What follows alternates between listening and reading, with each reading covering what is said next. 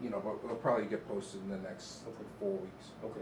So the first thing, if you could look right into the lens, say your name.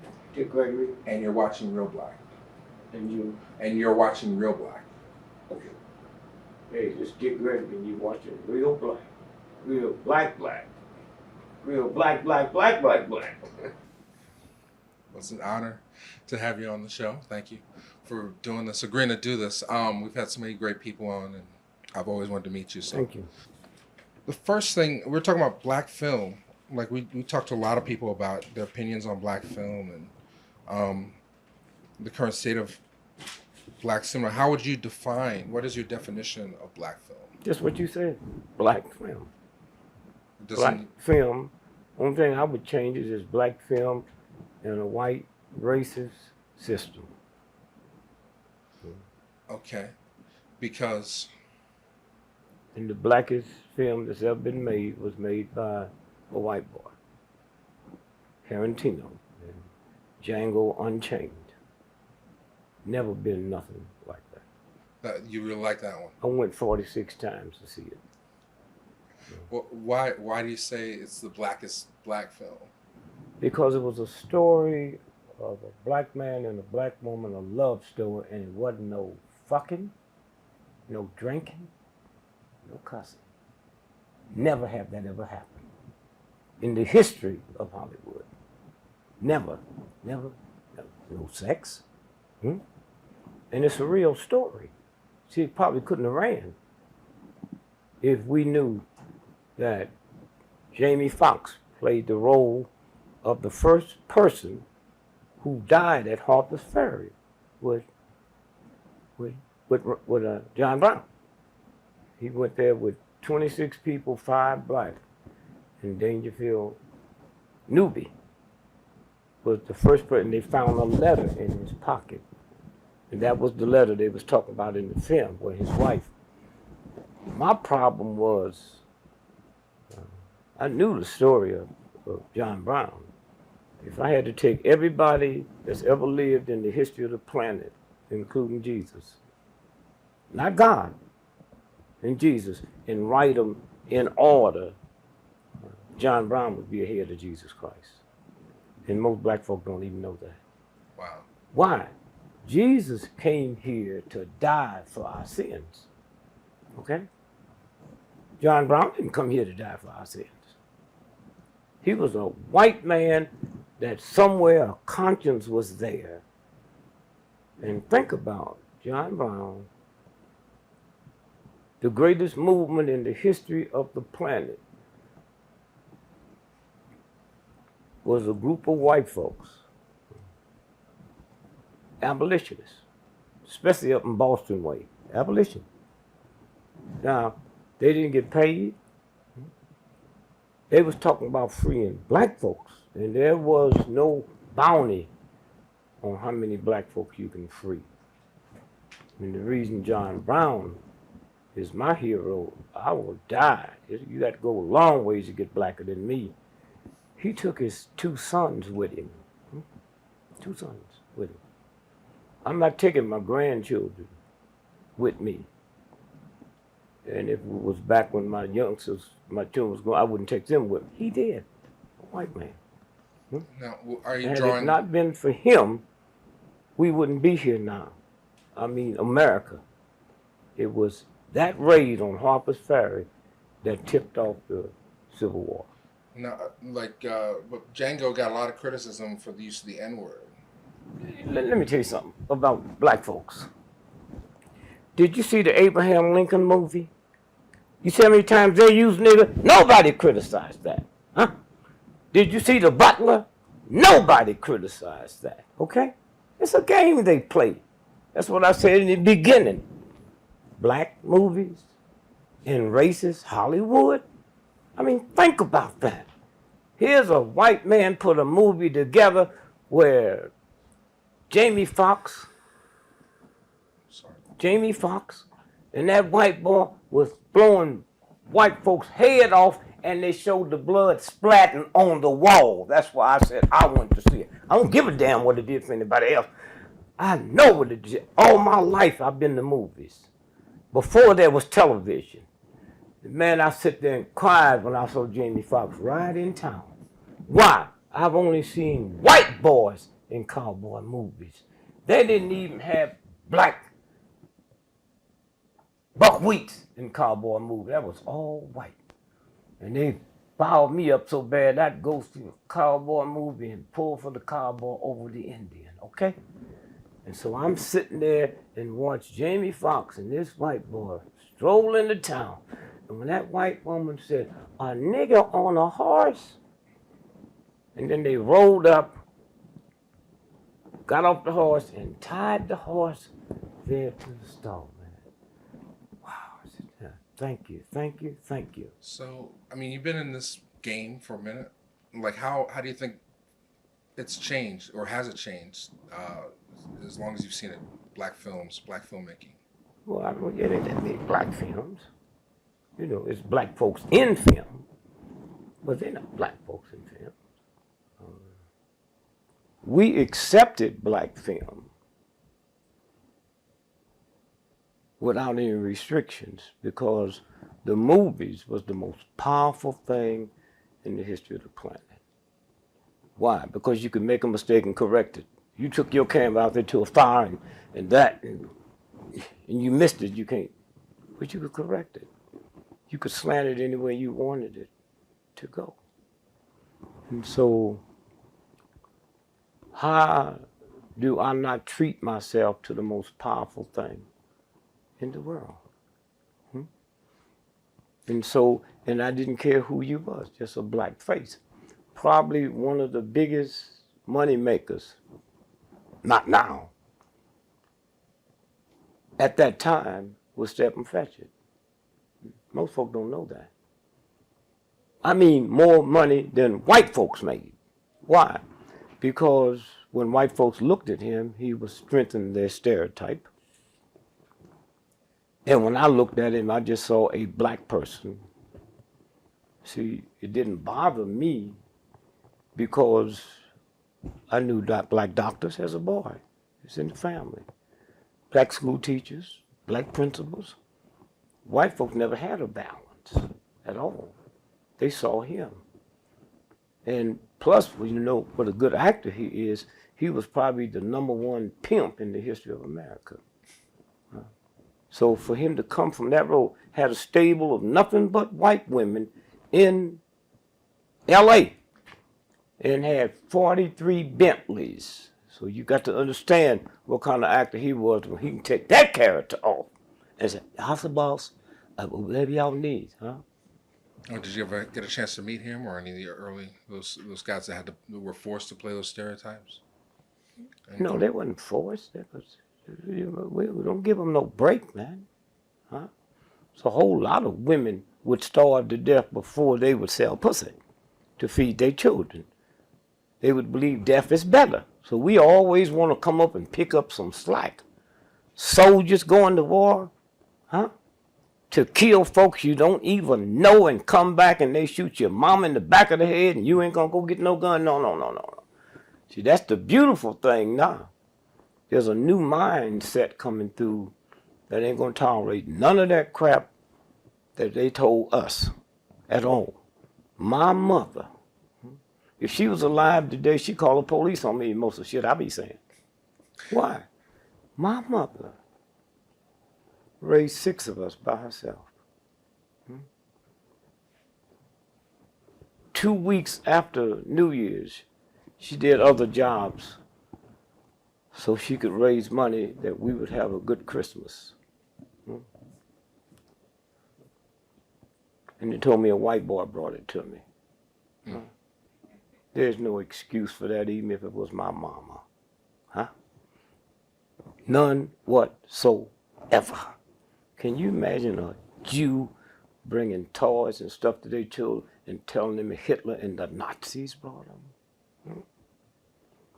That's, see, the most ignorant, stupid things that ever happened to me. Everything I was doing bad, the Ku Klux Klan did, I got it from my mama at home. At home. So you talk about this new crop of people. I mean, what from your perspective, what do you think is the current state of black film today? Well, see, I don't see that many films. And it's not that many black films to judge from, you know. But you've seen Belle, right? You talked about seeing Belle on one of your podcasts. Yeah. And 42. But that's not you mean the girl in London? The movie, the English. Yeah, but that ain't no black film. You serious? How many black folks did you see in that film? See, this is the problem. That's a white film. When I hear you say black film, I thought you talking about black folks. Well, it's a black director and writer. In what? For Belle. You know. So everybody go to the movie know that that's a nigga that did that. Come on, man. You know it because this is your job. Huh? You know what's in the hamburger meat if you grinding it up. I don't know when I'm eating a hamburger. So you bringing your professional stuff in here and think my mama she don't understand that. Black film to black folks is how many black folks do you see? Huh? There'll come a day when you are a black person that's already directed film with no black folks in it. But that ain't a black film to me. The mind ain't ready for it. We so far behind on it, you know. And so I tell people, they'll 20 years or 50 years before they can do another movie to equal that.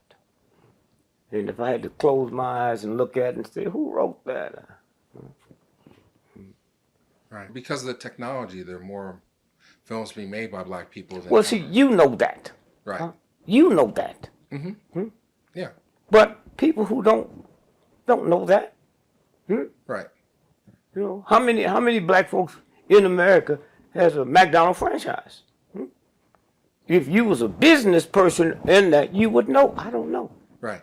Okay. Right. So I'm just setting you up. I'm throwing you a softball. Yeah. So, you know, last year there were more black films made, there are like 20 that were released nationally theatrically, including and the biggest grossers were like 42, which was directed by a white person. Yep. But it was about Jackie Robinson and The Butler. Those made over $100 million each. The year before that, The Help was a big hit. You know, made over $100 million. You know, why do you think that the stories and the 12 Years a Slave won the Academy Award? You know, do you see a trend in those types of films? Yeah, I look at 12 Years a Slave as a trick, man. I didn't buy into that bullshit, you know. And the guy that said he wrote it, he didn't write it. I know that, you know. It's like somebody called me when, what's the guy, the spook that sit by the door, Greenleaf. He didn't write that. Well, let's take it real simple. How come he didn't do another book? See, I don't even believe the great book that sold The Invisible Man. I don't believe he wrote that. How you do one book that brilliant and can't do another one? I ain't buy that. About 45 years ago, I was in Paris. My phone rings. Dick Gregory, so-and-so, so-and-so. Got something you need to see. Can we come up? No, I'll come down. I'll come down. Give me a script. See, we'd like to leave this with you. Come back tomorrow and see what you think of it. I don't read nothing overnight for nobody. I started reading this, and I couldn't stop. It was called The Nigger That Sit by the Door. And I said, wow, man, what a, whew. It said, it's yours. Mine. Is this some kind of trick? I put it out. And then somebody comes and say, he didn't write. No. So, oh, no, it's yours. I said, well, let me tell you, I like this so well. Let me read through it, and if I can make enough changes in it that I can feel that it's mine without changing it, then and I never called them back or talked back, and the next thing I know, I see this piece of shit coming out. In the real one, those were white folks getting killed. In this one, it's in Chicago, and black folks killing black cops. So they called me and said he died. And I know, not me. I thought he was dead. Right. So, but in terms, there's like the most successful black films. You know, from my perspective, they tend to treat racism as if it were something that happened in the past. You know, like The Help or 42. Like racism, prejudice was something that was conquered in the 50s and 60s. You know, why do you think these types of movies get all the money or make more, We don't know if they're getting hundreds of millions, whereas we don't know if they're making money or not. Let me tell you, if they take a book of yours and want to make it a bestseller, they buy thousands of copies and throw them in the ocean. And that week you come up on the New York Times bestseller. I don't buy all that bullshit, man. In no shape, form, or fashion. See, I know what they do. And they do it so much, even when the real one come through, I have to question it. So, I mean, do you think of film as a form of social programming, or? It's always been. Okay. Always been. All right. So let's go back then. You talked about how when you were growing up watching. Well, let me ask you something. Sure. Did you see the movie The Wizard of Oz? Mm-hmm. Go back and see it again. That's about the Kansas City First National, Kansas City Federal Reserve. That's what that's about. Did you see the movie King Kong? Mm-hmm. That's about Jack Johnson and the white women. What's a gorilla doing in New York? Ain't no trees, and Lord knows it ain't no bananas. What's there? The boxing capital of the world, Madison Square Garden. So sometimes you look at it and you don't see the code, see through the code. The other side of midnight is about Kennedy did not die in Dallas. He was a vegetable. Okay? And then if you look at the movie that Frank Sinatra made, Manchurian Candidate. Yeah. Now, when that came out, before Kennedy was hit, and they realized, the big boys, that they paid Sinatra and them hundreds of millions of dollars to pull that off the market for X amount of years. Now they know it's getting ready to come back on, so Denzel Washington, he don't know nothing, he's just an actor. He don't know nothing. Brilliant actor, that's all I expect out of him. So when Denzel Washington did the Manchurian Candidate, it was different. So all the young folks is born that saw the Manchurian Candidate, they didn't see the real one. Didn't see that Lee Harvey Oswald was treated the same way with brain control, you know. So that's what they do. They can do that anytime they want because they're in power. What's dangerous is when the universe pick you and you put on the magic glasses, there's rules that go with them. You can never take them off. You never see things as they're supposed to be. You see things as they are. And you can never force nobody else to wear them. So I read all the papers, not because I trust none of them, to look for the crack in the fabric. You think a mighty nation like this would have the Washington Post and the New York Times and don't have CIA agents and FBI agents on? You think the evening news ain't got agents on there that we grew up with? We think it's the game they play. Were you always a questioner? Did you always question us? No. Why would I? Shit, I like bubble gum and tutti frutti and as I got into comedy, I'll tell you this and I'll go back to Rodney King. I'm in Chicago. Black club. I get up with the newspapers and make fun of the white folks. Sun Times, Chicago Tribune. So 3 rich billionaire white women was murdered at a reservoir called Start Park and raped. So they arrest one white boy, and I get up and hold the paper and say, now watch this here. One man can't rape 3 women, and sex maniacs don't run in pairs. So what they telling us? I'd hit this every night. And I said, and they not just ordinary white women. They sports like white women. You have to be something walking in 22 inches of snow. So one night, one Saturday, I looked down, there's 3 white boys. 4. Ain't laughing or nothing, just sitting there. So I finished and get up, walk back, white boy said, come here, boy. I said, your motherfucking mama's a boy. Your mama's a boy, you. He pulls this shit. Oh, that? I thought you were going to show me your dick, you faggot cracker. So he gets, his partner comes up, says, Mr. Gregory, he's just a little upset he had a problem tonight. I said, oh, y'all must have a problem. I did some funny shit and yet none of y'all laughed. So I walked to the dressing room.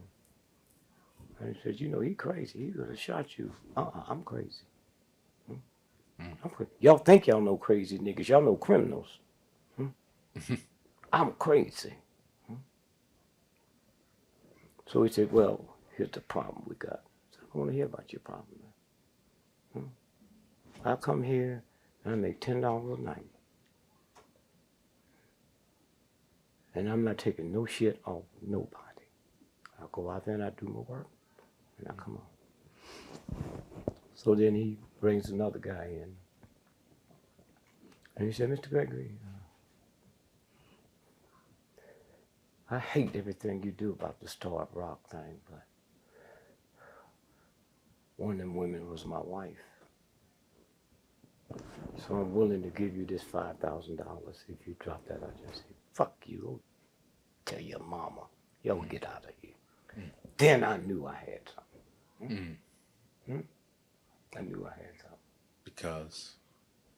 $10 a night, 3 nights a week. And this white boy gonna bring me $5,000 to stop doing something that he don't like. Whew. So after that, I'd always looked at the paper. I'd always ask questions, you know. The devil. I was a little boy. You couldn't ask around ignorant black people. How come I ain't never seen a fat devil? I see fat preachers, fat popes, Buddha fat. How come I ain't never seen the devil in a dirty uniform? How come I ain't never heard the devil cussing and talking loud? Then as I get bigger, I increase it. I can go all over the world right now and recognize a prostitute. You know, the streetwalkers. You can't recognize the real ones who go to Vassar with PhDs and stuff. That's another story. So see this prostitute? You can too. You can recognize her by their demeanor, their wig, the way they swing their hips. But if you don't tell me you're a Christian, I don't know you one. There's something wrong with that. I can recognize a hoe without her telling me. But what's wrong with your demeanor that you have to tell me you're a Christian? So I've been doing that all my life. Simple question, man, that my little grandchildren ask me now. Granddad, God sent Jesus here to die for our sins. I said, that's what they say. Well, how come he didn't just kill the devil? I mean, think about that. If the devil is making us do that, and it ain't but one devil, kill him. Why send your son? And then when I heard what Jesus said on the cross that last day, Father, Father, why have you forsaken me? Don't that sound like a nigga trying to get away? Right. That's all you have to do is just, and that's all I did, was just sit. And ask, I couldn't ask too many questions around the old folks. Because their ignorance, there was no room for that. And I can understand that. If the 3 of us was at a conference 120 years ago and we say one day horses would be obsolete, they wouldn't even examine. They'd take us right to a mental hospital. Because that's all we've had for thousands of years is horses, and there's no room to change that. Right. But and so what I'm saying is, the question you asked, I've been doing that. for a long time. Groundhog Day. If the groundhog sees his shadow, 6 more weeks of winter. So I tell my little friend, Boo, I said, look here, man. I got this calendar I made. February the 2nd, see here, right here? Now spring is March 21st. So here's 2 calendars, two sheets. And I said, if you count from February the 2nd, or as they said, 6 more weeks of winter, from February the 2nd to March 21st is 6 weeks. Right. The groundhog ain't got nothing. I've been doing that all my life, man. Right. I mean, you're a philosopher. I mean, you know, even like your best albums, you're causing people to think. Yeah, but that wasn't what I was doing. I was me. I was talking me. When I dress up and go to your daughter's wedding, that's for me. They might have fatigues on, or barefooted. I'm going to something that I think is important because I know you. So I dress the way a white racist system say you're supposed to dress for something important. The mob do the same thing. That don't mean they're clean, you know. And that I've been knowing for a long time. The only reason the CIA and the FBI and British intelligence, the reason I'm ahead of them, they represent filth and slime and darkness. We represent light. And there's no darkness in the world. That's what I love about nighttime. I get up and watch the sun come out. Sun come out and smack nighttime. Clean out the sky. It don't listen to no, oh wait, let me get 2 more.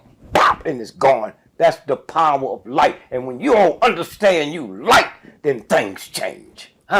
They got niggas believing they dark. You go into a dark room and strike a match. And the room gets light. If you walked in this room today and it was 10 million cockroaches in here and 300 rats, you can't shoot them. You turn the light on and they will leave. That's the role of darkness. But when light gets scared of darkness, then you violate the universe. You violate the universe. So that's your job. No, I don't look at it as my job. I just get up and do it. That's me, you know. And I'm willing to die for it. So when I hit big and made more money than anybody was making in entertainment, it wasn't for my wife and family. It wasn't for them. It was for black folks. Why? Why black folks? When I started off in comedy, little bitty old ratty nightclubs, black folk come in. That's all I had. They listened to me when I wasn't funny, and when they got through listening, I was so funny, they'd push me all the way downtown where they couldn't afford to come see me, so I got to go back. I have to go back. That's why I'm always listed in the phone book, don't have no bodyguards. And so this is the game.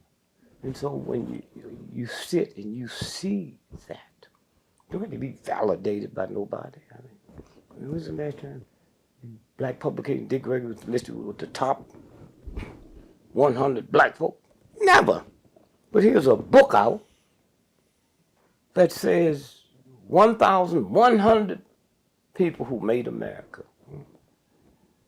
This is a game. And once you get tied up in the game. So what's your legacy? How would you like to be remembered? I don't see you keep reaching back to that bullshit. Okay. I know who I am.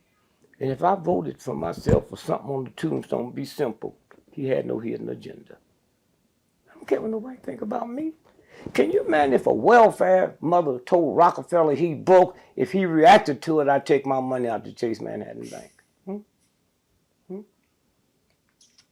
Anybody that come to defame me is either the government or crazy. When I need you to define me, I'm in trouble.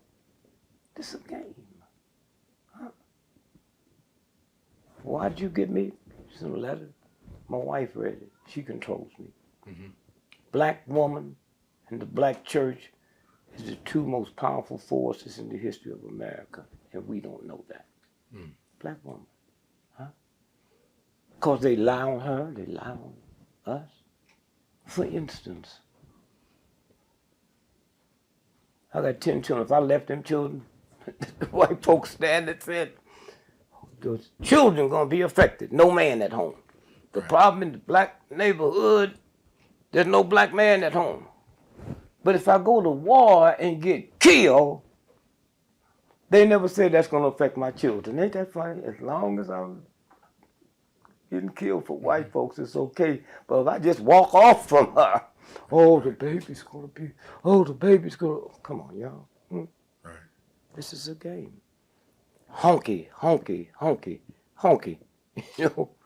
So, See, prostitution is made for the benefit of white men.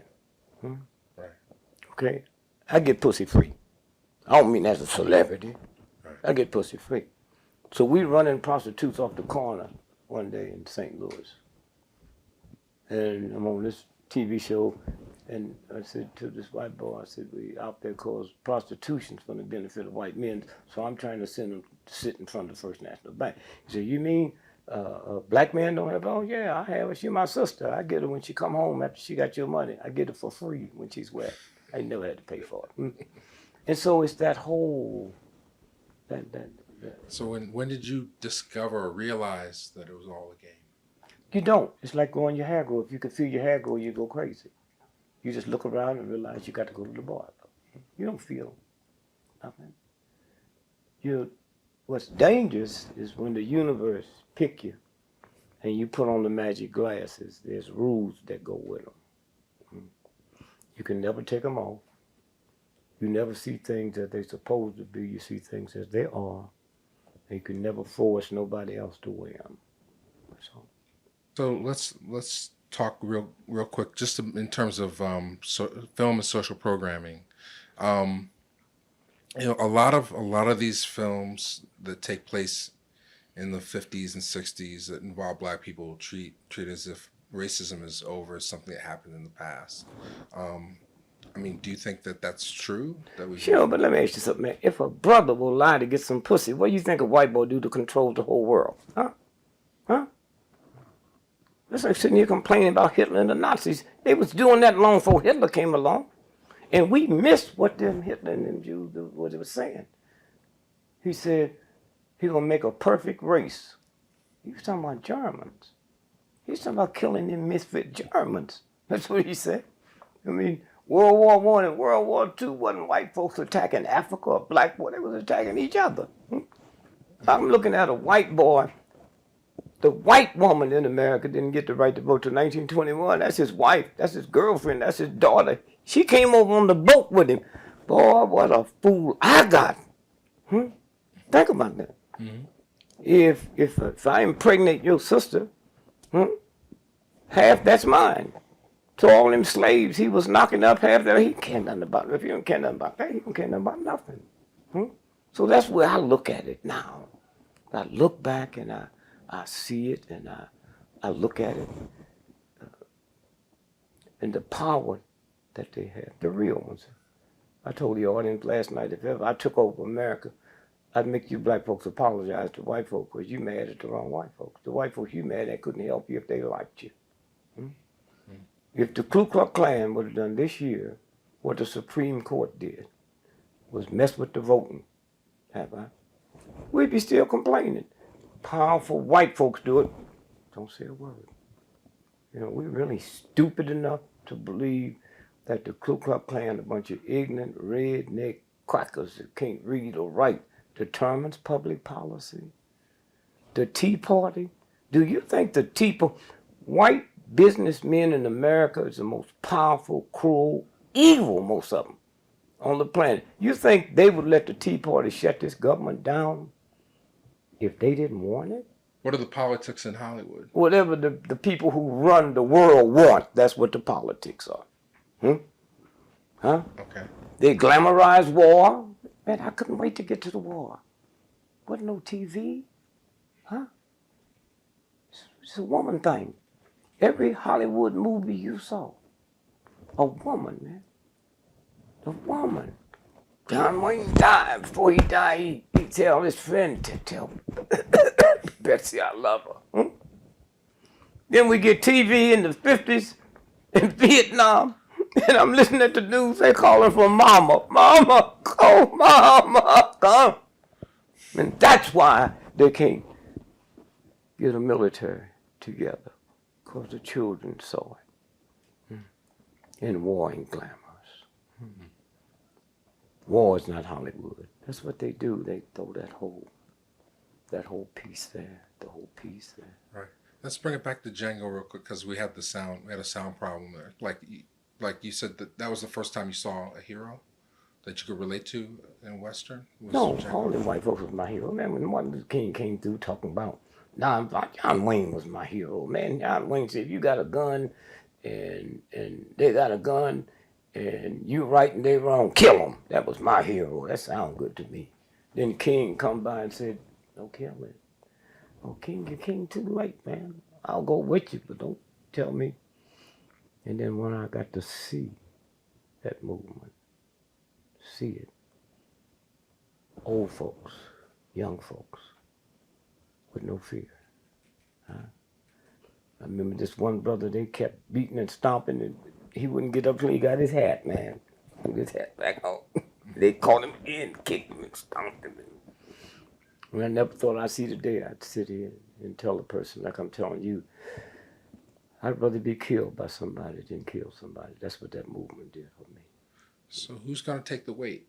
Like how are things, what's happening now? What do you mean? Who's going to take the what? The weight. Like a lot of these leaders and the movement, a lot of people think things are fair. Like a lot of people don't want to, like there was a case last week, this half black woman was suing her university. Well, you know, black folks, y'all sometimes worse than white folks. A nigga got a right to be crazy? Huh? A nigga got a right to be crazy? You act like we don't have a right to be crazy, huh? Okay. I have a right to sell drugs, huh? I have a right to be gay. So all you black folks sitting around talking about the youngsters with these pants below their butt. Who gave you the power to be the overseer of niggas, huh?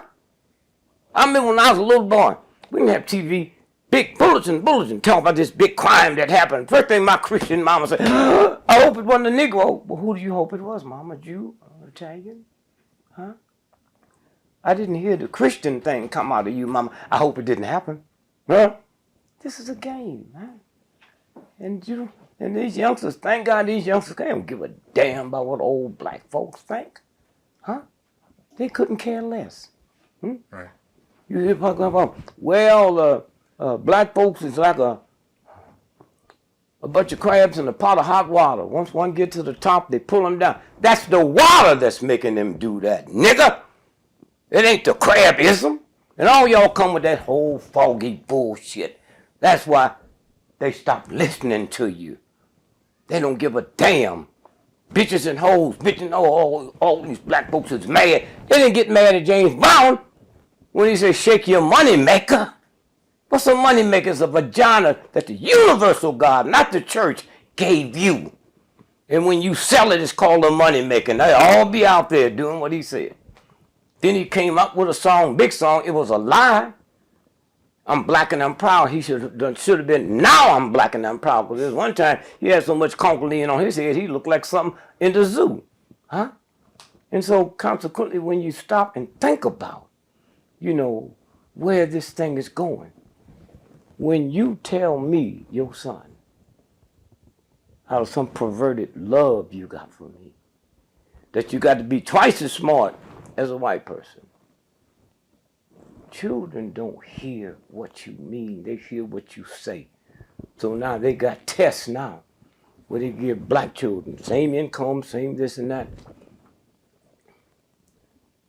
With all blacks, Hispanics, and because of that social economic group which they all part of, all of them make 100.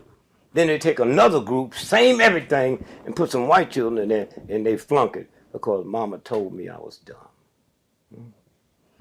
Do you know what a violation it is when you teach me, your son, you going out for the weekend, bunch of white racist cops out there. Just they stop you, just behave, talk slow, and put your hands on. Anytime you my daddy. Teach me to respect filth. You make me think there's something wrong with me. See, we don't know that. See, the problem in America is we the only group of oppressed people, and few people have ever been oppressed like we were. Raped my mama, raped my brother, impregnated my mama, cut babies out of her, cut my joint off and all that. Never have anybody went through that like we did.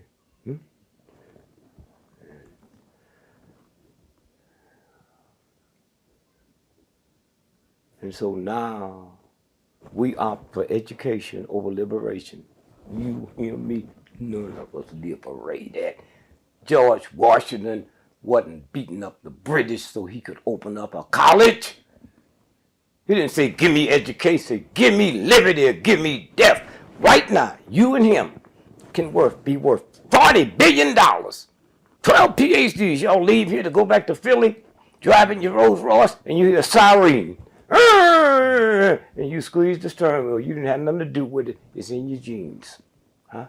It's in your fucking genes, man. And you don't know it. Right. Huh? But squeeze it. And then when that cop car passed by, you say, thank God, God ain't got nothing to do with it. He wasn't after you in the first place. Tired while you running, right?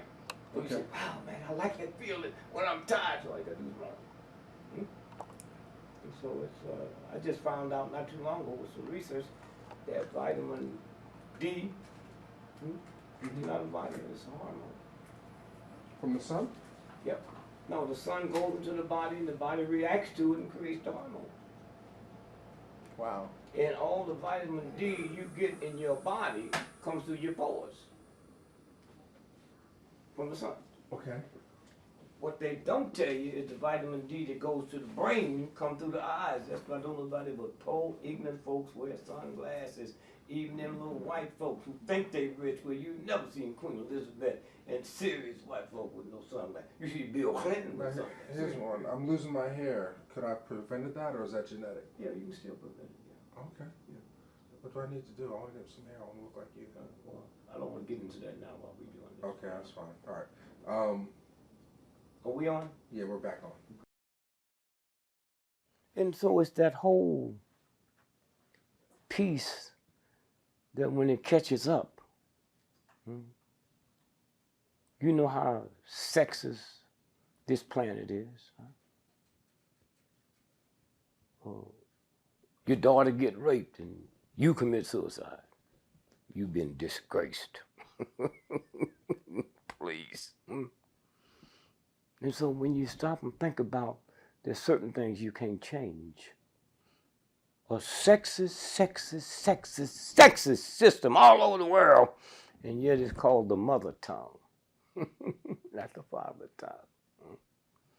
Because when I come over here and they teach me how to talk white, and niggas like me because I sound white, I violate God because the mother tongue. A dog barks, and another dog understands it. A cat meow, another cat. Nobody understands me because I've tampered with my mother tongue, trying to please white folks. Huh? Tampered with the mother tongue. Motherfucker. Oh, that's a horrible. No. We're going to get reparations, and that word's going to get us more money than anything ever happened. And you know who's going to get reparations for us? Them law firms that got 40% of the cigarette settlement. It'll depend on you. All that crap. Oh, we don't do that. Shut up, mama. And so here's how it works. When the English, and that was a great movie, Bells. See, Abraham Lincoln said something and they made him so mad. He said, slavery is an American problem, and they went off. The nice folks. And Abraham Lincoln says, the textile industry in New York City and in London make more money in 2 weeks than the cotton farmers and slave owners make in 5 years. That's what they was talking about in that movie, man. That textile industry. And that's what's happening now because of you. You see, when I was a little boy, white children didn't get exposed to this. So when I was a little boy, nobody's born a racist or sexist. So the boy says, Mama, how come black folks take all this off of? Oh, they happy. Well, why can they? My mama says she's always happy. Beulah's always smiling. She at their house on Christmas fixing their food, and I ain't got nobody to fix my toys, Mama. But know how it happened when the Indigos here. Children ain't buying bicycles. Did you hear me?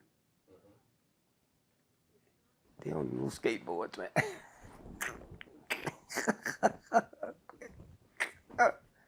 It just leaves and you don't even see it. Leaves, you don't even see it. And so when you stop and think about where this piece is, and the universal God don't have to tell you if you don't know it. And the black woman, her hurricanes. And then the women's movement, they said, well, you take something this bad and name it after women, so they throw men at it. You can't help them. Black runaway slaves invented hockey in Canada. See who I am? Invented it. Then a guy named Milton Stanley said, let's look at this here. Now it's called the Stanley Cup. How can y'all have no ice? Oh, this is 2 Olympics back. Jamaica's won the bobsled. They ain't got no snow. Somebody figured out the way you win the bobsled is when you running. You pick up that momentum when you get on there. Ice ain't got nothing to do with it. That centrifugal force. That's when they learned how to run and jump on the sled. And white folk couldn't handle them. And so when a white boy, prostitution was always in the Negro neighborhood. For him. Well, none of his friends could see him. The mayor could come down from Chicago to 30 miles, 40 miles away. Nobody knew who they were. So they'd pull up in front of your house. Your mama ran it. And honk the horn. And y'all would come out so they know they're safe and take them in the park. That's where the word honky came from, okay? All right? So when the Europeans said there'd be no more, see what I like about old white Christians, that's where I get my information from. They get old and aching and they want to go to heaven, so they try to purify stuff. The old white Christians come and talk to me. I'm going to heaven. And so, in certain parts of Europe, if you was born a billionaire, you still get a check when you get 18 years old. That's that slavery money. It's like going to outer space. Once you get out there, you can't never come back. It just keeps coming and coming and coming and coming and coming. And so, they said to America, you know, we're trying to get to heaven. They didn't say that to us. No more slaves. You started the movement. No more slaves. They didn't need the money. They got all the money. So Americans said, oh, what we going to do? What we do? We got these slaves. We can't have no more. Nah, they don't know. How we going to do it? Don't worry about it. So he made me, 14 years old, put a sack on my head and have sex, fuck my mama. And he's so dumb, he didn't know Mom knew that was me, but she couldn't do nothing because she didn't want him to get mad and start killing the slaves. You remember the story when God wanted to save the Jews, he told them to put one on the door. a mark. You tell me God didn't know what the Jews was? What kind of God y'all talking about? Ooh, man, y'all scared shit out of me. You mean God who put the whole universe here didn't know it's a Jew in that house? You got to pray to God and tell God your rent due. Any God that didn't know your rent was due ain't God. Are you crazy? Made everything, but didn't know your rent due. See what that tough to do when they get in there. And so I had to screw my mama, man. That's where the word motherfucker comes from. And then white boy shit. That's why they hated the word until they got around black folks and realized I said, this motherfucking pair of glasses. And that's when he knew I didn't know. His genes knew. And now you go to a white movie, they say motherfucker before they finish running the credits when the movie's coming on. What he didn't know, if I impregnate my first cousin, there's a 98% that the baby be born deformed. So what do you think happened when I started fucking my mama? So all the deformed babies start coming down the chute. He didn't know, he ignorant, he don't know what it was. See, we blamed all that on women. That was what sexism did. See, we just thought there's not, we didn't know there was a seed in her. They didn't know that till the medical people found out in 1750. We just thought she was the incubator. You know, we make the biscuits and take it by Mary's house and put it in her oven. That's what they thought. So the white boy said, well, here's how we get around it. All these old ignorant white boys that can't afford slaves, we'll sell them to them. Hey, come here, Willie. There's some of these niggas here. Well, you know, I got no money, boss.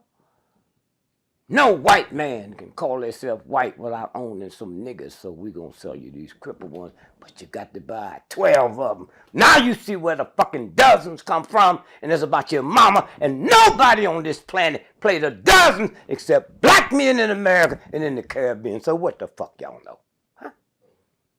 The dozens, huh? And that's where the reparations money gonna come. Because these youngsters coming up now under y'all's influence, they'll be outraged when they find this out. And they're going to open up the floodgates when they get through. Even Africa's going to get a piece. That's where it's going. That's where it's going. That's just... Well, I hope that's true. Ain't no hope. I don't do fucking hope, man. Hope. Hope you going to pay your goddamn rent. Hope your car work. Come on, man, ain't no but bullshit. No, I'm just saying. I think a lot of black people are being brainwashed. It ain't got nothing to do with them. Okay. In here, if you say I'd like to go to Paris this year, but I can't afford, you just told 75 trillion cells to see to you don't get to Paris, huh? That's who you are. And when you find that out, huh? When you find that out, when they told me I had the worst cancer you can find. Huh? I told my son, Doc, I said, don't show that to your mother, till after your sister get married. So then I gave her the report. How could they do this? I said, bitch, you better get out of here. You think I'm leaving this pussy here for your high school sweetheart? You out your mind. I ain't going nowhere. I know I'm not going nowhere. If you hope don't work. You never heard no rich, powerful motherfucker say hope. Hope I'll win the war, but a fool. The real folks know they're going to win the war before they start, except they don't count in the universe. Universe. There's no such thing as hope. Hope. And so what happens is, the black woman, hurricanes. That's the black woman. That's her spirit. White folk know that. The real ones, and we don't.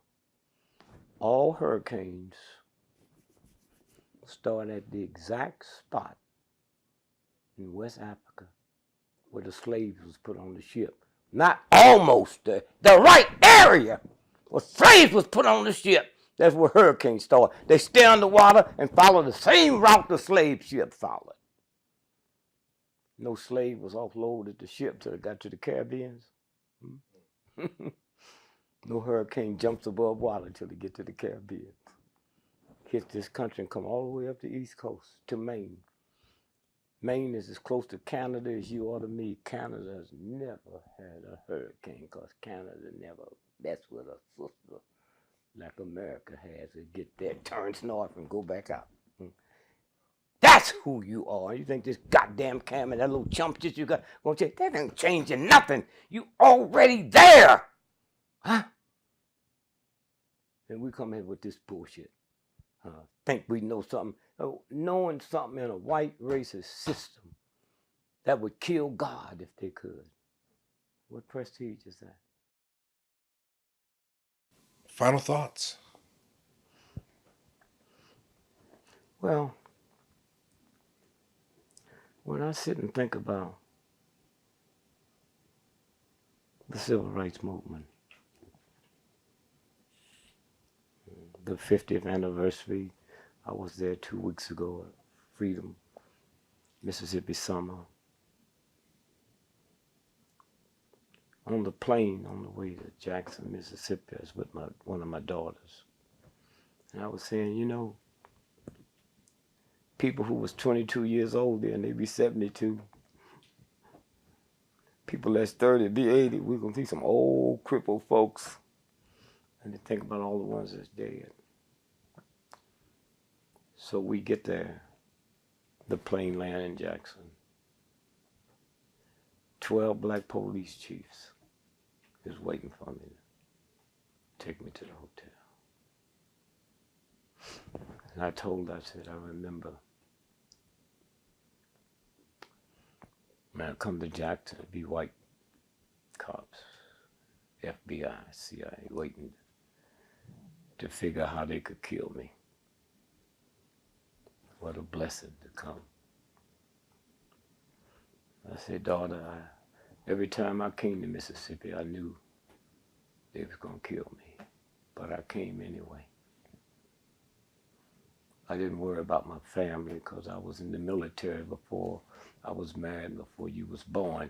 And when they called me, had I been married with a family, I'd have gone. So we put all this bullshit up to make like we worried about our families. I said, we here. What a blessing.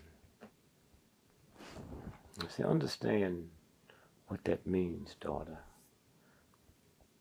It means we took on the mightiest nation in the history of the planet that the whole world was scared of.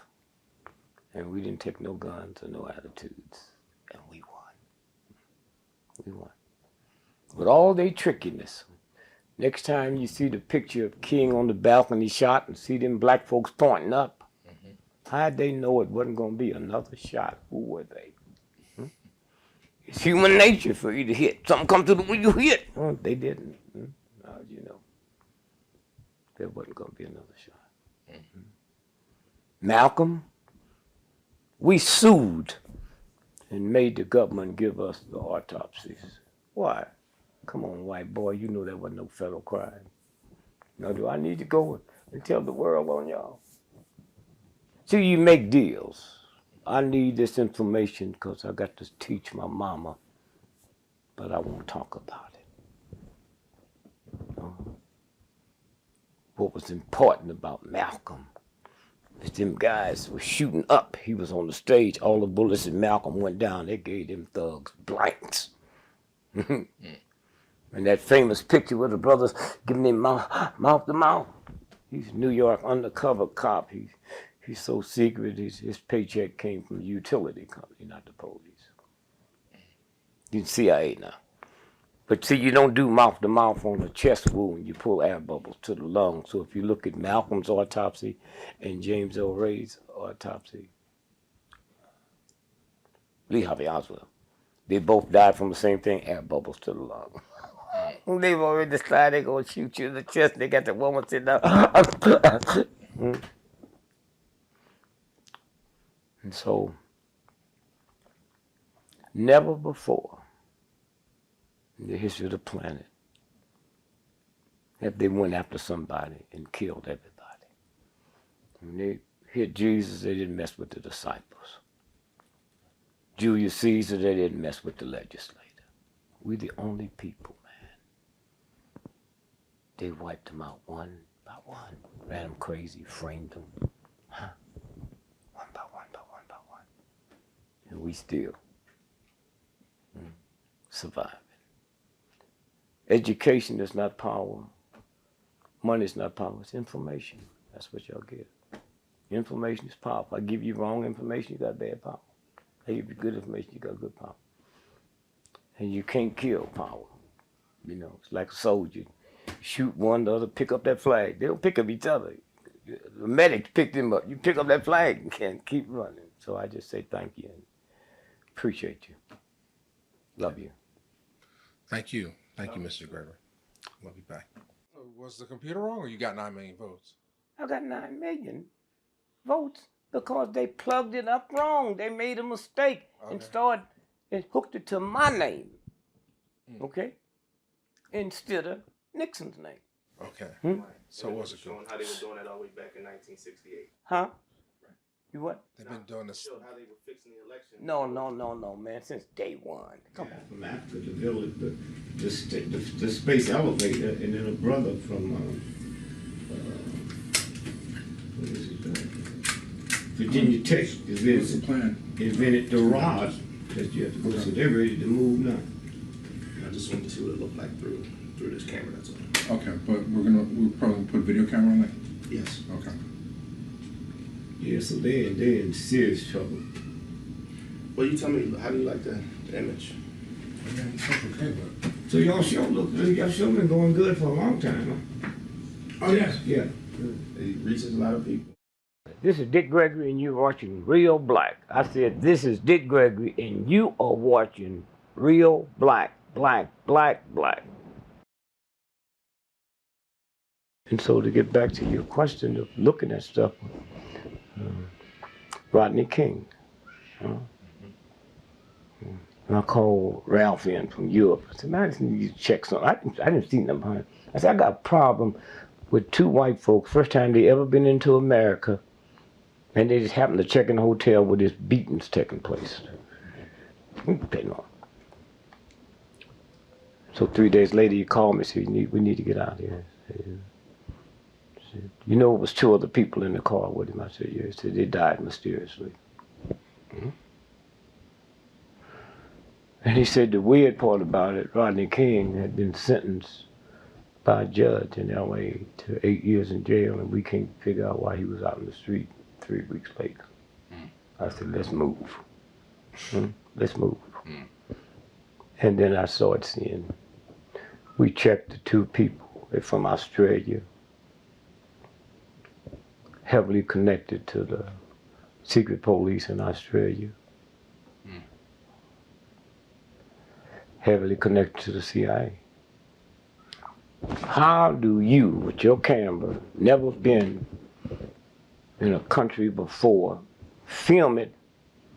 They didn't know to take it where 7 o'clock LA time is running all over the world. How do you know that? Yeah, but I mean, with the King thing, it was the verdict. It wasn't the tape. You're not hearing me. You're not hearing me. See, the problem is you trying to talk with your shit and you don't know nothing instead of listening. Huh? I'm listening. Okay? No. I get $40,000, man, and I dare a motherfucker to talk. You went to college. You didn't talk when the professor was talking. Okay, I apologize. Because you bring, no, you don't have to apologize to me. I knew that when you come in here. I let you in because you'd have said New York Times, I'd have let you in. I've said anybody come in here. And normally I don't do these interviews. I do the bullshit shit you want to hear and let you leave. Okay, I'm listening. You got me tuned in. I'm tuned in. Okay. Okay. So what was the question you just asked? No, my question was, like, the videotape, the existence of the videotape was the fuse. But what sparked it was the verdict. No, I know that more than you. Okay. Huh? I know that more than you. Okay. What they didn't tell you, what they didn't tell you is just read what paper that is so you can hear you on the camera. Okay. On the side. New York Times, May 10th, 1992. Okay, what's the headline say? Los Angeles police differ sharply with prosecutors on arrest totals. Now read the first sentence. reflecting confusion that has characterized the city's response to Okay, now violence. go down to where you see I got that marked. Police officials said today that, Slow, so my grandmother's listening. all right. Police officials said today they arrested 18,000 people from Wednesday night, April 29th, the day the riots began, through this morning. But prosecutors said that they could not account for as many as 10,000. That's arguing, stealing.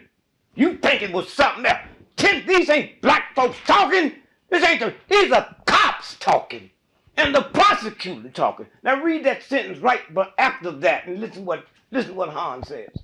We don't know where these people are, Wait a minute now, this is what I say. We don't know where these people are. said James K. Hahn, the Los Angeles city attorney. He's the mayor now. See how the payoff comes? It's a mystery now to a lot of people in the system right now. Okay, that's all. That's my job. Okay. Huh? That's my job. And I usually don't share it with people. Cause like I told you before, my mama hear the shit I be saying she called police on me. Huh? And so that's what I'm telling you now. So about 6 months ago, I'm in LA and Carl Nelson, who invented on the Stevie Wonder station, he invented the morning show. The biggest show in LA, talk show. And so then he left and went to Florida. So now he's back out there celebrating the 20th anniversary of that show. So I go on Friday, just talking, and I was out there for something. And he said, Dick, you be here Monday, you ought to come in. I'm interviewing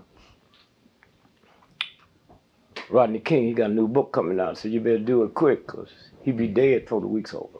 Wow. Okay. How did I know? Because I got the information. The woman in the house where he died, his girlfriend, she was one of the jewelers when he got that $3 million kick out. Okay. And the neighbors said they heard screaming and hollering. They said, you say he just drowned. A brother who can't swim don't put no swimming pool in his house. That's what, you know. And so what I'm saying is when you know this, you can smell it. And then you see it. Right. And so you look at it, and then I pushed the right button. I was in, you had a brother here in Philly that had a health product. So Father Clemens came to me and said, man, you ought to be part of this. I said, no, man.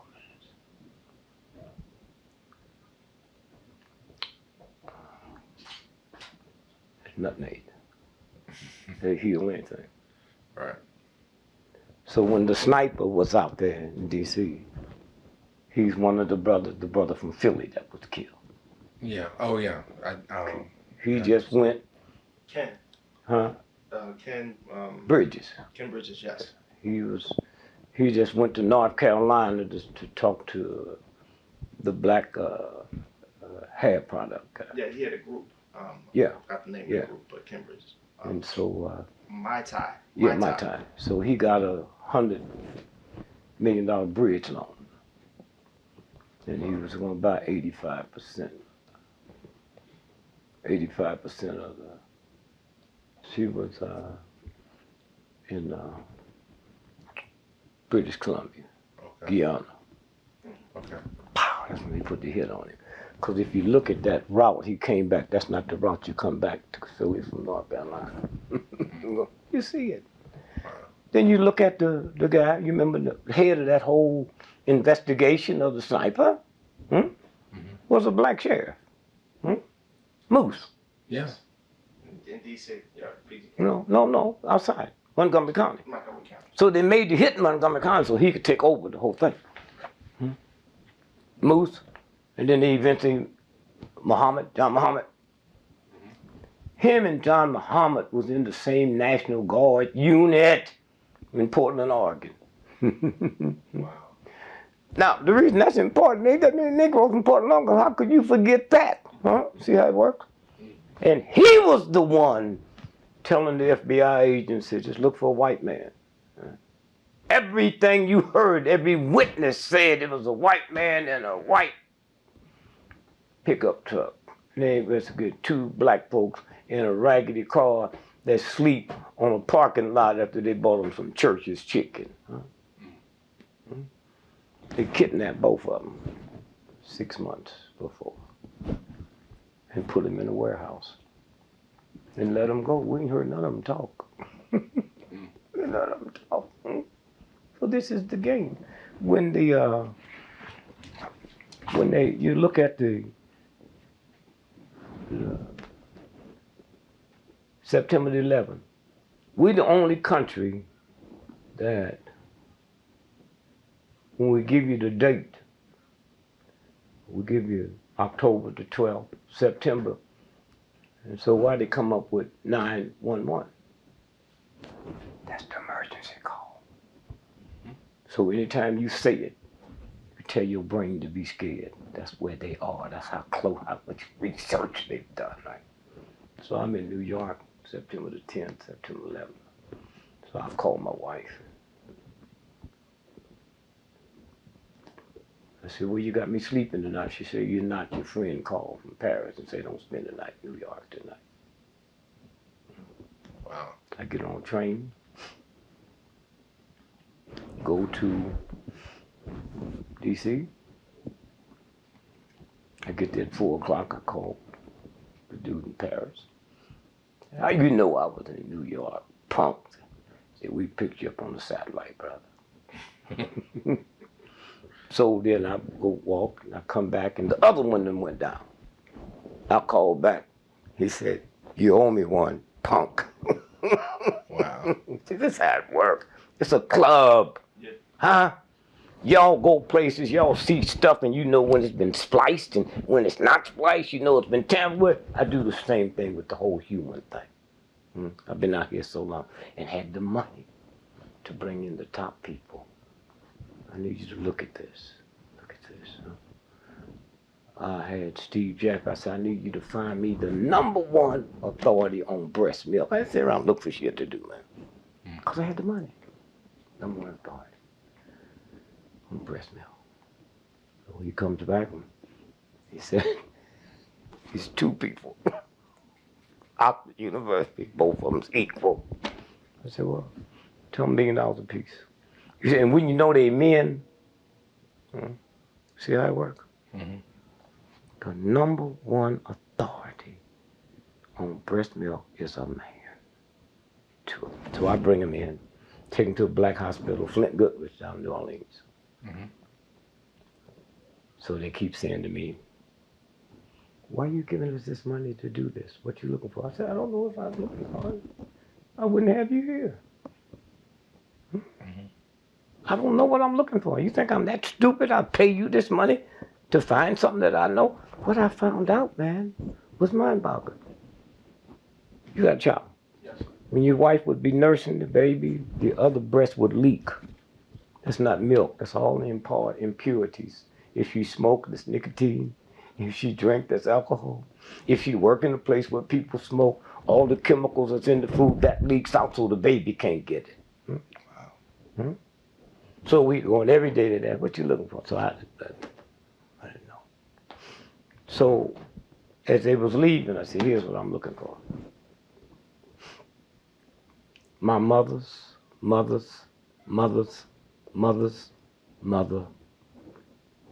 fed. She was the nanny for white women. You all got enough sense to know what's in milk.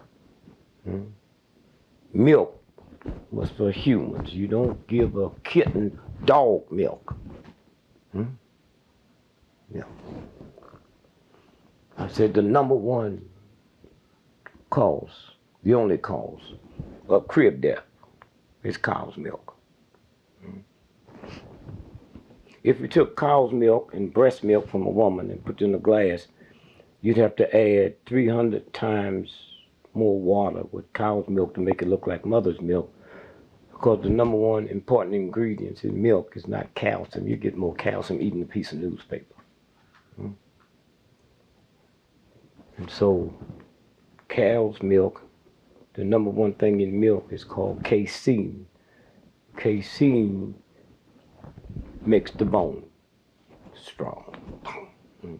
So cows have enough casein to make the cow enough bone strength to deal with 1,000 pounds or more. Mother's milk just enough for a maximum of 175 pounds. So when you drink cow's milk, with that casein, it becomes glue and shuts it down, and some folk ain't there, they die in the crib. They call it crib death. I mean, we don't know what policy. That's what every nation on the planet that would never be stupid enough to give their child cow's milk, that would never had crib death. Only the countries that knew give cow's milk. Crib death. So I know I just put that in my files here, but I was looking to say, because I know milk, I know more about it than you all do. I say, how long can my mama's nurse white children before y'all become niggas? That's what I'm looking for. That's all. About 15 years later, they said, thank you for what we learned. So we got back here and got a $50 million grant from the government to pursue your question. And I'm calling you now to tell you it's happened. So just listen to the white children. Watch the styles change. What used to look like you looks like me now. Listen to the music, how loud they play the music in the whole scene.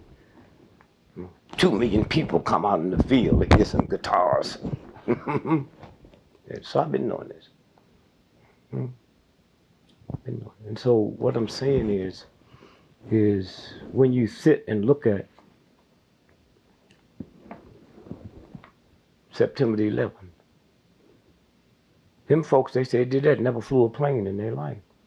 They say they just was, they learned how to simulate this and all that. And here's a paper here, say flight school owned by Warren Buffett that they went to. Yes. So he a thug and a dog and a tramp. Flight school owned by Warren Buffett. That's right. And they only asked to learn how to fly the plane, not land it. Yeah, you hear it? Yes. That's what he said. Huh? That's what he said. See, that's another trick. Why would I go? You know the guy on the plane that crashed right here by Pittsburgh? When he called his mama, calling on the plane. Hey, Mom, this is Dick Brown. You never give your first and last name to your mother. See, they always mess up because they're so stupid. Hi, Mom. You're right. No. Richard, you gonna give your first and last name to your mother, huh? And then you look over here,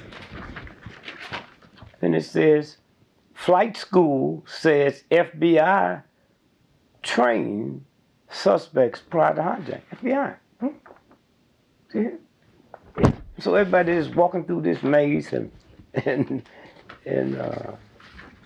the game. So you just look at all the papers, and then you say, okay, then I got people I can talk to. I don't care. Oh, okay. Don't keep missing. Don't give a fuck. I know who I am. When the Universal order pick you, leave no footprints. You want to be recognized by the New York Times or the Washington Post, all that bullshit. Right. Universal law. I'm asking you as an elder, though, as a young black I'm man. saying It that doesn't. bullshit. I don't Okay. care. I keep telling you, you don't hear me. Out of your ignorance, you don't hear me, so you gonna keep pushing it. I just told you, I don't give a fuck. I said that. My wife didn't tell you, so I told you. So leave it alone. Leave it alone. You got a book out, National Geographic. 1,000. When y'all get back, y'all see. Oh, you hit up on the computer. National Geographic. 1,001 people who made America, and I'm listed. So I called a friend of mine, what's this bullshit about that? And said, well, they got your CIA files, they know who you are. That's cool. We're back. You got the CIA phone? That's the guy in prison, in British intelligence. Yeah, they must have been after you. I mean, they're just tapping my phone, but they must have. That's what you think. You see, I'm using the phone now because you said when you make one phone, they all cost the same thing. Just making the first one. So they do the same thing when they tap in you. They do for the biggest spy in the world. It don't cost nothing else. It don't cost you one nickel. You do it all, and it keeps them working. Okay. So it's like the Men in Black. They got you just tapped into everything. Yeah. So, but we're you know, a lot of people like to feel that we're in a post-racial That society. don't make a lot of people who. My grandmother thought bullshit. Let me tell you something now. I can take you to the supermarket now and buy you a herb that's 3,000 times more potent than heroin, cocaine, and crack. Mm-hmm. It's called nutmeg. You ever used it? Okay? Nutmeg. Okay? As long as they was getting high and didn't know they was getting high, they violated Jesus. As long as they was getting high. Let me know when you're back on. We're back on. Let me reframe the Before we go back to the question you had before we stop, if you take what's the guy's name they killed in Florida? Oh, Trayvon. Trayvon. Now, this is y'all's fault. Not here, what I'm going to say. As long as you've been in America, you never dealt with a homicide, news-wise. And hear them talk about more what the guy bought. Now, it's different if he bought a $10 million diamond. Huh? Then you hear about the homicide. And I cheat because I'm different. I know who we're dealing with.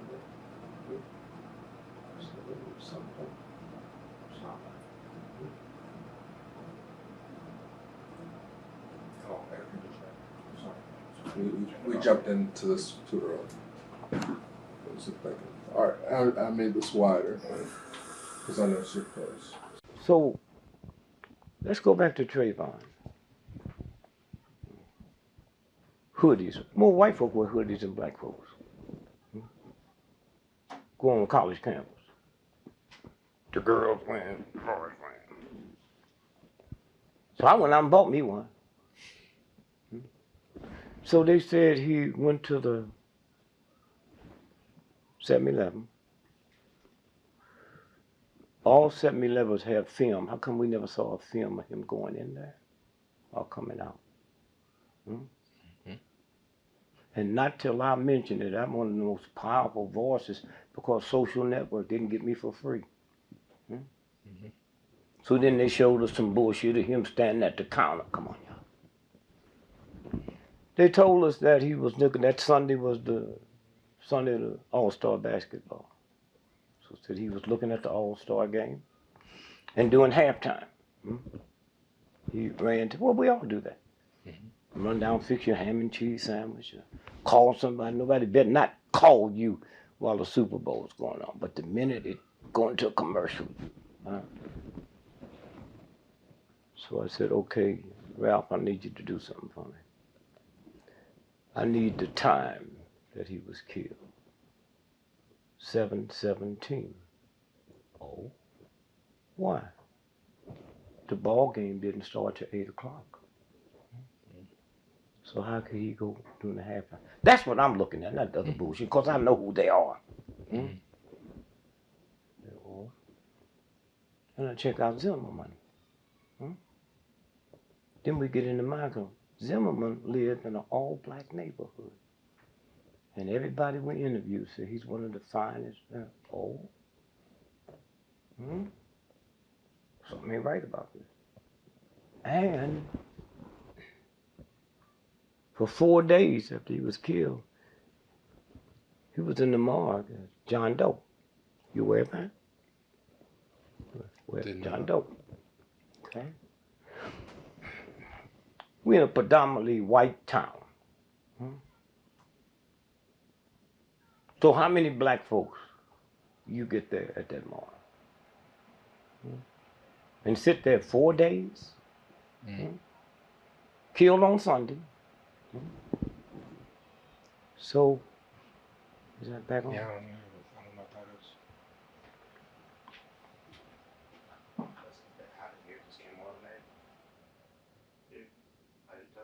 Do it say off? It's off sign? Yeah, it's on stop. Yeah, it was strange. And so They he's, don't want you to know. They don't want us to know the truth. yeah, but no, my mama didn't want me to know the truth. She never told me about sex. So don't blame it on them, Okay. huh?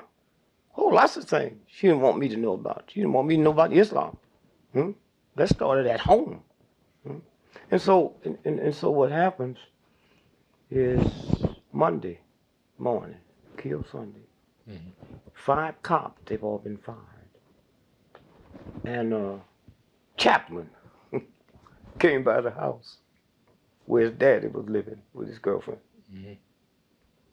and brought him a picture. And he identified him on Monday, but he still laid in that morgue for 3 days. As a John Doe. Mama calling the police station, they got him listed as a missing person.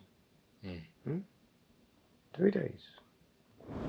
And then you ask yourself a question. There's something ain't right about this. So the undertaker from Miami, where the son lived, came and picked up the body.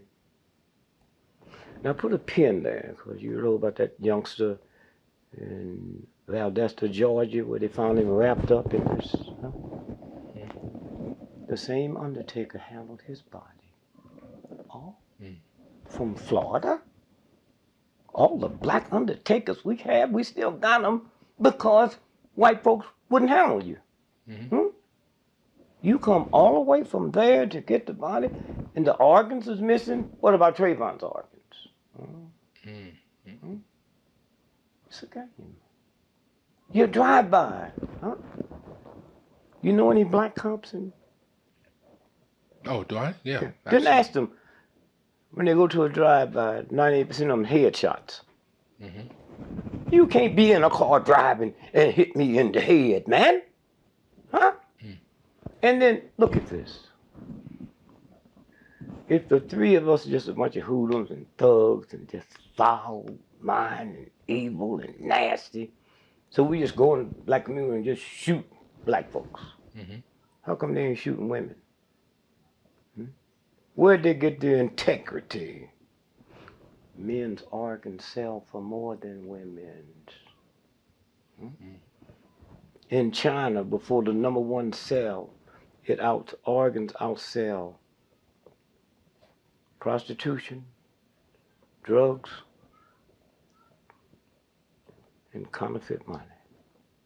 That's the #1 money maker on the planet. #1. Well, now you got me want to ask you about the prison industrial complex. No, wait, you Oh, don't need stay here? No, wait. Okay.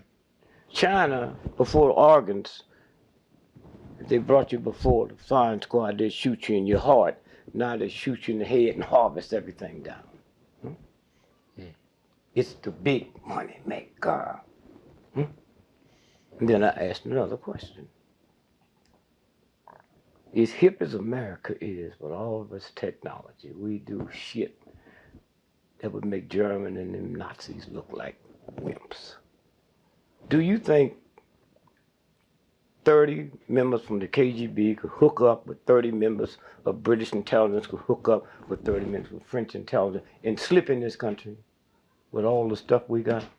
Then how you gonna let them tell you that in 3 weeks, 65,000 little children from South America, little tots, can't read or write, come in this country and we didn't know it? That's organ stealing, man.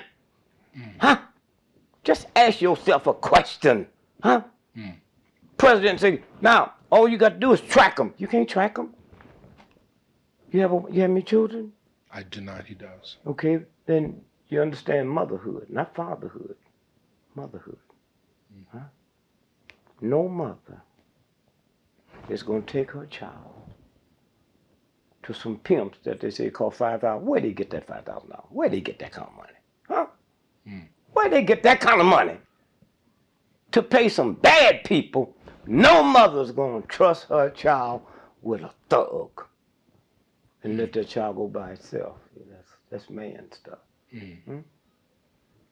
And when they say they send them back, how do we know? How do we know they sent them back? It's a good question. And so when you stop and think about Rodney King, go back and, especially the business you in, this week pull that film of that beating, and you see something incredible. That's lighted like a Hollywood movie. You look at the movie The Pirate. Well, every pirate I've seen in the movie was white. And all of them had a patch and a peg leg. And they show this movie here, and this brother ain't got no, they won't even let you, even when you acting like what they say the pirate was, you know. But my problem with the pirate was that whole thing over there in Africa. I said, wait, something ain't right about this. Something is not right about this. What is it? Are you talking about Captain Phillips? Yeah. But I'm talking about before. Okay. When it first hit. That little country them black folk came out of, they don't have 5 rowboats. Okay? But they gonna attack the mightiest navies in the world? Come on, y'all. Huh? Are you crazy? They ain't got 5 rowboats. Huh? Then almost they make a movie out of it. That's how they just keep putting it in. Then they make you think it's gonna get a time. One of their top actors to do is bullshit. Huh? One of them tankers had 100 million gallons of oil. So I'm on TV doing one of them TV shows, and I said, wait a minute. I can handle that for you. Give it to him. Ain't a black man on this planet that know how to sell 100 million gallons of oil that's been stolen. Huh? So then all at once, you sit and you look, and then it stopped. It stopped. That's Right there, where that was coming from, there's one of the most evil, vicious Navy bases in the history of the planet. They do stuff that would make Hitler look like Santa Claus. Diego Garcia. So Wait. Sorry. Diego Garcia. That's where that first Malaysian plane is. That's where it landed. It had 4 scientists on it. Huh? 20 scientists, but 4 had filed for patents. It was Malaysia, but they worked out of Austin, Texas for Texas Instruments. All right. And the ones behind that plane was Texas Instruments, the government, and Boeing, who made the plane. And everybody is stupid enough to believe that a plane almost a block long can just disappear. With the electronics we have, all the technology we have, the next generation of cars will come out, there'll be no driver. So when I was talking to this scientist about it, I said, well, they're paddy wagons too. He said, yeah, why you ask that? I said, well, there's just more room to put riders. No, that's where we are.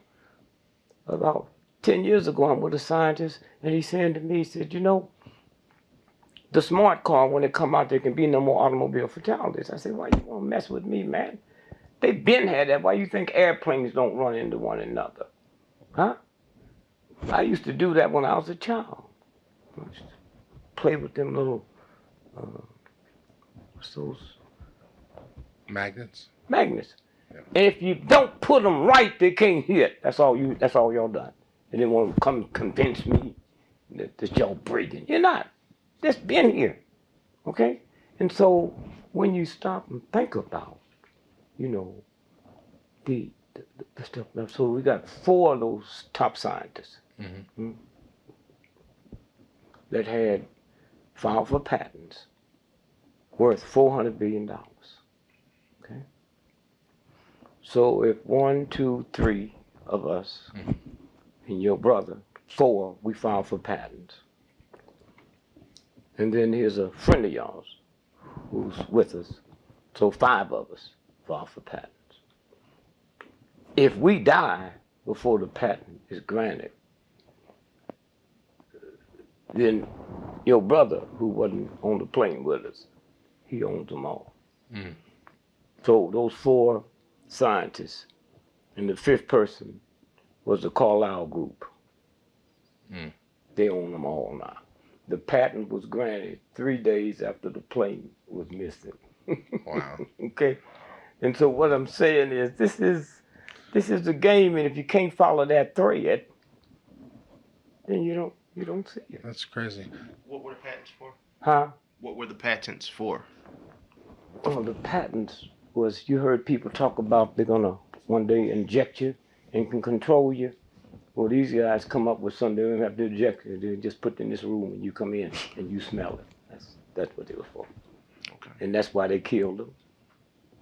That's They might have not killed them. They might just let them sit there and die. I was the first Negro in the history of America to run for president of the United States.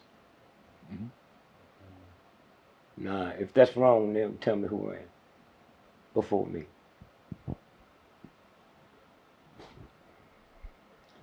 I couldn't tell you. Mm. 1968. Jesse Jackson, Barely- Shirley Chisholm. Yeah. They didn't run for president. They ran in the primary. Mm. If you don't win the primary, then you cannot run. Right. I was in the race, the only Negro in the history of America that ran for president of the United States. I ran as a write-in. And so had Obama not won, I'd still been the only Negro that ran. So a funny thing happened that night. That was 1968. Mm-hmm. I ran. November the 4th. This article ran 4 days later. You see the date on that? November the what? November 7, 1968. In what newspaper? Page 6 of the Wall Street Journal. Okay, now listen to me now. This didn't run in no other paper. So y'all want to understand about this country, you see. Wall Street Journal, one of the most respected papers in the world by fools. Mm-hmm. Now read the headline. Election computer goofs gives Gregory 9 million votes. Now stop there. Some white folks, against my better judgment, fought to put me on the ballot in Pennsylvania. So when the election polls was closed, Pewter gave me 9 million. Election Center set it down and said the projected president of the United States is Dick Gregory. Wow. That plurality cannot be overcome. Okay? This is your America. What they meant to do was plug that up to Nixon. And somebody goofed. So your vote is not a vote. Listen to me now. All right. That's what shapeshifter means when you know who you are. Now, read that first paragraph. Right. The first. Some machines just aren't to be believed. Take the big computer in New York that was designed to compile results of Tuesday's general election. At one point early yesterday morning, the machine was crediting Dick Gregory, the comedian turned presidential candidate, with 9 million votes in Pennsylvania. Now, see, they don't know, and the ones do know that they wouldn't say it. The fact that no other paper ran that. Then you know, okay. Go ahead now, listen to it now. Go ahead. This was just one of the scores of inaccurate and sometimes You astonishing have to read no more. That's returns. it. Over there to your left, what did Walter Cronkite say up there? CBS anchorman Walter Cronkite, after the errors were pointed out to him, apologized for not questioning the figures. That's said, the "Any bullshit fool." that comes in. Who is he to question a damn figure? So was the computer wrong, or you got 9 million votes? I got 9 million votes because they plugged it up wrong. They made a mistake and started and hooked it to my name. Okay? Instead of Nixon's name. Okay. So it was showing how they were doing that all the way back in 1968. Huh? You what? They've been doing this. Showed how they were fixing the election. No, man. Since day one. Come on. You serious? They was doing it before they had what they would do when I ran for mayor of Chicago, white boy and the brother came to me and offered me $500,000, not to get out the race, but to get on the ballot. I said, well, I'd have to get a petition. Said, no, we already got that. And so the white boy said to the brother, give me my $100. And I said, what's that about? He said, this is your brother. He betted me $100 you take the money, and I bet him you wouldn't. And the brother was so embarrassed. He winked at me and said, this boy, everybody hooked up after midnight. He said, I'll meet you out there and show you something. So I'll go out. He said, what was going to happen if you open up the... Well, let me ask you this here. Y'all registered to vote? Yeah. So in the last 4 years, how many times did you have the opportunity to vote in the last 4 years? 6 times. 6 times in 4 years. So if you had an automobile in 4 years, you use it 6 times, then the garage where you keep it determine what kind of ride you're going to have, not you. The same thing about a voting machine. So here's what they do. Okay. He said, you on line 5, the is on line 4. So we take this wire and hook it around 5, so every time somebody pulls forward, it registers for daily. That's how they do it, okay? That's it. Yeah. That's how they do it. That's simple. They've been doing that for years. And so so somewhere, that's how they do it. And Not impartial. And so anyway, what's some more questions you want, and then we out of here. When you get home, you'll punch up your computer and the truth about your Social Security. You know about that? All Social Securities is owned by the Vatican. Well, I heard when Not Social Security, birth certificate. By the Vatican, traded every day on the New York Stock Exchange. Right. When you get your child's Social Security number, you sign them into the corporation. That's right. Of America. That's right. So as long as you don't give them. And then also, the other piece, London is not part of Britain. And so just when you punch it up, the truth about London, in order for Queen Elizabeth to go to London, she got to get permission from the Lord Mayor to give it to her. She got to come dressed as a servant through the temple gate, and they back there dressed like devils. It's a whole, So I just say, God, thank you, because it's too hard to teach black folks with all the stuff they got in their head. You can't get the misinformation out. So here it comes down the chute. That's what when the Fifth Dimensions did the song, The Dawning of the Age of that White Boy knew it would be 15 years. That's why it was called The Dawning of the Age of Aquarius. So Aquarius came in May the 5th, the year 2000. That meant darkness is over. That represents men and all the wrong stuff. Now lightness is here, so women, it's their turn now. You see, at one time, it wasn't nobody on this planet but women, okay? And they fucked up. And so here we here. So if I'm married to your mother, she's married to me, and we drug addicts, then there's a possibility you be born a drug addict. So that's what happened to them. They fucked up so bad, they degenerated till they produced men, and they paid a hell of a price. Yeah, I heard it was a matriarchal society, and then Yeah. they let the men rule at one point, and then like you said, they just got so jacked up, but they don't want to relinquish power. When They you don't have have power, to. They don't have to, man. You had it for 6,000 years. You don't even know it. You don't even know why you're here. The one thing you got to ask yourself, and you see how vicious this is. One of the greatest human specimens. They didn't produce Muhammad Ali during the Roman Empire. Look at him.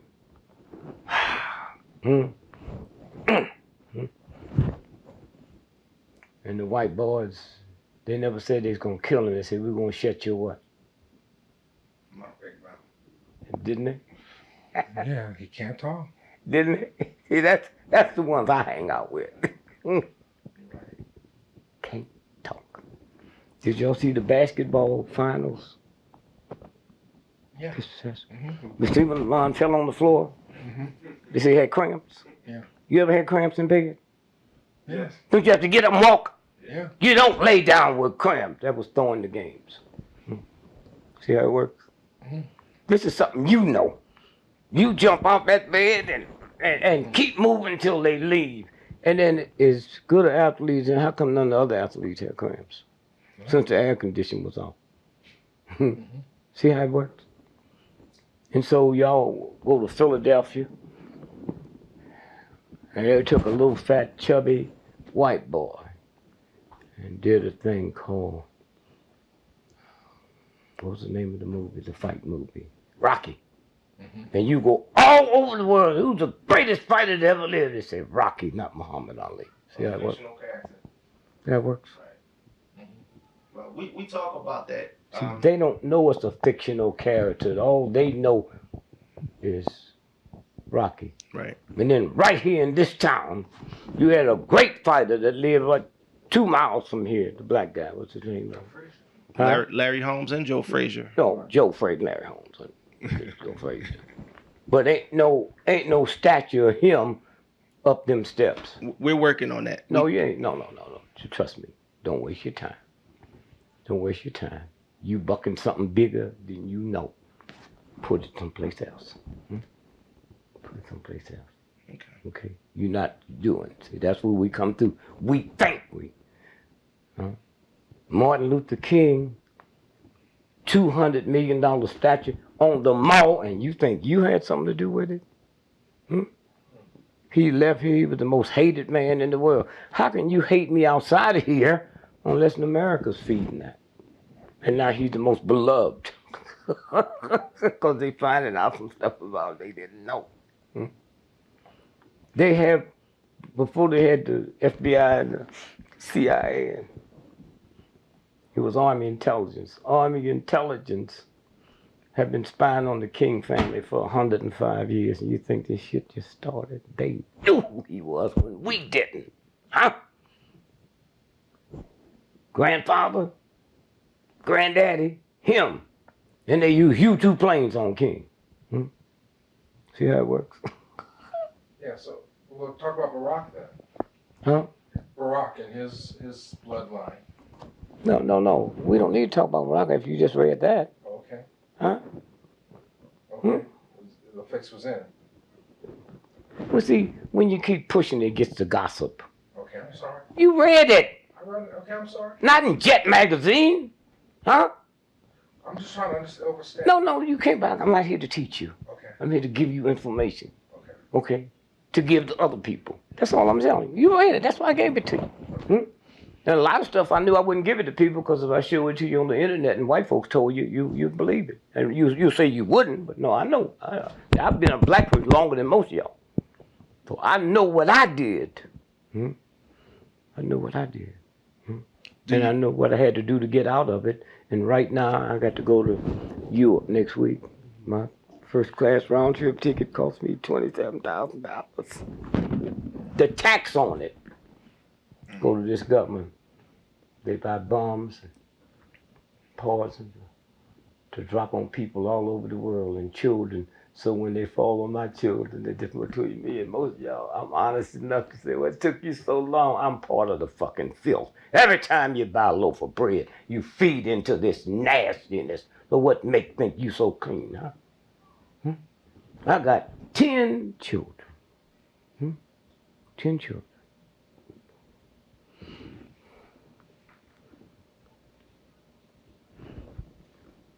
I never had a affair with my wife to create gods, another god. I just give me some pussy, man. So how filthy am I? When I look in the mirror, I see who I am. I never owned a car. I didn't know the year, the make, the model, the down payment, the trade-in, the license I had to pay for. When I look at me, and I know I put more research on owning a car than creating God's new life. So who in the fuck am I? At least I get nothing unless I'm honest when I say God. I know it's coming, but just let me sit up on the mountain with some binoculars and watch them. Watch them. Yes. They didn't come on get me, but you know. When they said I had the worst form of cancer, y'all know I had the worst form of cancer you can have. I read about it. Uncle Tom, my son's a school teacher, I said, son, we need somebody in the family that understands God's body. The U.S. Capitol used to be here. Have you ever asked yourself, well, if y'all gonna move it, why you just move it 90 miles? Why you just leave it here? Why you just move it 90 miles? Because if you understand astronomy, all this town, everything's gonna be destroyed when the sun explodes. Except St. Louis, Kansas City, Washington, D.C. area. Most of Atlanta, most of Georgia, and most of North Carolina. That's why all the military bases is put there. They know what we got to do with astronomy. You can look at astronomy and go back a million years this way, a million years this way, and you see what happens. You know, that's a game. And so consequently,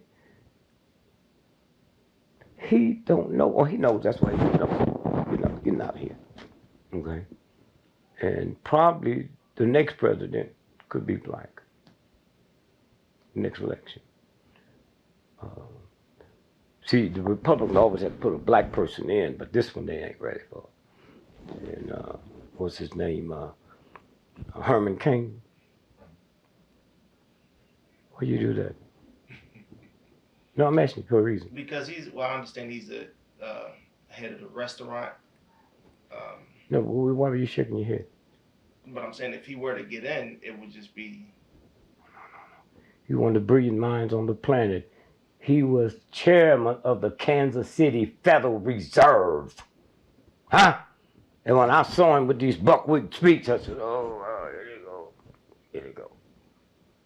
If you know how rich I am and see me out there in some raggedy clothes, when I leave and go and see the homeless, all I got to do is look at your damn shoes. They forget to take off them $400 pair of shoes. Okay? So this is a game, man. It's a game. And then once you see it, then know it, and see it. And I pray every day forgiveness, man, because I had this power before I knew it. I could have killed some folks and not even known it. That's what anger is. And filth is. Anger. Every time you have a sexual discharge out of your prostate, see, your sperms live at a body temperature 2 degrees below your body temperature. That's why the old folks used to call it 2 below. The temperature. So they didn't need this and that. All they do is put some ice on their nuts and they couldn't get your sister pregnant because the sperms would be killed. That's why in the summertime you see men walk. You see baseball players. They don't know how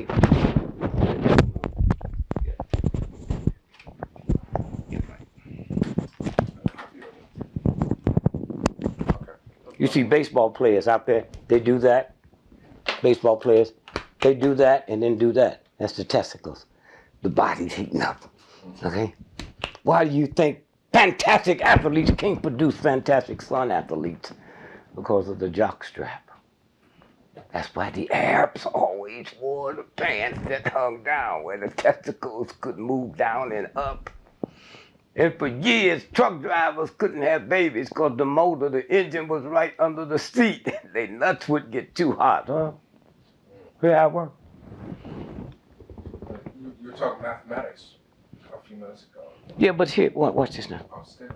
In my testicles, every time I have a discharge, 500 million sperms come out. And the prostate have to give them the electrical charge. That's why we got so much prostate cancer, because I'm trying to get my manhood through my dick. That's why I call it good pussy. Through my dick. And the universal God. See, here's how you find out the universal God. I teach this to my grandchildren. The dinosaur left this planet 2 billion years ago. You know that. There was no church. There was no Christianity. If my mother was alive and walked in here now, you think God just spit her out. She's so precious and nice. godly. But if you tried to explain to my mother Jesus Christ wasn't a Christian, she'd stomp your ass to death. Because her ignorance didn't give her to know that Christianity never happened to 300 years after Jesus Christ was dead. Mama. I didn't learn until I was a grown man that the cross, they didn't invent that for Jesus. The Roman was using that 1,000 years before he was born. It was special. You know, they beheaded folks, hanged folks. The cross was for revolutionists. And so if you and your mother and your father was walking down the street, no, I had no cars, none of that. Huh? You didn't travel within 6 miles from where you was born. Where were you going? Everything was the same. Trees, mountains. So as you walk with your mother and father going to the mill to get some wheat to bake some bread, you saw these folks up on the cross. So your mother, you said, what's that? They said, oh, those are bad people. They was trying to do something to the government. So the cross represented revolutions. So you would never want to be a revolutionist. So the problem with that story is Jesus was a revolutionist. What was them two thieves doing up there? Caught you. Earlier, you spoke about there's a new generation that's not going to listen to what we were told. Yeah.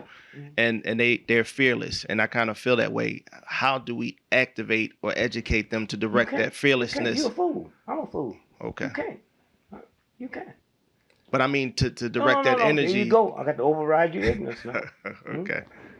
I got a cousin, Muslim. I said, Merry Christmas. He said, man, I don't celebrate no whitey Christmas holiday. I said, brother, let me tell you, anytime you in America and Christmas fall on a Monday, Tuesday, Wednesday, Thursday, Friday, your bank closed, you celebrate. Okay, this is a game we play. Right. I go to church and see my black minister, and right behind him is a white Jesus. I go to the Muslim church and I see my brother Elijah Muhammad, and right behind him is a white boy named Farad. I see the same thing.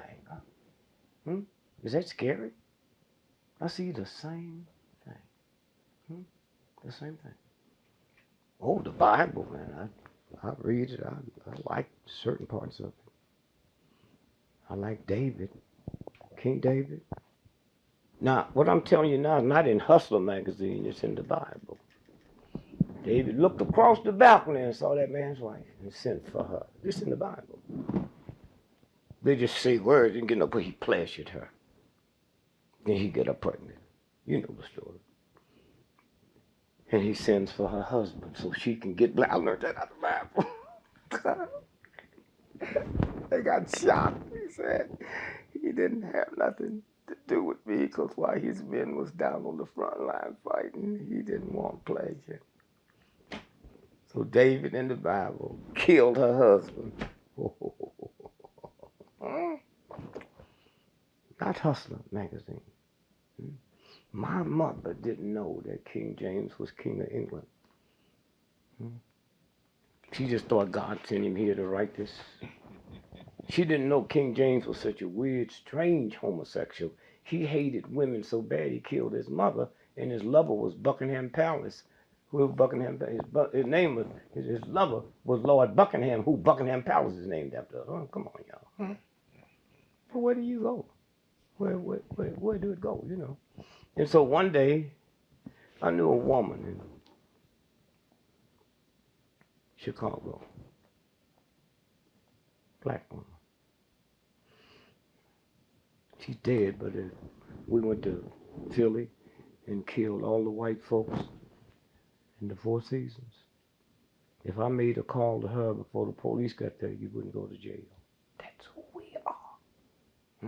Mother Gibson. We are shapeshifters, and the real white folks know that. Uncle Tom.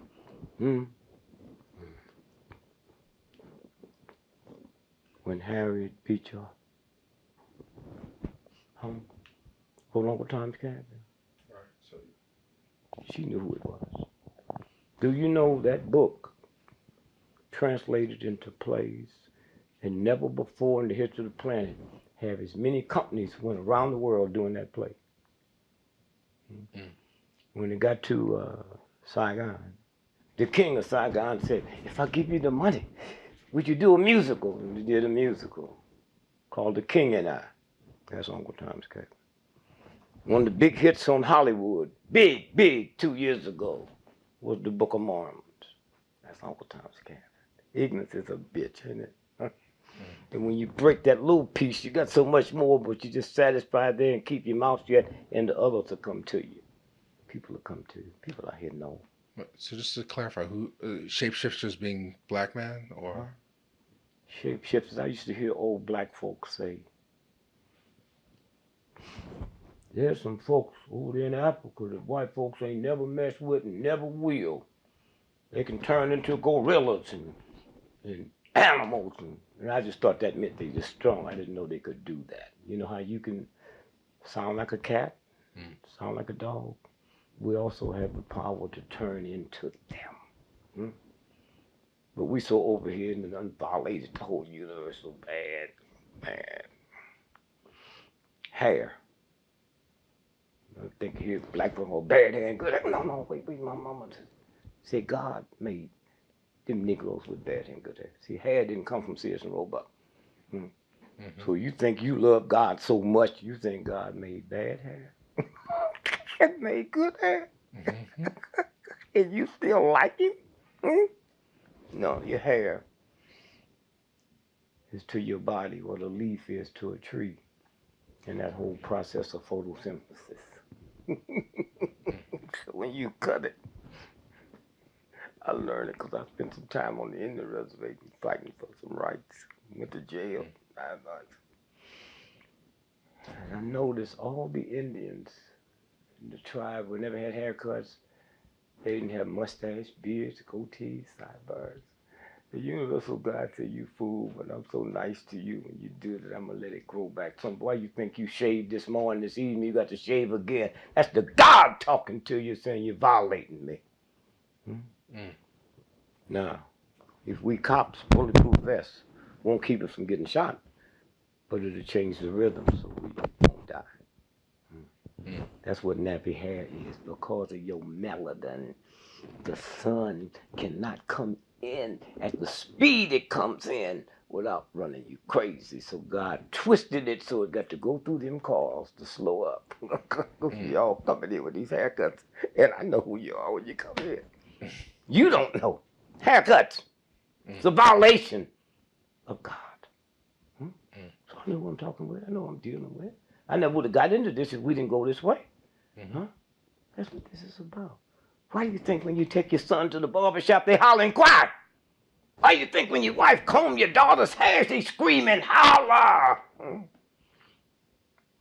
And when you really know who we are, is there is a God that say before I, your God, sit back and watch you reduce the dignity that I gave you for some white folks who you can get your rent paid and your hair and take care of you, because I will destroy you from the inside. And we are. So where are we headed? Heading? Yeah. It's over. It's over. You don't understand that because you got that mentality. You're not connected to that universal God. Right now, if I got it,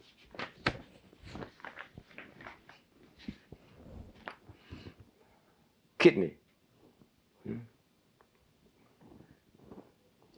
Kidney dialysis machines. Black men is 4% of America's population. 4% of America's population. 82% of prostate cancer deaths is black men. And we don't take this camera and say, wait a minute, this is impossible. We got a country with almost 600 million people. And we, 4%. Black women, 6% of America's population. 98% of fibroid tumors is black women. It's your sister, your wife, your mother, and you don't have nothing to say, wait a minute, something ain't right about this. Something right about this. Huh? Why? Because you've been reduced down to that filth. Huh? 98% fibroid black women. The other next highest percent is Jewish women. What Jewish women, black women got nappy hair. See how it works? That's the game. Connecting the dots here. So if you go with your camera tomorrow to Philly and go by the dialysis machines, it's 90% black folk. What causes kidneys to break down? Fear, paranoia, anguish. Took me a long time to run somebody that was a Chinese scientist at the University of Chicago. Here's what caused it. Fear. You're scared of white folks, scared they're going to take my job. You know in your subconscious mind, a white boy can stop you leaving here and take your car, and there's a damn thing you can do about it. You can talk that black shit if you want to. Take your car. Condemn your house tonight and tell all y'all to get out. Tonight. You got a stop sign in front of your house. No black person can have that stop sign move. They can do it while y'all here. You go back to normal stop sign. Okay. That's who we live with, right? Fear, paranoia, and anguish. What cools us out? Awareness and gentleness. Awareness and gentleness. Never. I used to hear the old folks when a black woman would die from cirrhosis. Oh, I didn't know she drank. 98% of people die from cirrhosis of the liver and never had to drink alcohol in their life. What causes cirrhosis of the liver? Anger, rage, and depression. You got to be depressed in a system like this if you're not crazy. Go to a nut house and look at them. They just so happy. That's what crazy is about. Not knowing. Not having to be responsible. They're just so happy. 90 years old. I had an aunt, 90 years old, looked like she was 15. Well, what cools deliver out? Kindness and balance. Look like if I just went to the black church. That's what they talk about. They don't know. More people in America die every year from lung cancer from grief than smoking cigarettes. And I used to hear them black folks, man, say she just grieving herself to death. She didn't know the breakdown, but you don't have to know the breakdown when you got that connection. Liver? Liver? Kindness and balance. Lung cancer. Grief. Sadness and shame. Shame on my hair, shame on my nose, shame on my lips. What cools it out? Courage, righteousness, love, and being lovable. I've been married 55 years, so I told my wife we got married. My marriage was cool. I got her pregnant. So I didn't get to go through that mumbo-jumbo bullshit. I said, you love me, but if you want this to work, it's about can you be lovable? I love you, baby. If I can't have you, nobody can have you. Something like that. 79% of all married folks in America ends up in divorce. How long will it take you to know what it ain't about? Love. Can you be lovable? Lovable. It's a rhythm. It's a rhythm. Your baby would turn around in the crib, you'd straighten them up, right? We all supposed to sleep with our head north. The babies know that. And old dumb us, we fuck them up so they fuck up before they get in grade school. In the bed. You know, they never turned all the way around the bed. Right here. You're never supposed to eat two things at one time. That's why when you give a child a hot dog, they take the hot dog off the bun, they don't eat the hot dog, then eat the bun. When you sit there and they eat the French fries by itself and fuck up, who are you? Ignorant motherfucker that is not recognized by the universal God. You part of it. Ain't no, oh, well, I'm better than, no. The same God that made the Germans made the Jews. Not the church. Hmm? The same God that made the slave master. Hmm? What did I do to mess up? I'm over there taking God's body, putting bones in my nose and plates in my lip, and God said, okay, nigga, I'm gonna send you to the body mess up, and we still got a problem with our nose and our lips. That's how it works. So you can flush it out your genes. Hmm? That's how it works. Hmm? And so when you stop and think about where it's going be gone. When a woman gets 9 months pregnant, the baby gonna fall if it means death to the mother and the child. And take you a poor, black, ignorant, uneducated woman and an uneducated white woman and take all the armies in the world when that water bag breaks, see if they can keep the baby in her. So when I found out what I had, I went out and said me a little prayer. No bullshit prayer.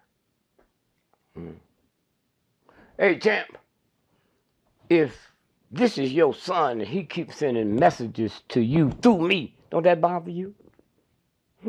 So why God need to send a message to a preacher? You hear me? What's that about?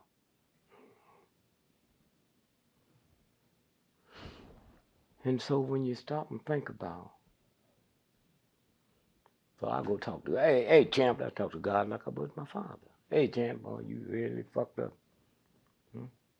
Really fucked up. I know you're busy. I know you got a whole universe to run and all that shit. My mama think you can do that, but I know you probably tired and this slipped through. Let me tell you something, God. This is my prayer. It's a lot of niggas deserve cancer, but I'm not one of them. Now, if you need some help, I'll give you a list of 12 niggas. And if you want something close to the house, I can do that too. Then I looked in here. Said, cancer, this is my body. I didn't mess with you. I'm not going to let you mess with me. You got 72 hours to get out of here. And after that, I'm going to roll on you. I told you, right, he showed the thing, so he did it on the show. And 72 hours later, white Dr. Krishna called me and said, Dick Gregory, I heard you on the show, man. Jim Edison talking about, said, there's some water in El Salvador. We'll take care of that in 5 days. I went down 5 days, it's over. Gone. That's what's on this planet. Anything you got, that water will get rid of. That's simple. That's simple. But you got to be connected with the real one. Oh, here's what I want you to punch up. Punch up. Why a federal judge? Why a federal judge? Sealed all of Obama's college records for 75 years. Pepperdine, Harvard, University of Chicago, Columbia. Because he never went there, man. Motherfucker ain't never been to college in his life. That's what we're dealing with here. Obama's classmate reveals why college records sealed. Federal judge slams Obama's capital attitude. No, we don't have to go no further than that. You can read the rest of that shit. Okay. But if it wasn't in there, I wouldn't tell you, because niggas are so much, you wouldn't believe me, but that white boy tell you believe. I know that because I've been one. Huh? And still are. That's what this shit is about, man. Thank you, brother. You're welcome.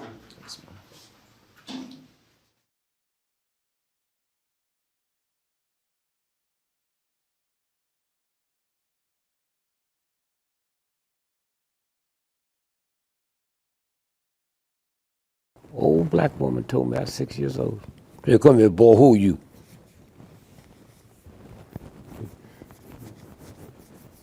Reach in my backpack and get that bottle of whiskey. You want something? No. You want to go to bed with me? I hadn't thought about it. Oh, I'm 6 years old. Okay. She said, this is August. Put your hand out.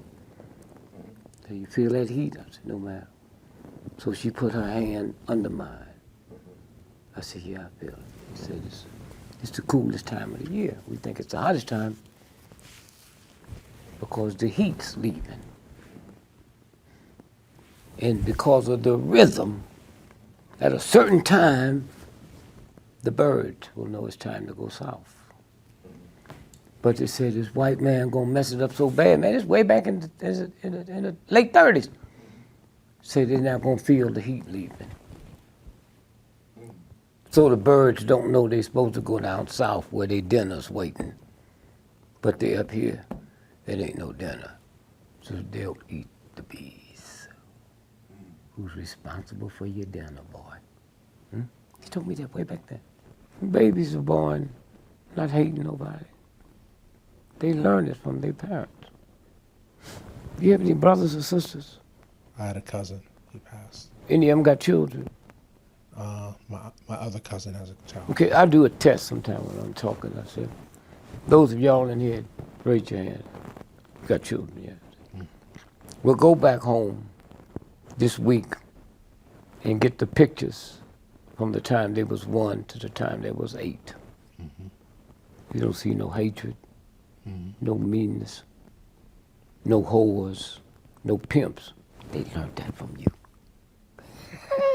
When they came here, they were pure and clean. They ain't been around nobody but your ass.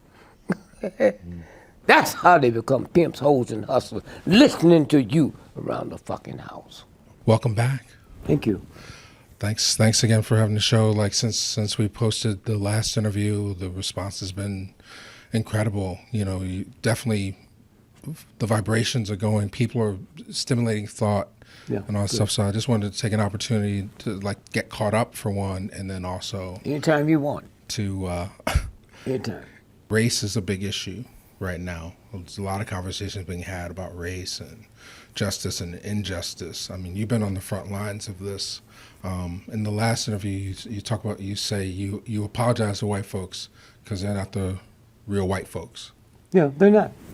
The Ku Klux Klan don't determine public policy. The most powerful businessmen in the world is white Christian businessmen in America. They don't wear crosses. You can't find a poor person that got a cross on. There wear no crosses. You know? But how can you call yourself a Christian with a gun and the Bible in the same house? I mean, think about that. The most powerful human being on this planet is my mother, father, God. Huh? And every ant on this planet, there's an accountability to that one. Every frog, every grain of sand, every leaf on a tree. Huh? So what can you want for it? Unless somebody shortcutted it. Well, I think one of the things, when people respond to your interview, it's like, you know, bulbs are lighting up. You're waking up minds. Yeah. You know, you're making people aware of things in a way that they may have already agreed with it. Maybe they knew some of it. They didn't know all of it. Yeah, but see, the people who run this ain't worried about it because it's repeat. You can't get it repeat. When you learned your ABCs, it wasn't because you learned it once a month. It's every day, ABC. And a Muslim cousin of mine, I said, Merry Christmas. I don't even know why the Christmas holiday.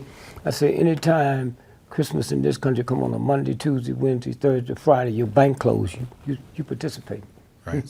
So When you can't mail a letter, you participate. So that's the structure. Yeah. It's white supremacy or patriarchy? No, How would you it's label white supremacy. it? Okay. White supremacy. That's who it is. Okay. Supreme. And if I'm not supreme to you, I'll make you think I am. That's how it works. When the World War II ended in Japan and you saw them soldiers putting up the America, that's bullshit, man. AP got there late, so they just went and picked out some soldiers and put there. 2 of them was Indians. All of them went crazy because the lie was too big. All of them was alcoholics. The lie was too big. But you can look at people. When I went downstairs to use the men's room, if I come back and the brother put some red paint on me, you will react to the red paint. You hear me? You'd react to the red paint. If we went to some darkest part of Africa today, where nobody's ever been, and carried one of them coffee percolators with us, where you have the water down here, and then it goes up, the coffee come back. All we got to do is have the water down here and some red dye, and we can tell them that's blood. We make blood. Okay? See, that's what ignorance is when you have to depend on something else other than what the real God gave you. And then everything changes. Where America is today is when you hear a baby crying, and because of your ignorance and your program, shut up! The baby, the pen is sticking the baby. Been there for 3 days, and now gangrene done sit in. That's why you know America can't. They react to us, the cops, the same way you act to a child. Shut up! Okay, all right. Huh? But you know something's wrong with the police, man. As a child, no boy that had no connections in the family ever wanted a police car for Christmas. It was always a fire truck. That's before I learned anything about good and bad and nasty and evil. Fire truck. When I was a little boy, I used to, when I hear a siren, I'd say a prayer. Now my prayer is different. When I see the police car, I pray that they and the people they're going to deal with will be safe. That's a hell of a way to interrupt the prayer. You have to say that for fire trucks. You know. So why are we so targeted? Huh? Why are we so targeted by the police? People with dark skin. Because it's real. It's real. That's like asking the Jew why they talk about Germans, or ask the Christian why they still talking about Christ. 2,000 years later, but they don't want me to talk about it. They talk about Jesus Christ, they did that 3,000 years ago. Y'all still talking about it, but it's my turn. It's my turn. But I can't talk about it with hatred. See, if you get mad at me, you know, there's a chemical reaction in your body. That's like letting air out your own tire. Don't bother me. But that's what the whole, and then the misinformation. The misinformation. Such as, well, let's go into some of these Black Lives Matter issues. Well, Black Lives Matter, one, is the Koch brothers is paying for that, so you have to go into that knowing that's bullshit. Okay. That's why it's in Time magazine in 1 month, 3 times cover. See, the thing is this.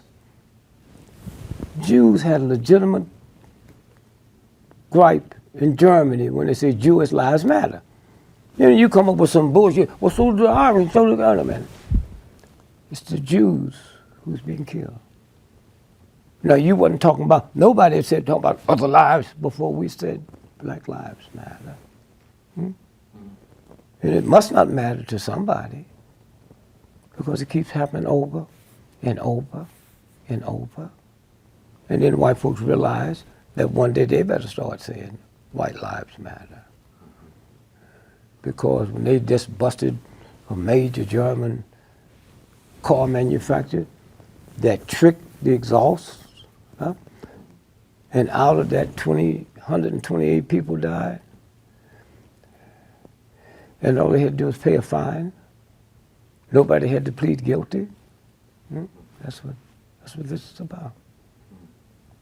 When they reduced me down to teaching my black sons that when you see this evil, nigger-hating cop, behave yourself. Anytime you teach a child with your genes that came out your wife's belly to behave for filth, the child believes something wrong with them.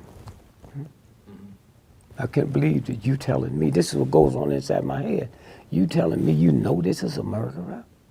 Let me tell you how it works. There's a whole lots of doctors that get busted for malpractice.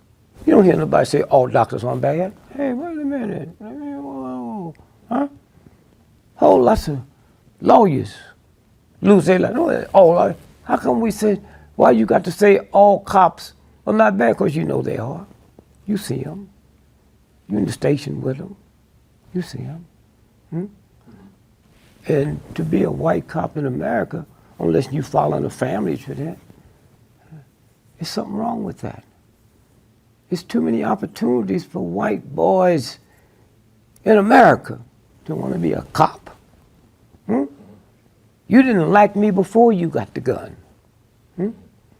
Why do you think you don't turn on TV or have white folks on this show that talk about these black cops that shot their brother in the head 44 times? With the thousands of black cops in America, you think cops is better trained or more spiritual? No, then the white folks ain't gonna tolerate it. And so when we get to the point, we're not gonna tolerate it. What does that mean? Get a gun? No, you ain't get no gun. All you gotta do is call for a boycott from Thanksgiving to Christmas. 79% of all retail happened doing that. Just to threaten them, they stop. You say, well, we want Confederate flags. There's 12 states in America got Confederate flags somewhere in their flags.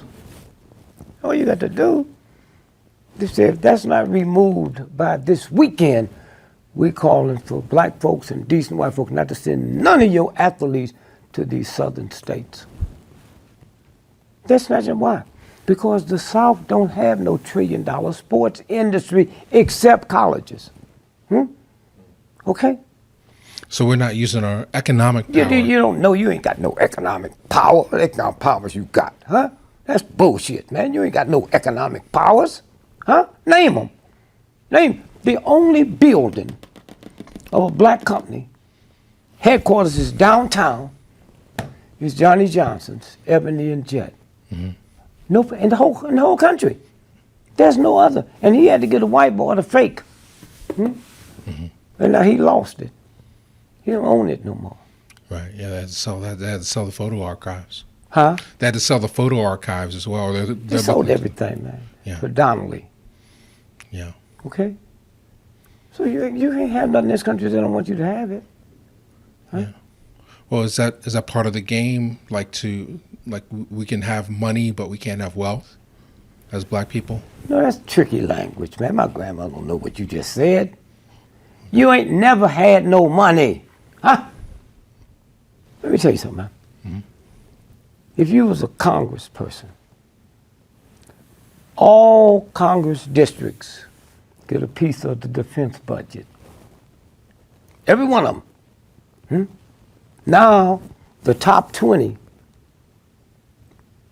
defense budget districts is $19 billion or more. The first 11 is Democratic districts, not Republican. The first two, hear me, 1 or 2 and number 3 is in black districts. Huh? Okay.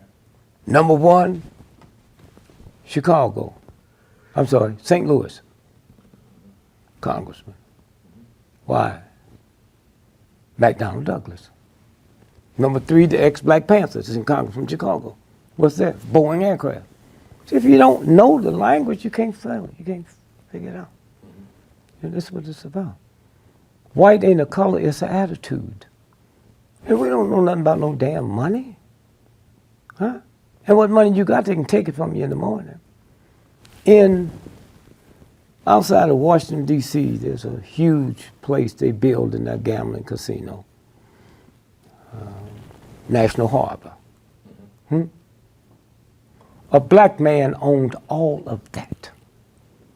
Not just the harbor, that's just 1/10 of the land that he owned. White boy show up one day and say, Mill, we need to talk to you. We got the documents, we're gonna buy your land. Him, don't worry about him, that's narcotics.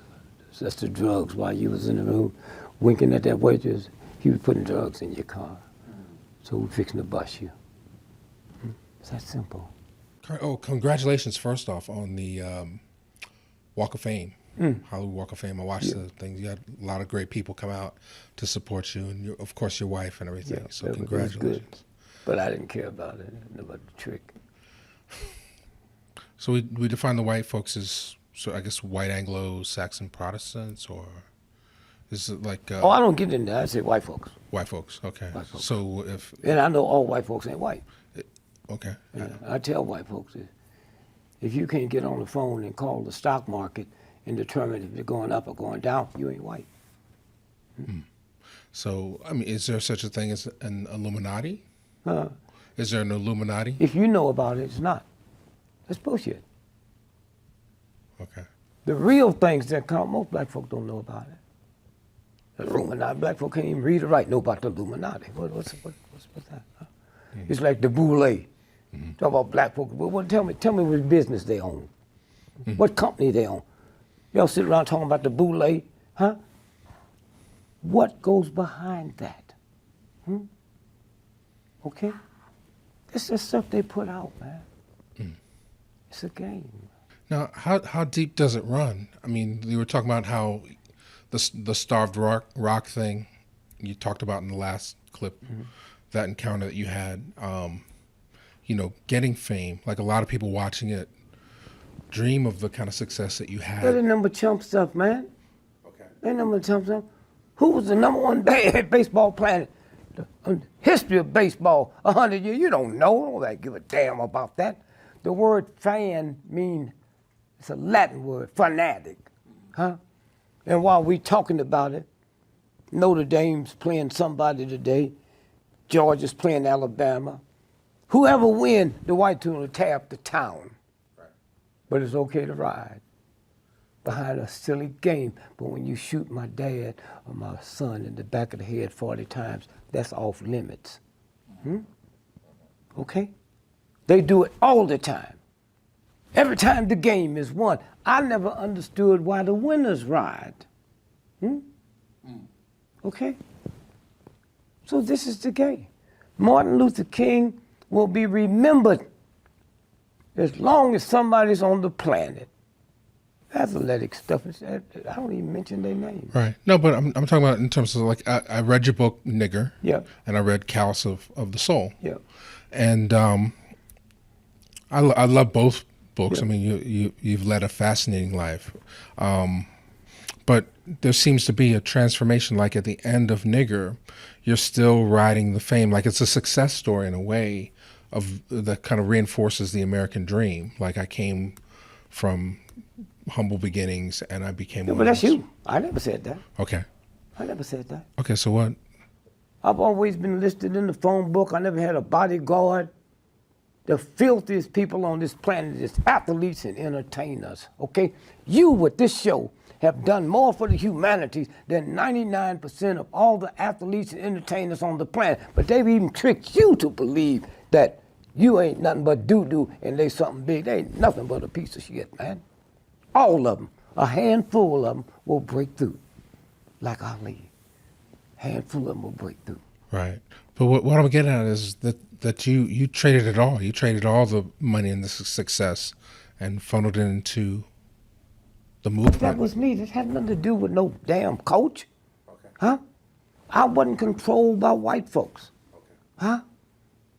Black folks made me. Man, I'm in a little club making $5 a night, 3 nights a week. Huh? When I wasn't funny. See? I was the laugh at the party. I was the party clown.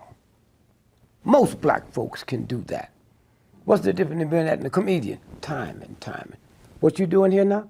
Hey man, you can just walk in here and say, people sitting there, wow man. No, you prepared for this. You knew what this was going to be about. You read the books, huh? So you just don't jump in here and start doing it. Right. Well, that's the same thing with athletes. When I see football on Sunday, I see slavery all over again. The Negroes in the field picking cotton with a ball and the white folks sitting on the bench with a clipboard trying to act intelligent. Are you crazy? So that's what this is about. But it's weak in spirit, weak in heart. Ain't nothing going for you. So I got to reach for something. My family didn't do it, my children did it, so I got to reach at something, huh? And them children better not make no noise while that game's on. Dad said, be quiet. That's what this is about. Don't nobody care about it. But do people want money and success, that illusion, so much that they're willing to sacrifice? I mean, like one of the things you said, I mean, you were in the belly of the beast at one point. you were playing everywhere, Jack Parr, Playboy clubs. At one time, I was making more money than Frank Sinatra. Mm-hmm. White folks didn't make me. The agents I was with didn't know about me until I was big. It's the black folks that came. $5 a night. Didn't cost nothing to get in.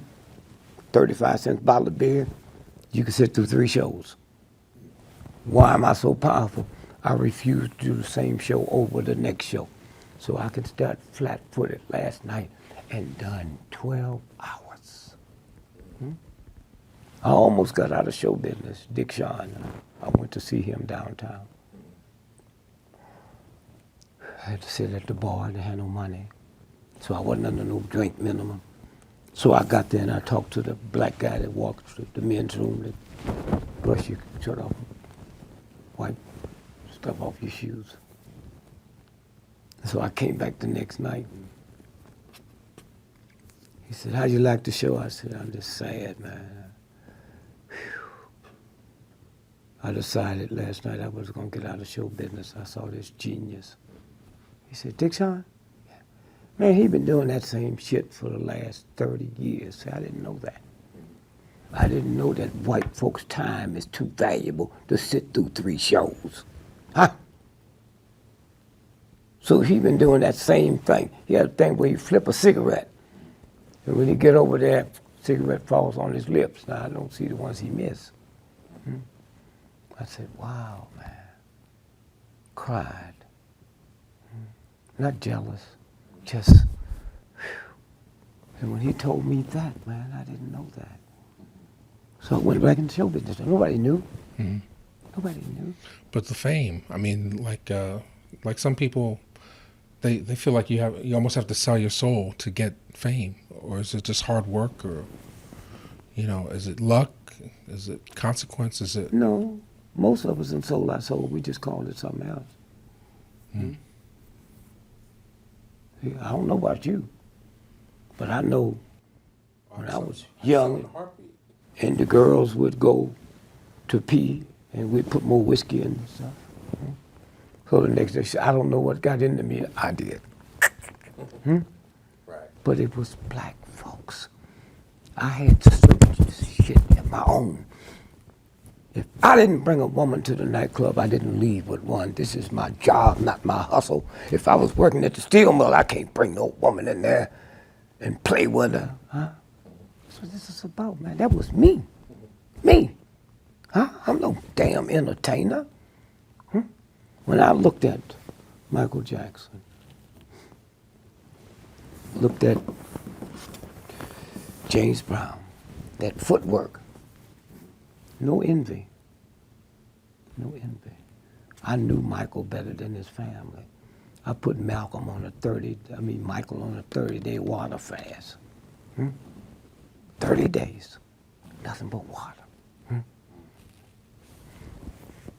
And all he talked about is the James Brown. Not out of envy, but out of respect. And then one day, after 39 years, he went on the other side, it was the moonwalk. The moonwalk. My 3-year-old grandchildren can out-moonwalk Michael. Because once you break the lid off, then everybody jumps through. That's what that's about.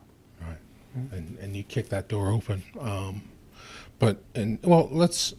So just to go back, was there a moment of breakthrough? Like I just, I'm just trying to see that rise, and then at what decision did you decide that it was enough for you? I didn't. No. I didn't.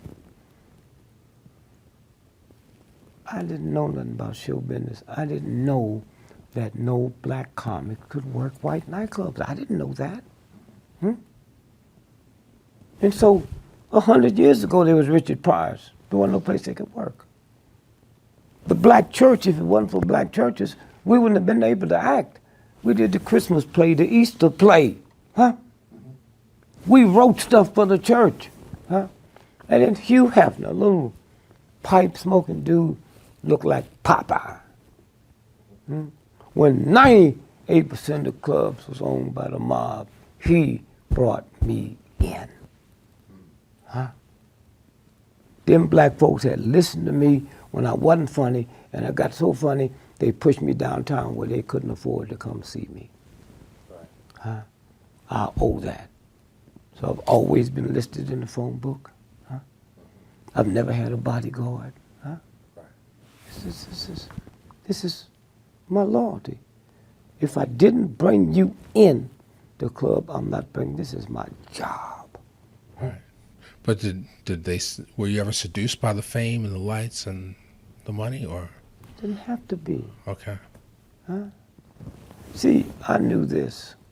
I knew I was going to hit big. I knew that when I was a little boy. I knew it for two reasons. One was embarrassing. My mother believed in fortune tellers. I thought it was ignorance. Never forget Mother Poole. Said, Miss Lillian, you got a son named Richard. Say next Tuesday, take him out of school, bring him here at 1 o'clock. I keep feeling something. I was so embarrassed, man. 7 years old. She said, your name Richard? I said, yes, ma'am. So how come you don't like me? I said, I think you're stupid. I think my mama's stupid. She said, well, I just want you to know there's a star in the center of your head. And one day you're going to be one of the biggest people in the world. One day kings and queens and powerful will be calling you. I'm 7 years old. And say, money, you'll have more money than some countries. And I say, I see it happen. There's a brown briefcase. Well, you way back then, I'm born in 1932, man. But I got no briefcase. Our luggage was shopping bags. You get on train with shopping bags. Put your stuff in it. So a guy came to me from ABC, and they was doing it. Imagine you, the first network, ABC, did a thing called Walk in My Shoes. That was the first thing in the history about the black folk problem. So they came to the club and taped it, and whew, man, you know how happy I was. I didn't know the power. They take 3 hours. I had 2 seconds. And the world went crazy. That's the power. Crazy. So I bumped into Alex Dreyer, who put it together, and said, oh, Dick, I'm going to tell you, oh, let me tell you the letters. Millions. Oh, and by the way, I got this gift for you. You got time? I can get it now. I got it. Carried it home. It's a brown briefcase. 2 weeks later, I'm on top of the world. Top of the world. I said to my wife, I said, you know, I feel something. But black folks, when they make money, they owe themselves $1 million worth of treats just to start unmessing up their mind. That's what I did. That song, not for mama, not for daddy, but for me, oh Lord, I was trying to get that stuff out of my head. My head. Give me some booty. Then I started doing the research. Booty is a pirate's word for the loot. Let me show you the loot. I'm going to get me some booty. The black woman in America ain't never been freed. So it's booty. Nobody told us that. We don't know why we even said, hey, man, it's a game. And sometimes you fall into something, sometimes you don't. Sometimes you get there and you get caught doing things that you're not supposed to do. You got people that get fired from their job because they hit on the master's son.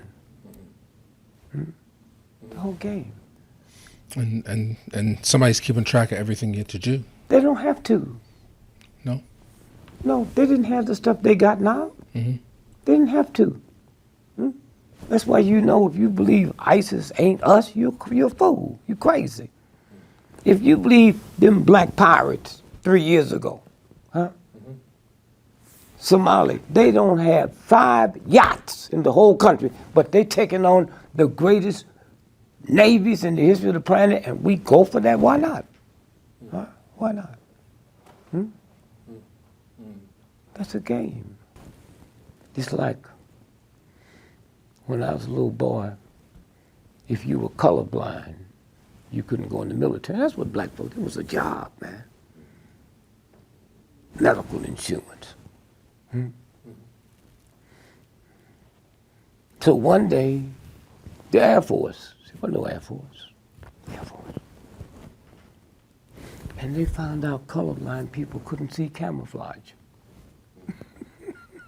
So right now, if you was colorblind, you can't read or write, never been to school, you go in as a captain making $1,000 more a month than a real captain.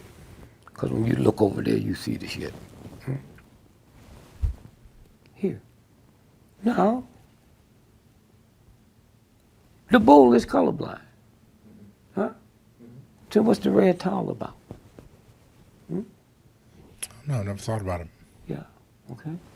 So, red turns on men and blue turn on women. That's why the prostitute area around the world is called the red light district. Red. That's why when this thug took a woman's lips that's cut like the vagina, except it go this way instead of this way, and painted red, and she wondered why you looking at her.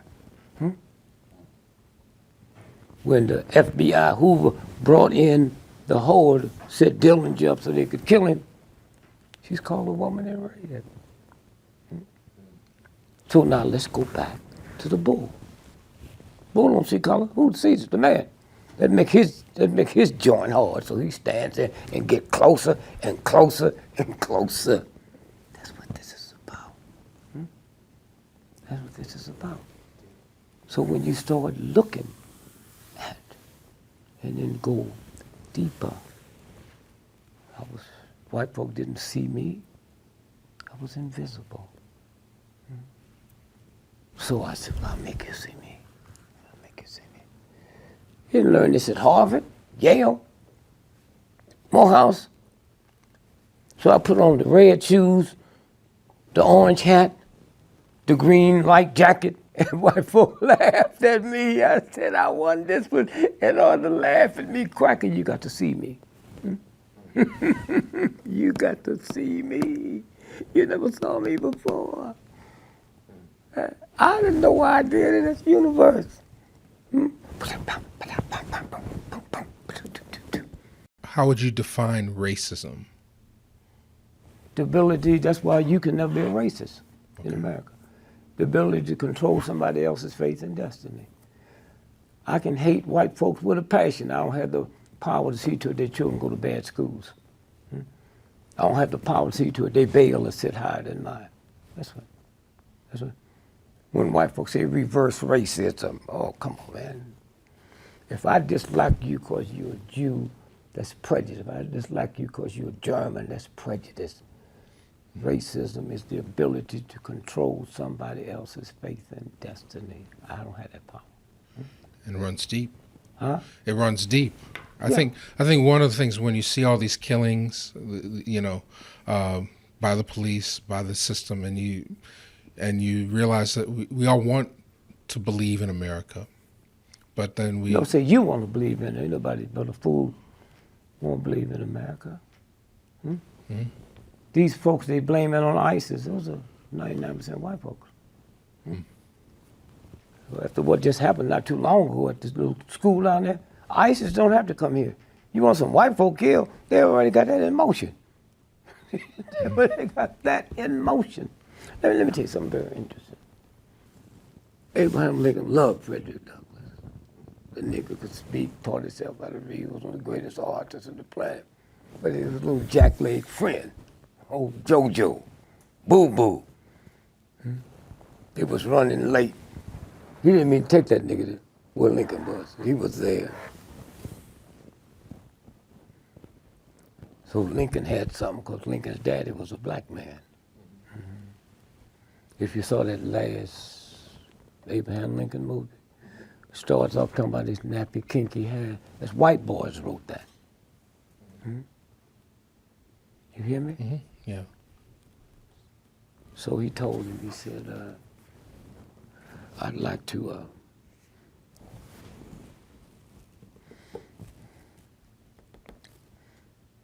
for you to meet my friend, JoJo, Juju. And he touched that nigger stuff in Lincoln. Lincoln just fall all off the front. He never heard nothing like that. The brother was pow. So he said, man, I'm glad to be here. I said, this old punk friend of mine. Do you think this nigga smart? Man, you ought to come around, hang around with the folks I hang around. See what he need to tell you is we just want to bar your army. But you got to throw them two psychopaths in there. General Sherman and Grant.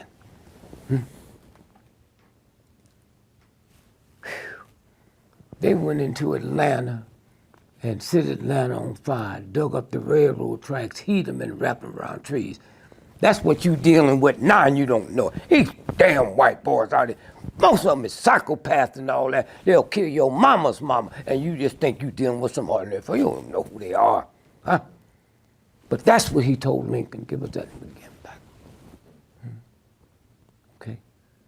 That's what the Fortune magazine and all that, that's them white boys. It's just killing in their body, huh? So they look for wars to fight. That's what that's about.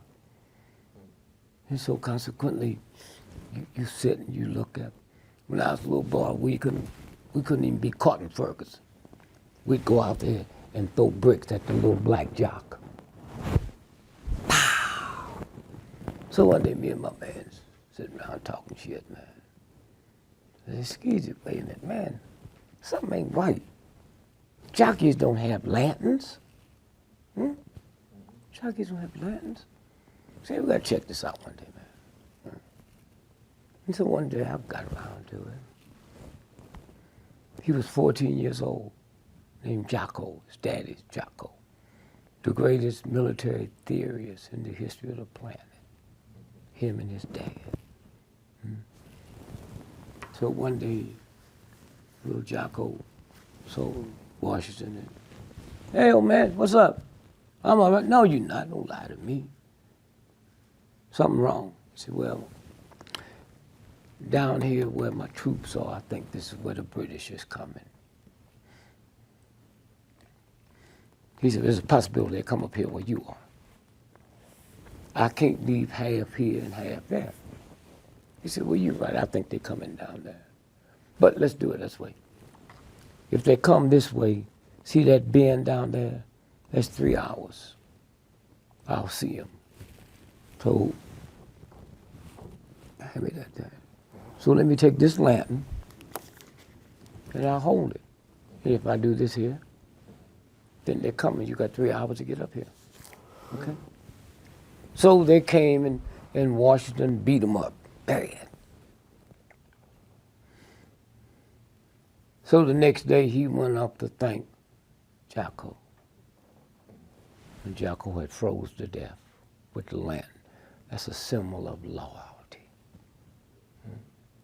Okay? But they changed it around. That's what that is, a symbol of loyalty. This 14-year-old child.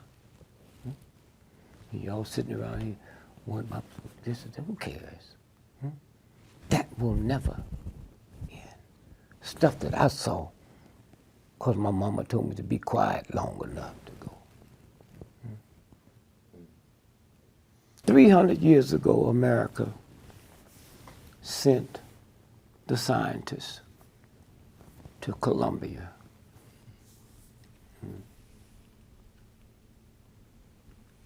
And they was trying to crack hieroglyphics.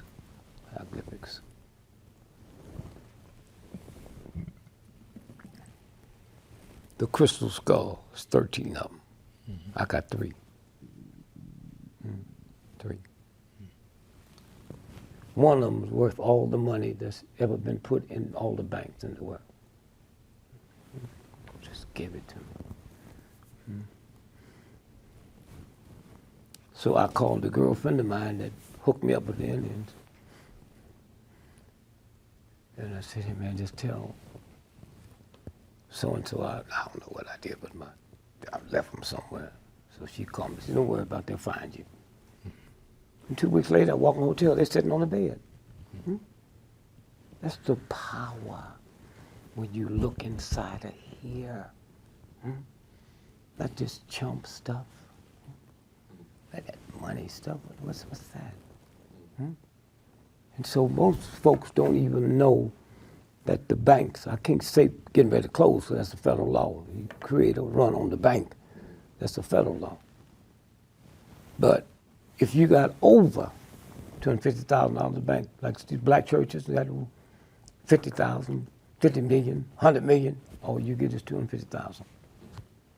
Safe deposit in the bank, once it closed, becomes property of the bank, not yours. People running out now buying gold and silver. No. This crisis is coming, you better get something you can run with. And that's 1 carat white diamonds. They're black.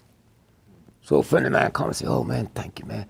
Me and my wife, we got New York, we went to Tiffany's, and I think we got about 7 million. We're gonna come back and get another 30 million. I said, man, you buying jewelry. 90% of the price of jewelry go to the artist that put it together. There ain't no money. Ain't no money at all. The Cubans that came over, how'd they get here with Castro? Swallowed it. And I ain't never trusted Castro. Never trusted Castro. People say, do Castro want something? Not me.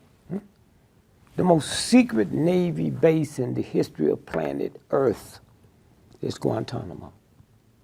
Why would we have that on enemy territory?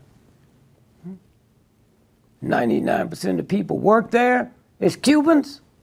Huh? Something up. You hear me? There's something up. That's a game. And we all know that when Castro came to America after he took over, he went to Harlem. No, he came here first. Had a ticker tape parade down Pennsylvania Avenue. The game. That's crazy. So it sounds like you're talking about illusion, and what illusion you're willing to buy into. Yeah. That there's a real truth that's beyond the belief. Yeah, and that also we're there's some programmed black to see. folk, they don't care about it. They don't know, I don't care about it. It's out of my league. So they still got that part open. That's where you come in. That part is open. That part Pineal. is open. They love it. They feel it. You sitting in the movie, say, I smell something like smoke. What have you ever smell like smoke that wasn't smoke? You see how dumb well? I'm sitting there, I smell something like smoke. It is smoke, fool. So the game. Okay. All right. You got me vibrating here. I meant to tell you that I didn't finish it.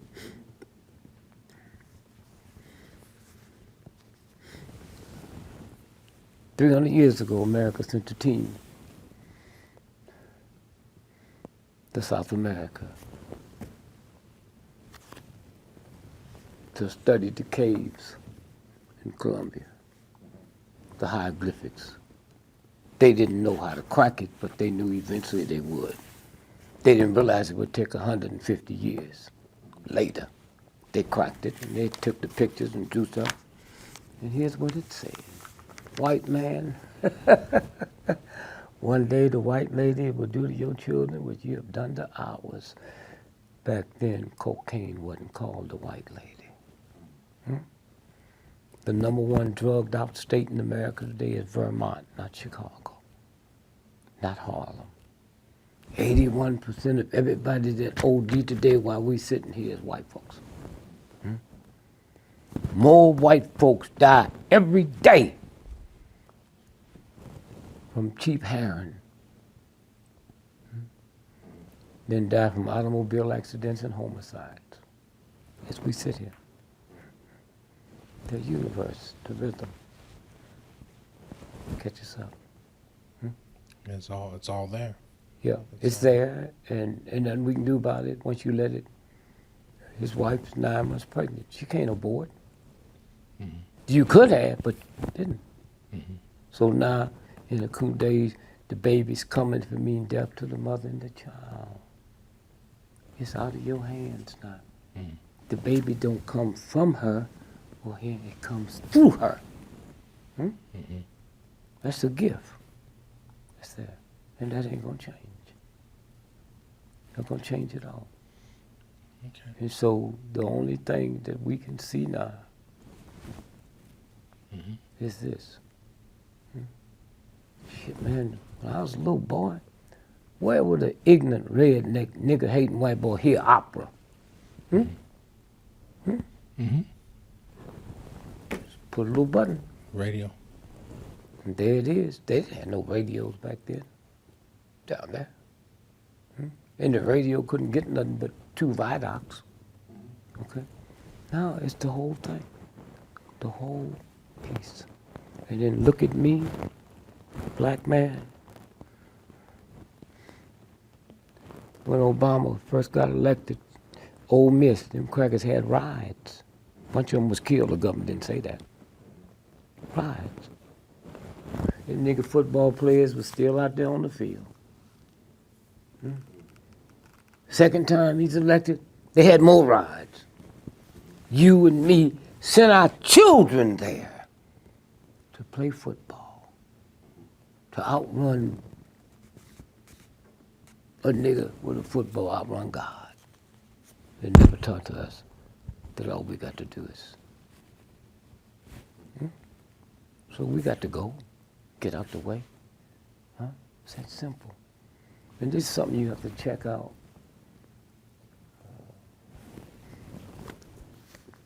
We heard about that law with Trayvon Martin. And you had the right to stand your ground. Please check this out. The Klan was invented in the state of Indiana. 3 years ago, the state of Indiana signed legislating stand your rights against the police. Cop come by and knock on your door with that battling ram or found it around the door. Who? And that's legal. As we sit here now, So it's coming back. that's legal. Voting rights rescinded. A lot of our rights were rescinded. Yeah, that's the whole thing. Executive orders. We didn't. But wait a minute. Okay. The National Rifle Association was sided with them. The governor said, I never thought I'd see the day I'd sign it. That's where it is. Yeah.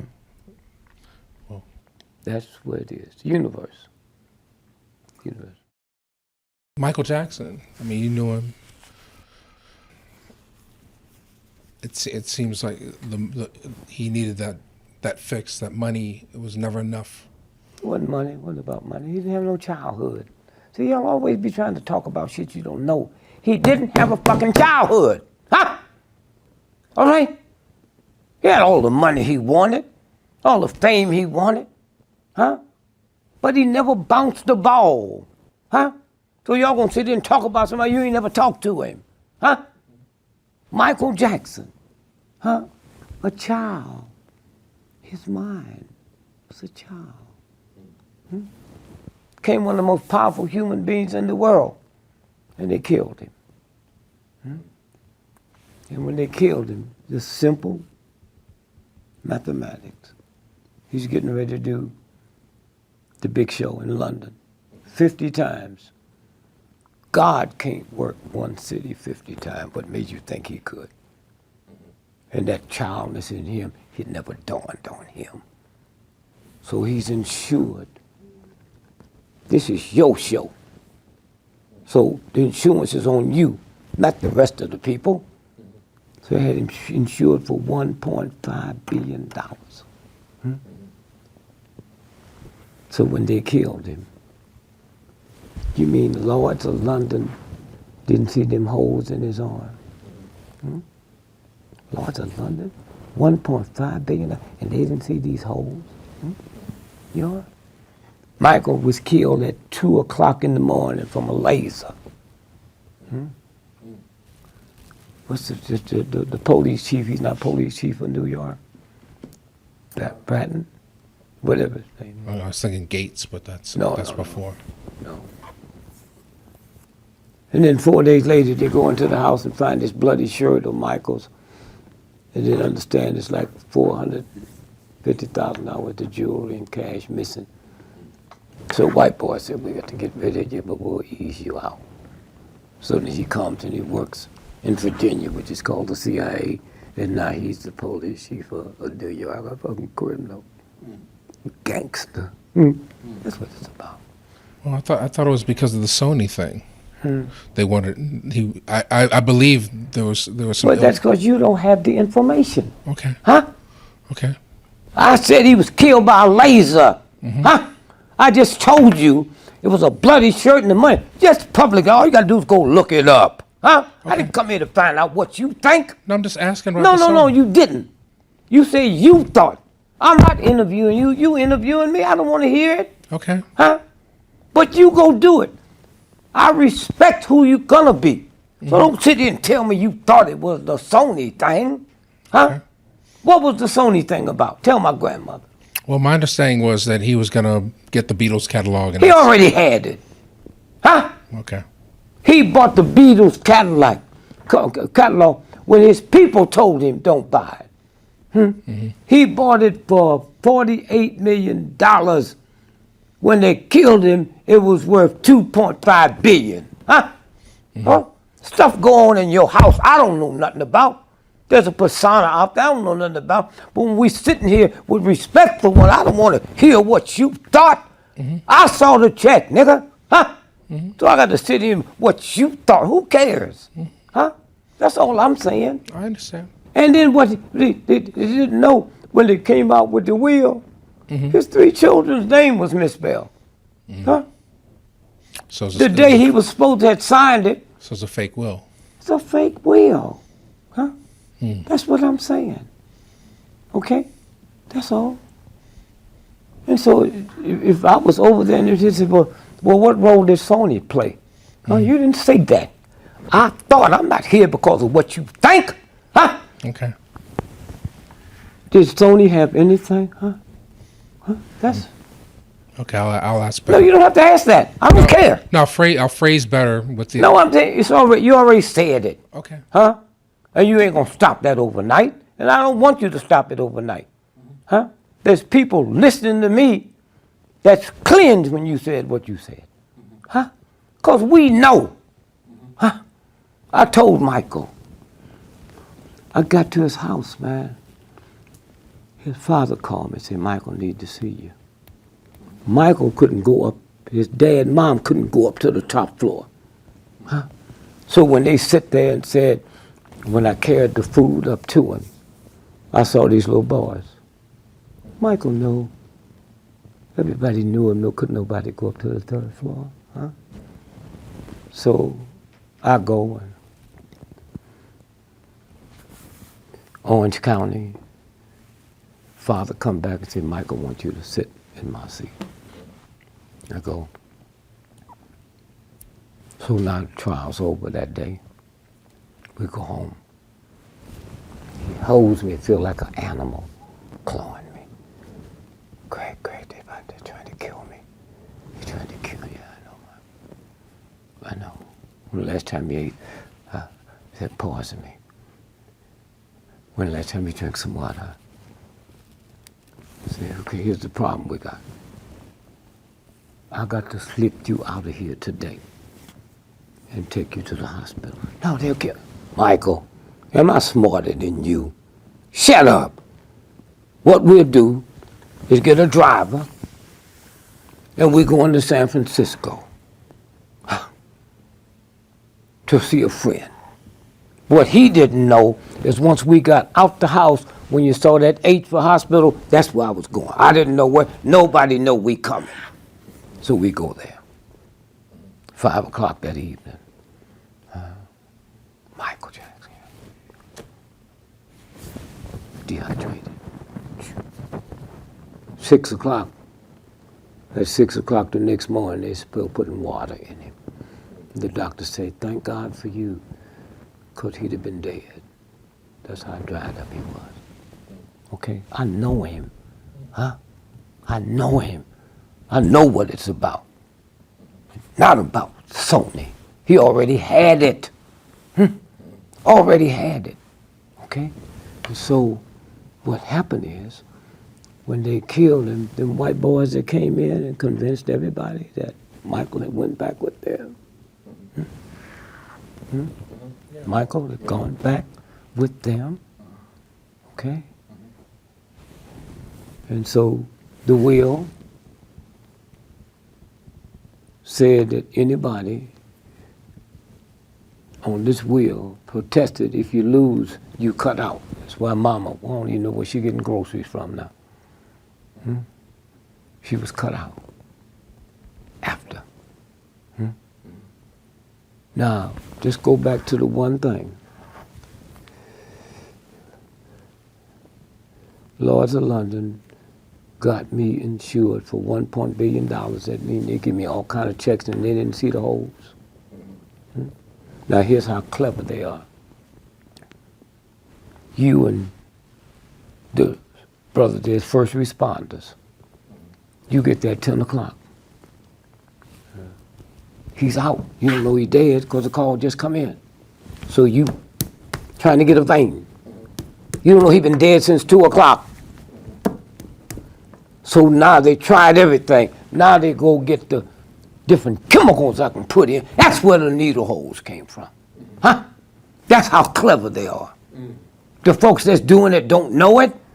They're just trying to bring them. I got needle in there. Sure, they got needle holes. But that's where they came from. Huh? That's where they came from. Okay? And the old punk doctor, he know nothing about it. When he's on the 911, they said, what's the address? I don't know. You know the address. Huh? This is a game. The most powerful human being on the planet, entertainer. Huh? They say he ain't lost his license. He's still practicing that. It's a game. So, something fishy there. I think I smell smoke. Yep. I think I smell Something like smoke. Something like smoke. When Tupac was killed, well, I know something. The mob don't go there and have a shootout in the front lounge. What make you think black folks could? And who was in the car with him? Quincy Jones, his daughter. Well, she was? Okay. How I know that New York Times don't know it? How I know that he'd been attempted to be killed so many times, the car is bulletproof. So you had to shoot the bulletproof car to get him in the head. He was shot in the car. That's what this was about. That's what this was about. Shot in the car. Of course, he had nerve enough to write some shit in the record. Yeah, be careful what you say to the government. We might be in trouble here, just here. Do you know in my life, man, I never owned a camera in my life. Really? You had tape recorders, though. Huh? You had tape recorders. No, me, I have to tell you that. Yeah. Yeah, but no cameras. Never got interested in photography? Never. Here's Donald Trump. Here's Stone Fool. Sit there and call the woman ugly and then say he didn't say it. On that debate? Well, my advice to Donald Trump and to her, they should marry each other and see what kind of ugly baby the both of them have. Okay. Okay. It's a game. But he at this point he is a legitimate contender. He's a legitimate contender. You in this business. You ever been interviewed by somebody about him? No. Okay. So what make you somebody else have? Okay. Well, that's what I'm saying. Huh? That's the white folks say it. It ain't questioned. right. Then you got this other little thug punk, Ben Carson. 90% of black folks ain't never heard of him. So you mean these redneck white folks love him that much? He's that high?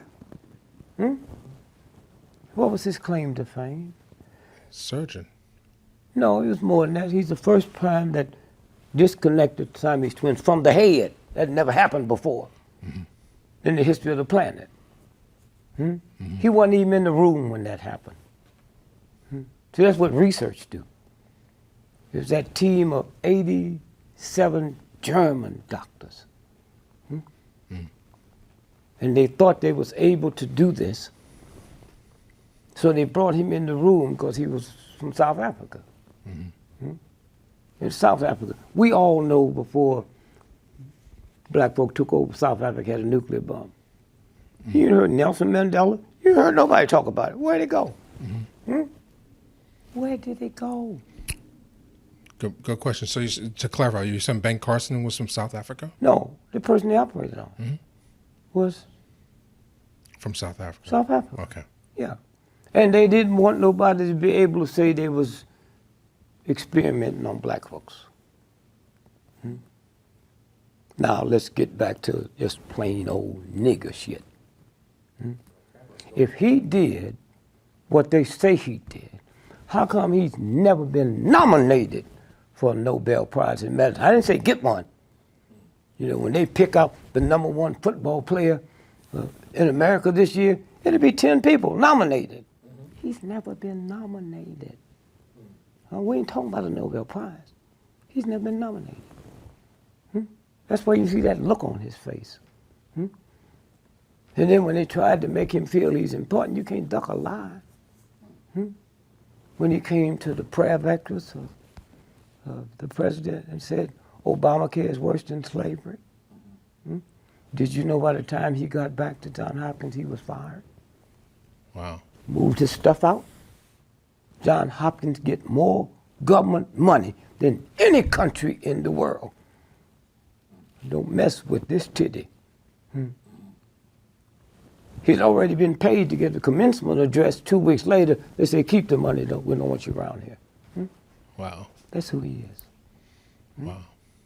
And 4 years before that, they had a black man, Herman Cain, one of the brilliant black minds on the planet.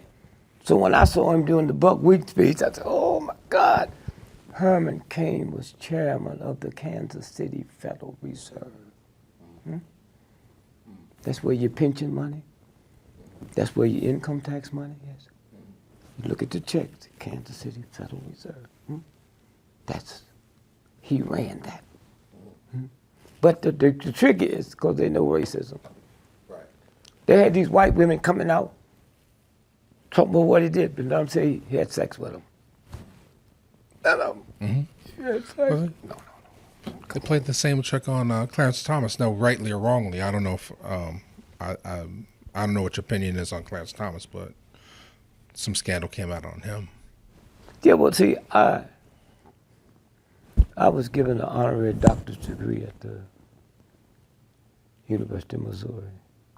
A black man was head of the law department. Him and Clarence Thomas was in college together. He showed me the letter that Clarence drew up on how they could make it big. And he said, I can't do that. Okay? That's from Clarence Thomas. Okay? And so I know a guy, he just died a couple of weeks ago, named Dr. Goodhart in St. Louis. Went to Cornell. Brilliant. He's one of the finest minds in the history of the school. This was what? Back in the 30s. So they go to him and they make a deal. He said, Monsanto. They cry when they talk about you, how intelligent, how brilliant. They would like for you to run the company, but they can't bring you in as that because the white scientists would quit. Right. But you white enough to be white. He refused it. He refused it. I mean. Wait, So so when I met him, Mhm. a friend of mine had cancer. He said, I got the cure. He said, but I sell it to veterinarians. Okay?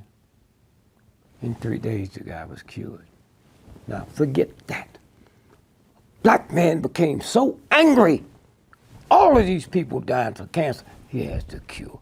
Don't make me mad, boy. Okay? Then he showed me a picture, man.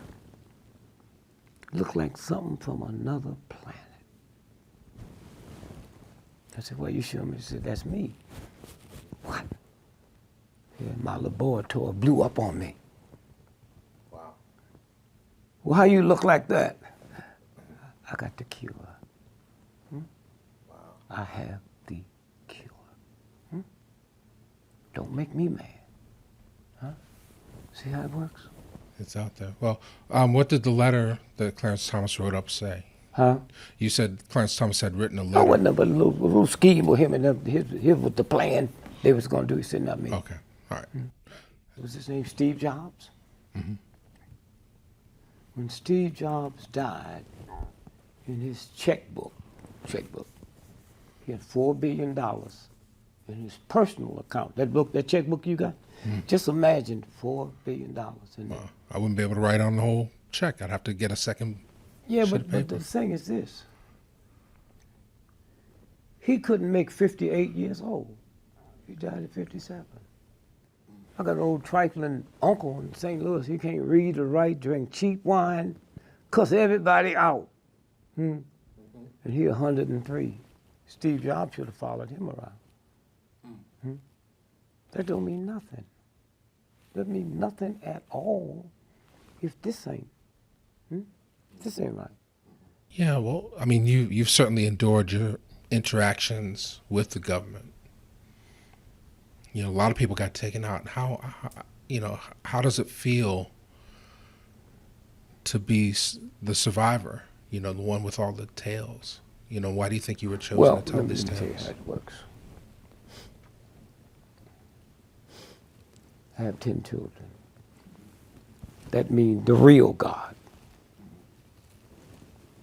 gave me the power to produce another God. 10 times.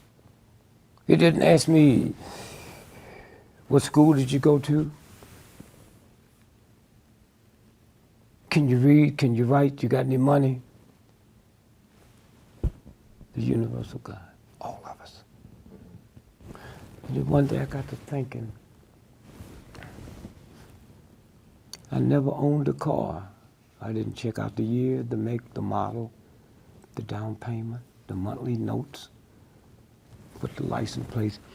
So when I look in the mirror at me and realize I put more planning in owning a giant car than creating God's new life, I'm the fucking problem. And you and nobody else gonna tell me when I look in the mirror, I see a piece of shit. Huh? All right.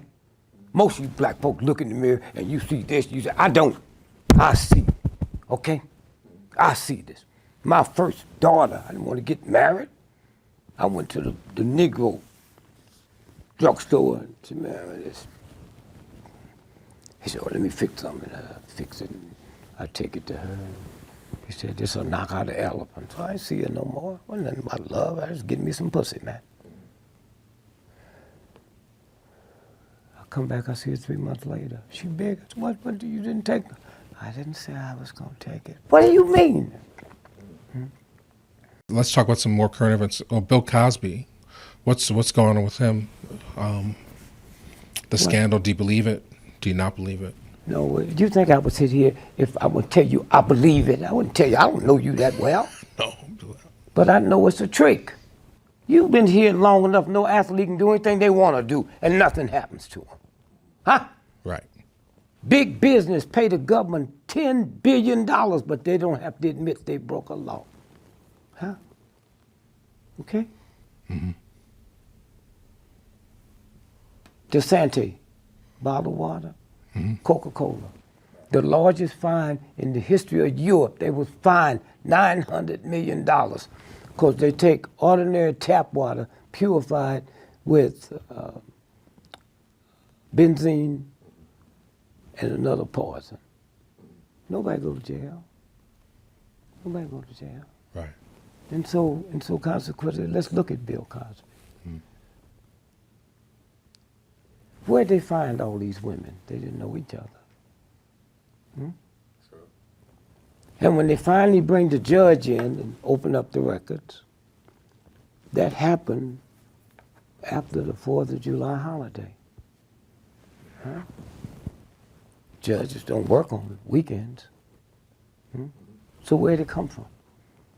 It came after all the barbecues and the trumpet was back home. Here it is. The judge.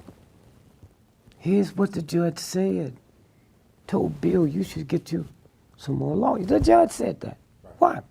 Because the judge said, well, give me a reason why I shouldn't open these up. He said it would embarrass Bill's family. His lawyer said that. What about the women? Right. Okay? But here's what happened. Bill Cosby was getting ready to buy NBC. White supremacy came in and said, I have a right to.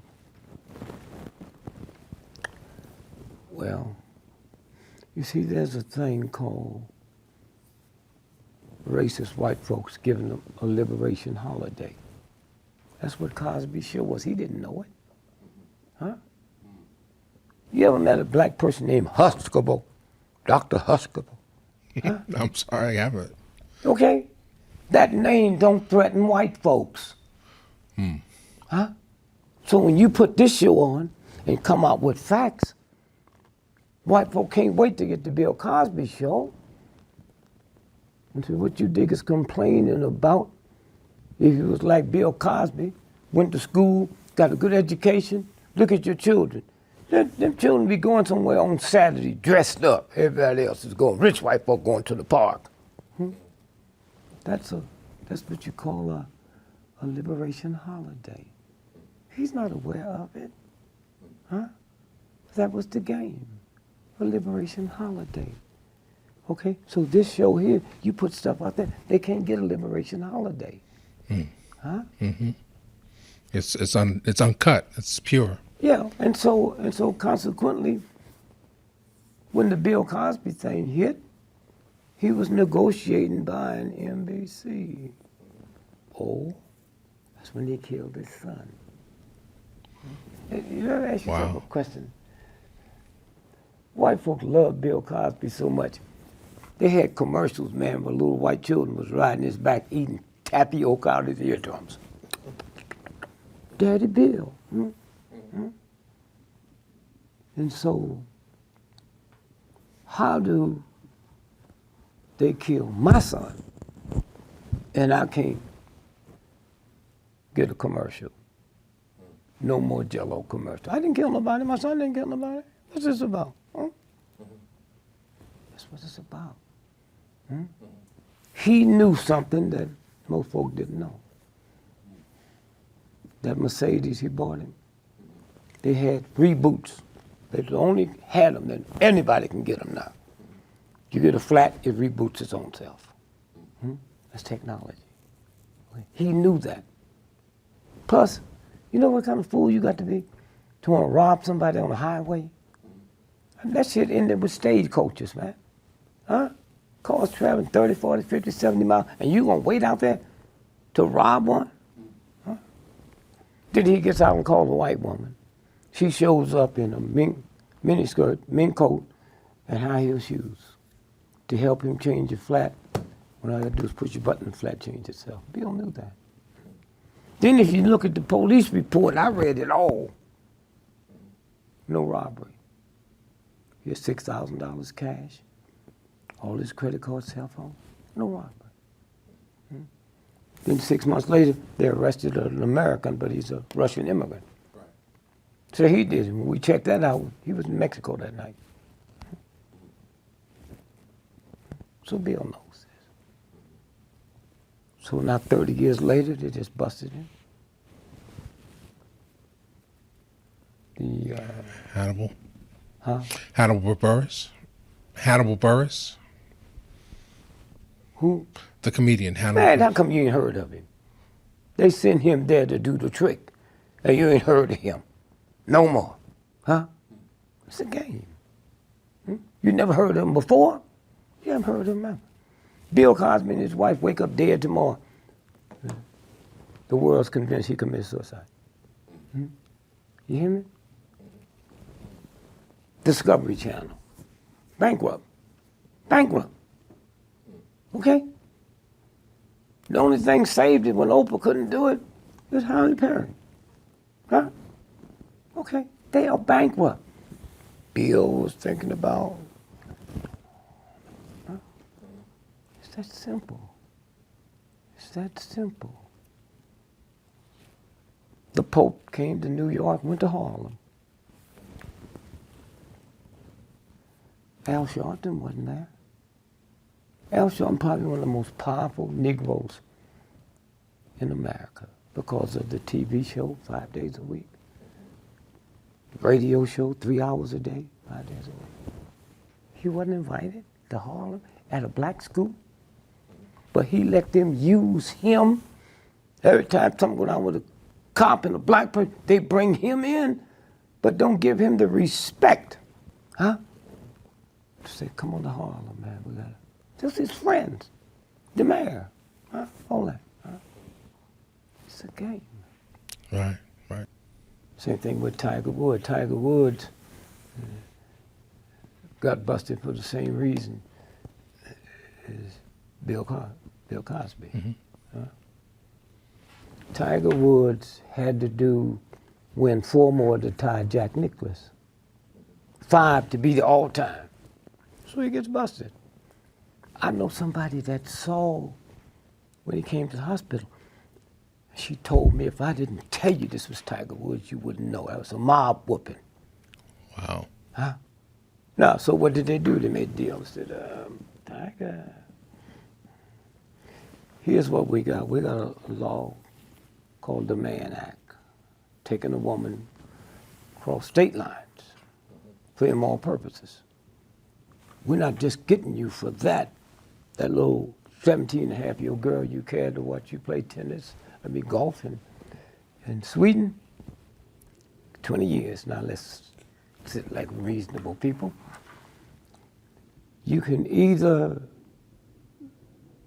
do the 20 years, or we can make a deal now. You go back, play for a while, and on worldwide camera, you're going to pull something in your back so the whole world will see it. And then eventually, you have to resign, retire. Last year, this time, and we talking about 2014, he was number 1. Today, as we sit here, he's number 270. Now they're already talking about retiring. That's what this is about. It's part of the fix. It makes me think of Michael Jordan's dad. He got killed on the side of the road. Michael knew that. Michael knew that. They busted Michael. Michael ain't got no money. Michael broke. That's chump stuff. It was like a gambling thing or something like that. You know, gambling. Broke. But they said, now we got this one Negro, so we don't have to get no more. His wife filed for divorce, and they said, he ain't got no money. Why y'all just stay there?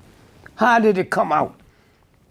Because Michael Jordan, the restaurants he owned, he signed a contract where he would show up X amount of times a year, and they went to court and found he just had 2%.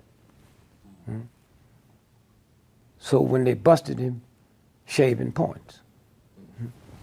Then in the process, they said, oh, wow, man, Magic Johnson's doing the same thing. So they said, oh, we're in trouble. That is basketball. So they made a deal. Magic, you say that you have AIDS and you're going to get out. He kept gaining weight, man.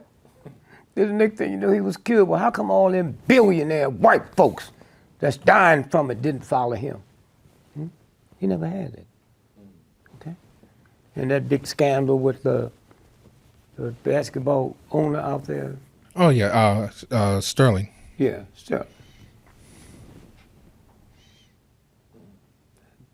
That's a lover's quarrel. Absolutely. And he said, in Magic, you ought to apologize to the black community, because he know Magic just get 2% of that. See how it works? So here's what they did with Michael. Found his daddy dead in a car. So I go talk to a couple of state troopers. They say in the car, he just bought that car for his dad. And the name of the salesperson in Illinois, his card was up there. Voted Magic and all, well, we're gonna get out. I'm just taking this, is too hard. So he went to say, he gonna play baseball. And then once he cooled out, stay in shape, then he comes back. When Magic tried to come back, Malone said, I won't be out there playing with no AIDS. It's a game. And they arrested a black and an Indian who's in jail now. So a couple more movies, and then a little more about race, and then I want to get into the genetic stuff. Selma, that also came out since we last spoke. Yeah. Did you see it? Were you? I mean, how does it? Well, resonate for they you? didn't want me in it, but I financed Selma. I was the first one to jail at Selma. That was my money. My wife went to jail. The little cracker called me, Sheriff Clark. Dick Gregory, you that rich nigga entertainer. I heard that a sheriff can't be a sheriff in the South unless they tangle with you. Now, I didn't want to tell him this. I'm at the Howard Theater. I go to the Apollo the next Tuesday, $25,000 plus a percentage. So I said, well, I got a bad cold and I got, well, why don't you send your wife? I said, well, she's 9 months pregnant. You gonna take care of her? Yeah. So she went down. I made about $300,000 in the next 2 weeks, so now I go down. Sheriff Clark met me. He said, Mr. Gregory, I've arrested a lot of nigger bitches and a lot of poor white trash, but your wife is the first woman I ever, I don't need no praise from some garbage like you. How much you want for this hoe? Huh? $2,000 bill. Here's 1,000 and I'll get back to you. Said, why'd you drop it on the floor so you ain't be sitting me up? I wouldn't pick up no money a nigga threw on the floor. Fuck you. Who cares? I've lived with a real woman. You ain't lived nothing but scum. Okay? All your life. And he said, well, let me tell you what you do. He said, go across the street. And he figured out a mystery for me. In the South, man. The juke joints, gambling, was right across the street from the police headquarters. I didn't know it was the police. The niggas was running for the police. I didn't know that. He said, go across the street and tell them boys, give you $1,000. So I go over and I think it was a check they wanted. No. So I came back, give it back to him. He paid for it. This way. They were mad at the Justice Department because every day Bobby Kennedy would send 7 agents in to see if she was okay. One of the things, well, just a Coke and 7 glasses so I can split with the women in here. It was Lillian. So we knew what that was about. King wasn't part of that. That was Snick. Okay? John Lewis. King folks wasn't there until the whooping. The whole world saw it. Then the energy started. They wasn't marching from Selma to Montgomery.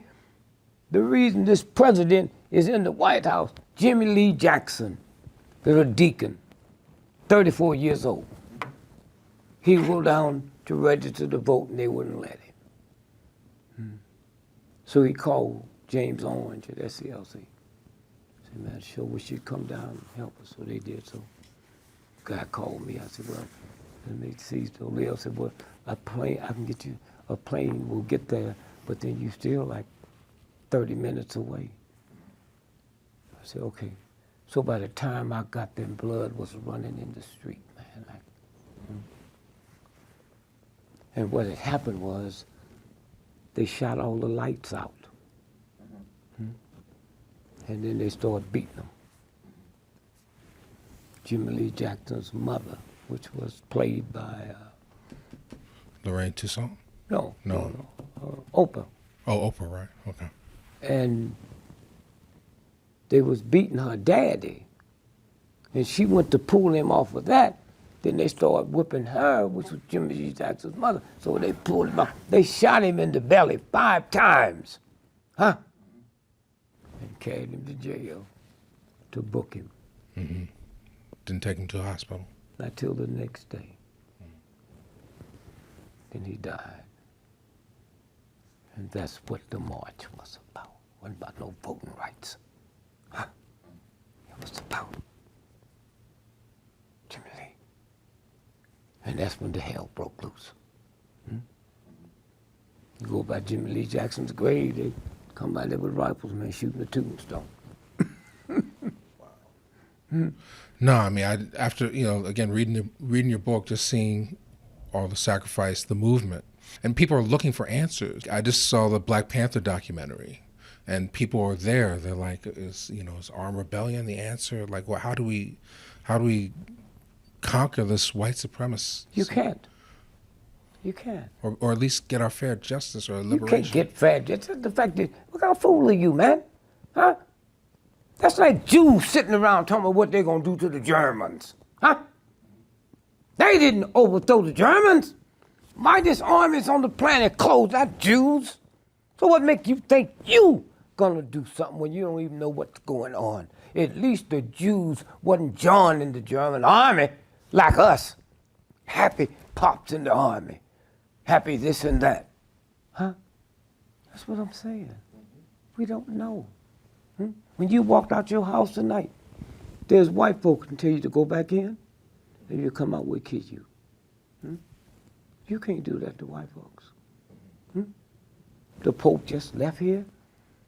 The mob goes and confess every morning. Oh, would you please forgive me? We killed 12 people last night, but you got to do it quick because we got 7 more we got to get before noon. It's white folk business. Well, I think that phrase post-racial is starting to disappear now.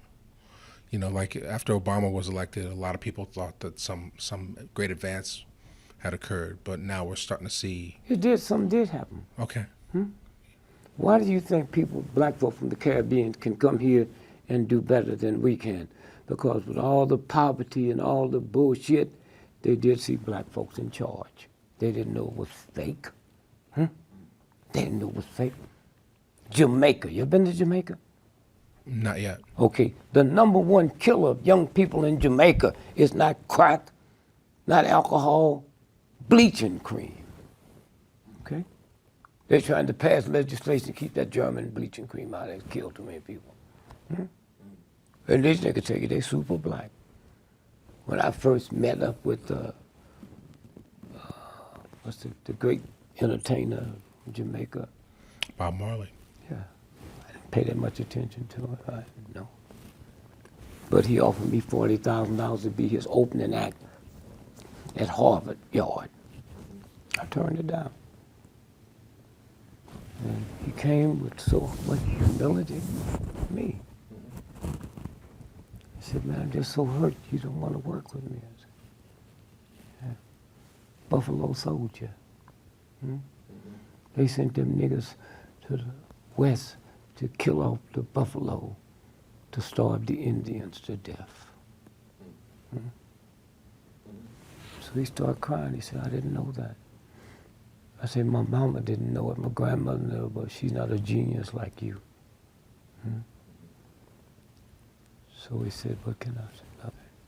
But the humility, I said, I'll do it, but you can't pay me. You can't pay me. Then after he died, he was coming here to University of Maryland. He said he got a problem with his foot. I said, I'll see you when you get there. Thing was canceled. He calls me from the New York hotel, leave a number. I kept calling, but I didn't realize they'd slipped him out of there to Germany where they're gonna kill him.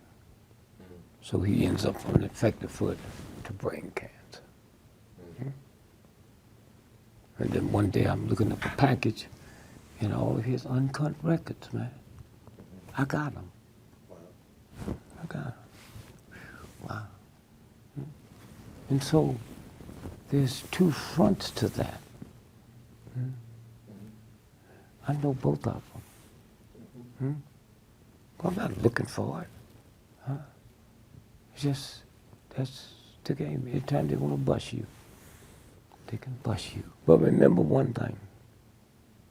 Then you see what we talked about earlier.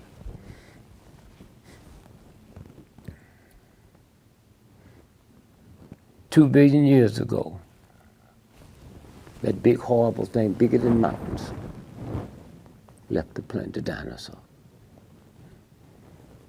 Your children, your grandchildren, they feed us that. Dinosaur. What they don't tell you is when the dinosaur was here, so was the turtle, so was the butterfly. 2 billion years ago, the turtle and the butterfly is still here. Gorgeous, pretty, not evil and mean and horrible. Turtle just. And that's how we won the civil rights movement. We took on the mightiest nation in the history of the planet with no guns. And all we became was turtles. We didn't know it. Hard on the outside, soft on the inside, and willing to stick your neck out. If you're not willing to do that, you can't be a turtle. Get the fuck out the way. So I'm coming out the hotel and get me a case of whiskey. And me and those state troopers drank every night. A brother who the white folks thought was white, married to a black woman, living in a black neighborhood, children go to black schools, but they thought he was white. So he came to see me with this look on and said, what's happening, man? Where's the whiskey? Oh, man, I decided this meeting, man. And tomorrow, they got 300 white folks that came in from all over the South, gonna kill all y'all. And our job is to rope off the press, so they can't get across the street. I said, man, I just think I know you, man. You go tell the folks. I didn't tell them niggas nothing. I came here to die. I don't want to die. I came here to die. So fuck it, tomorrow we die. So the next day, man, we out there. This cat, a white boy now, looked at me with tears in his eyes, shaking his head. You didn't tell him. So now we get there. Old black folks, young black folks, old men, singing, man. Glory, glory, hallelujah. My eyes have seen the glory. We get to the corner and they rope off the press. And I look down there and I see them waiting on us. And I think about my wife and my children. Fuck them. It's war. You niggas don't think about when you're over there killing Iraqis, when you're over there killing Vietnamese, and then come home and they got 4 stores on every corner and you can't get one and you don't see through that shit? Huh? You don't see through it? Huh? Exactly. And so now I see them. They got little pick handles, little rifles, axes. They come across and man, I sure didn't want to die. If I knew this gonna happen, I'd have got me some little pussy before I left home. Okay. So then the people see him and they keep singing. And they keep praying. They don't know what's going to happen. So all at once, I'm moving up to the front, man. Learned that from my son. He's marching in a march with us. The FBI came and stopped the march and said, Mr. Gregory, so-and-so's son just broke out of jail and he's going to assassinate you today. Dallas. I said, well, did you talk to him? You talked to the colonel? So I'm walking, and my son, he's just out there playing with the women and laughing and playing. So the next thing I know, he's right next to me. I said, hey, punk, what you want? He said, I want the right to die with you. My son, huh? I want the right to die with you. Huh? Where you gonna get that from? I'm walking, and I don't know if the bullet hit me in the arm and I fall in the gutter. I don't know if they get one clean sweep. That's what I'm thinking about when this nigga walk up to me. What's wrong, son? Dad, I just want the right to die with you. Hear that coming from your son. Huh? Huh? Not how can we get home? I got a message. No. So I'm there. And I see these white folks shaking, get scared. These ones. A look came over their face, man. It's like I've died and went to another planet. I'm looking at them. Huh? They dropped their pickaxes, man. This horrible look. 2 years I figured out what it was. When you're out there and you ain't scared and you're willing to die but not to kill, them crackers saw the Spirit of God. That's where it came from. Not some hatchet-talking slick niggas. That's where it came from. And we kept marching. And we kept marching. I wouldn't have seen that just being a fucking entertainer. Huh? I wouldn't have had my son come to me and said, I just want the right to die with you, Dad. Huh? Where do that come from? And lastly,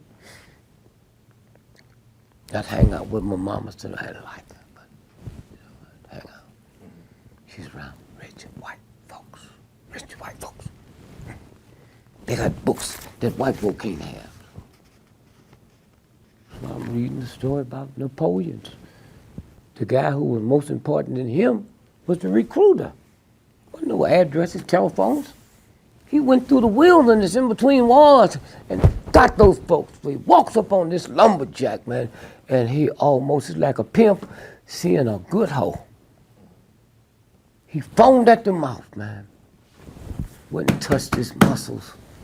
So you know who I am? So everybody know who you are. He said, well, I just want to tell you thanks. I'm the #1 recruiter on the planet. I've never met a specimen like you. How old are you? 98. I just want you to know you now belong to Napoleon's army. Oh, no, I believe in God. I don't believe in killing. I'm not a traitor to the state because I chop my timber and pay my taxes. He says, you didn't hear me. And so he's so outdone that this guy would tell him this in front of his men. He went crazy. He said, ready to find squad. Ready, aim. And for the first time he saw that a human being can die more beautiful than a human being can live. And that went out. Now he really, that's before they had blindfolds. It was this old lumberjack that said, nobody will you ever execute. You can look them in the eyes. That shit ends now. Why? Because he said, heat the branding irons. He said he's just trying to figure out his ego. Breathe under. Ready the branding iron. So he said, I'll give you the last time. No, I don't kill. So he took his hand and put it on a tree stump and branded the end. He said, whether you like it or not, you belong to Napoleon. That cracker got ready to walk away, and the old man grabbed him and said, come back here. Boy, did I tell you I belong to nobody? Put his hand back on the stump, took his side axe and chopped it off. Huh? You motherfuckers gonna tell me something? Huh? Only one on the goddamn planet? I read that. Huh? Chopped it off. And the recruiter went crazy. And he's the one that left Napoleon's northern flank open, where he was defeated. One man. Fucking man. That's cool. And so somewhere, when we sit and we look and see, we all started off the same. We all started off the same. And somebody will see what you've been doing, not just this, other stuff. Some of it will be jive, because that's all they are, jive folks. But somewhere it slips through. You slips through. How did I know I'd find this in some rich white folks' house who my mother worked for? How did I know that little old punky son of mine would walk up to me and say, Dad, I just want the right to die with you. Wow. That's just that little bitty thread. The little thread. Yeah, you're planting seeds. Yeah. And some of these seeds are going to continue to grow. Yeah, no, it's there. It's there. Huh? It's there. Football is the most violent game in the world. They end up with broken noses, broken jaws, dislocated backs. And I'm just talking about what they do to their wives. Okay? This is a game. Who cares? The sad part about it, when they got the guy from Baltimore for beating up his woman in the elevator. Right. I got in touch with a friend of his. And I said, I know your man is too stupid to talk to, but he should give $1 million to the group that handle battered women. Why? Because that child won't have to grow up in disgrace. He got a child. Whatever he gives is tax deductible. Huh? But for the rest of that child's life,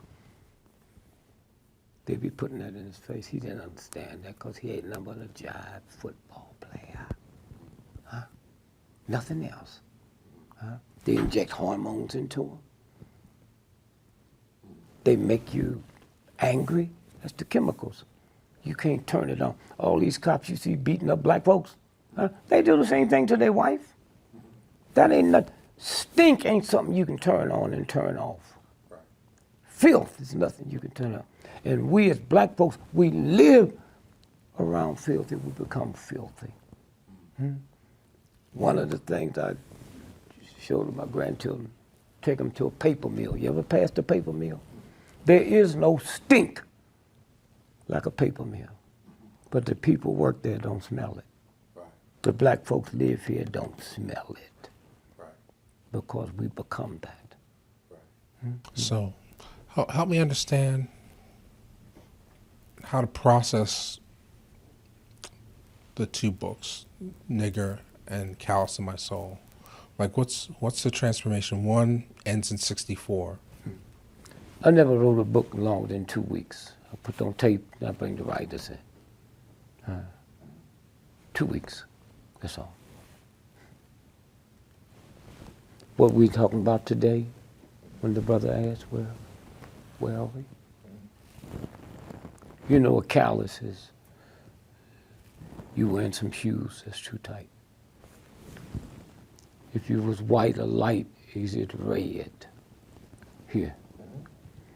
And what makes it hurt is the oxygen can't get in. And so that's why you're going to shave it down till they can get the oxygen, okay? So, callous on my soul is this. There's never been a pair of God's feet that a pair of shoes that ignorant people built could wear out. So, you get the warning, you keep wearing the shoes, get a callus. You wear it long enough, the callus wear the shoe out of you. So them old black river, them old all them cuts. There's never been a pair of God's feet that a pair of shoes could wear out. That's what I meant. I got a callus on my soul. White boy, it's over. That's what that's about. It's over. Huh? Now y'all talk all your bullshit and all you want. We talking about the universal God that made that foot. And it went from that, and I didn't stop. Then it went from this, and then the shoe was all cut up. Wasn't nothing like, look at them old men shoes, man. Huh? Old Stacy Adams, from high tops. Huh? That's where we are. That's where we are. Coming to a point.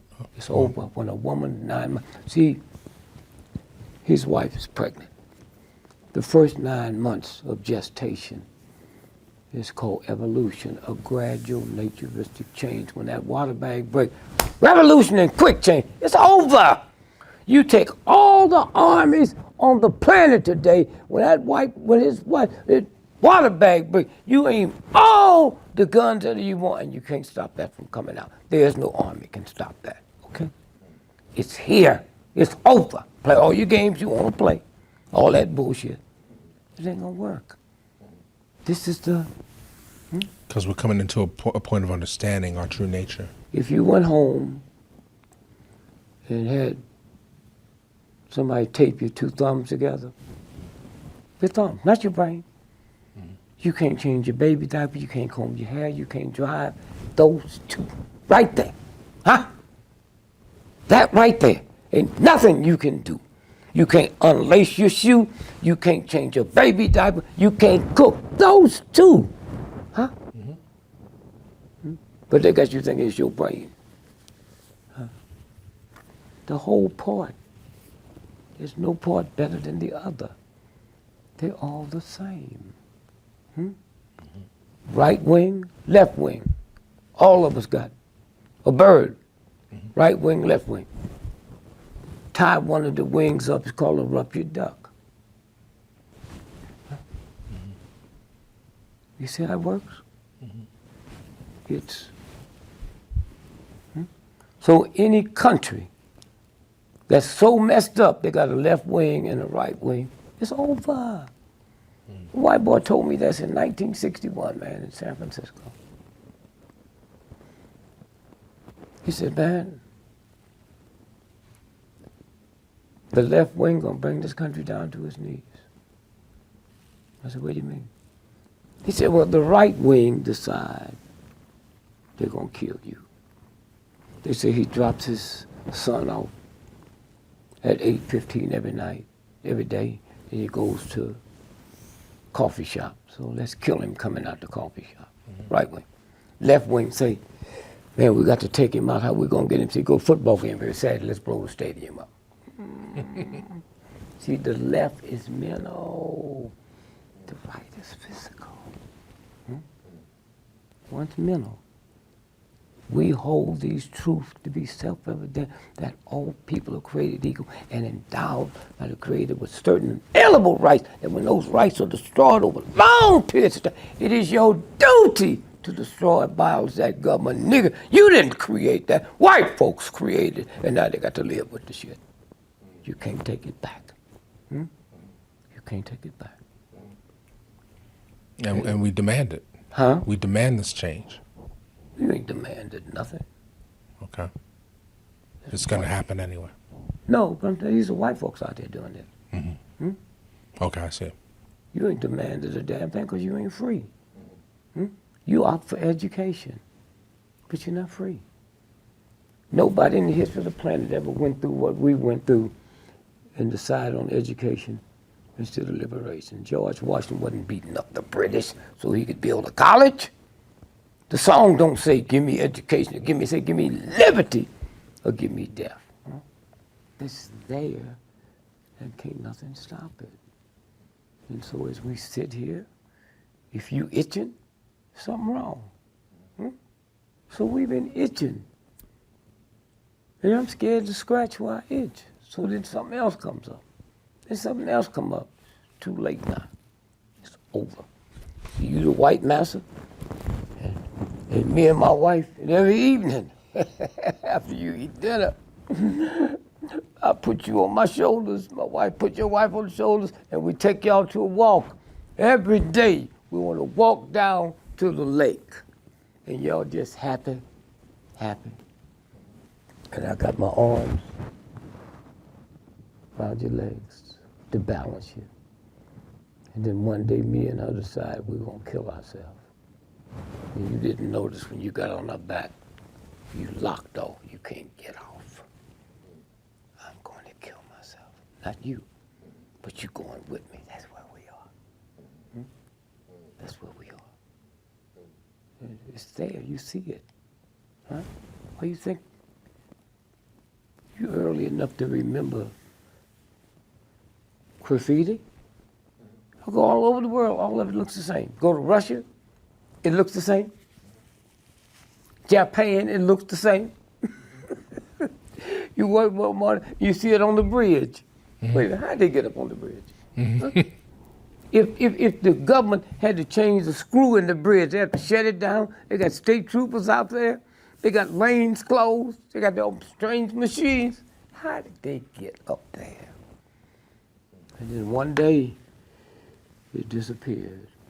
It's on my body. And when it came from there, you wasn't listening. Now it's here. Okay? The reason the Chinese hate the Japanese with all the power they have, the Chinese. When the Japanese invented China in 1933, they left word, when you go over there, don't kill none of them old men in the army. Every young, so you see with a tattoo on, blow their brains out. Tattoo represents revolution. Huh? They got them all over their bodies. And nobody see where it's going. That's where it's going. We planted a lot of seeds, and we're going to put it out there into the universe. Oh, you the work? Don't know. It's out there now. It's the ether. Once it's in the ether. White folk can't stop you. It's in the ether. That's why when you drink alcohol, this little piece there called the chimney, that opens up strange spirits. That's why you hear one, I don't know what got into me last night. I did. Okay? That's here. Here. And so that's where it is. You can't stop nothing. It's out there.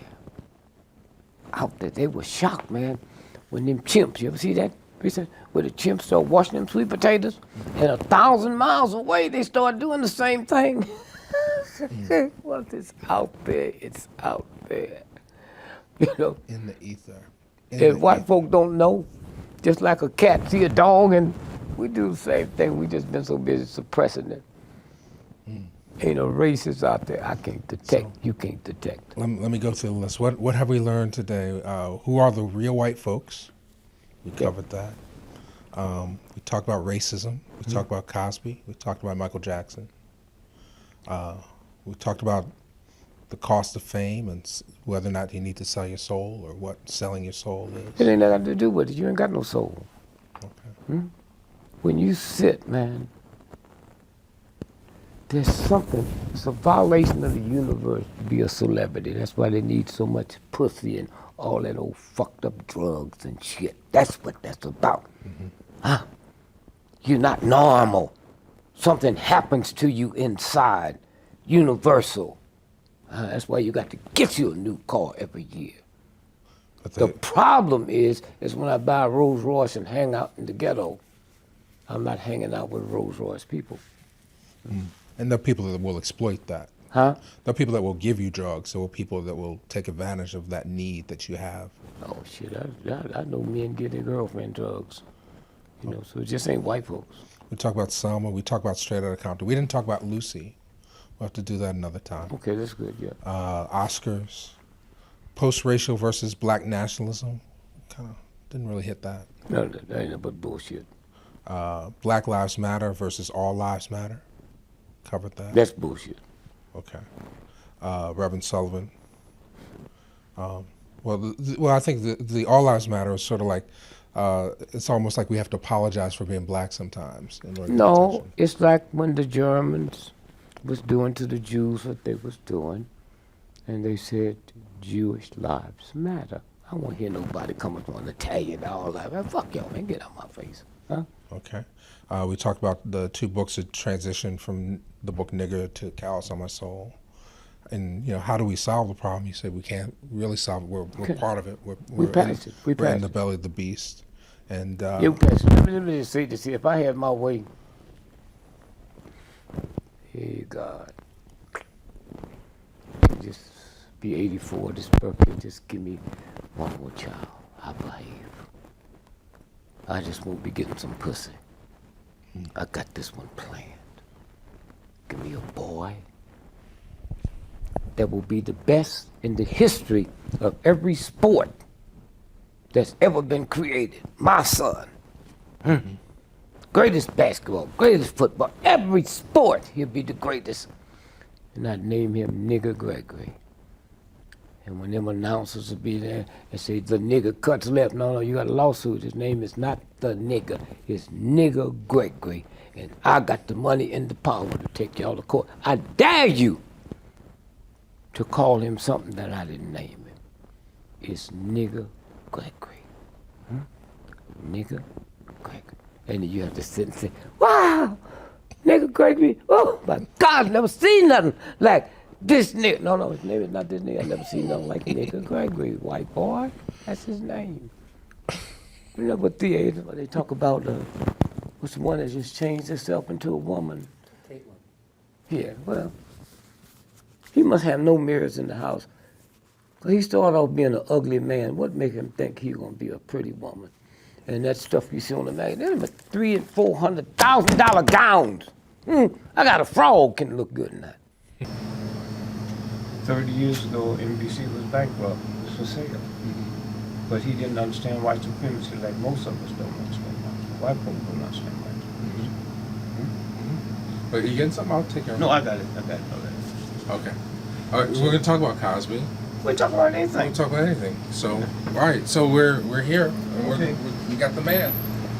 And so what you need to do, man, because all over the world, let me tell you something, man. If they found out that they had cured cancer, hear me now, the number one selling thing would be pink wig. Now hear me, okay? And be worth trillions of dollars. So right now, as we stand here, the richest country in the world is North Korea. Because for millions of years, they had something, 90% of all the tungsten on the planet comes out of there. That's what the war was about. Right. Okay? Now, did nobody need it because you mix it with metals and it go through temperature changes. So you can't go to outer space unless you have that. You can't build computers unless you have that. Yeah, I got tungsten right here on my phone. You hear me? Yep. Now, but they tell you that they poor, the children are hungry, and you ain't never seen a skinny North Korean child. Now here's the bad problem. When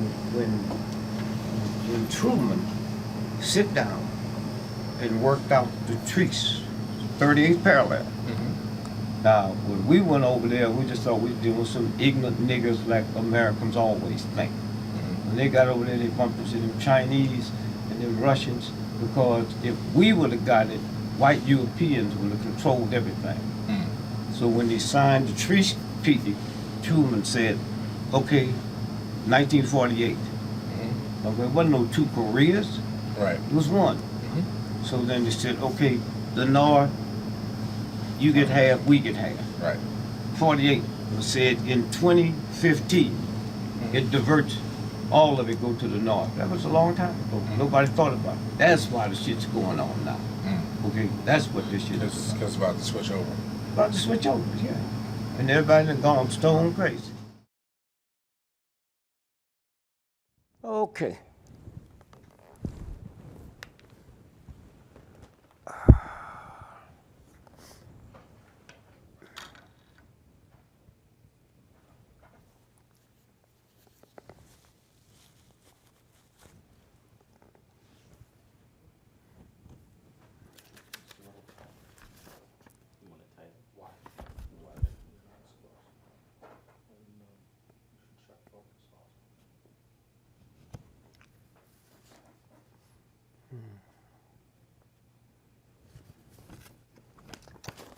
Okay, my mic okay? 1, 2, 3, 4, 5. 1, 2, 3. 1, 2, 3, 4, 5, 6, 7. 1, 2, 3, 4, 5, 6, 7. 1, 2, 3, 4, 5, 6, 7. Welcome back, Brother Gregory. Thank you, thank you, thank you. A lot has happened since Yeah. then, and a lot is fixing to happen. Well, I must thank you. Since we posted the first interviews, I just did the count. As of today, you're over 3 million views in terms of all the clips and everything. Well, people are hungry for information. And information that's not filtered through the press.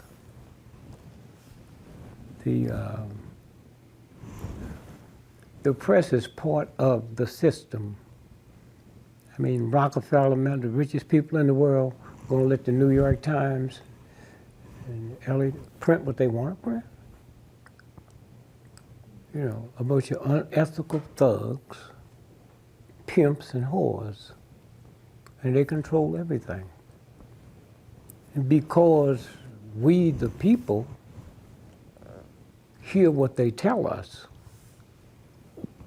and because they white folks, not black folks, even questions it, And then all at once, you all came through.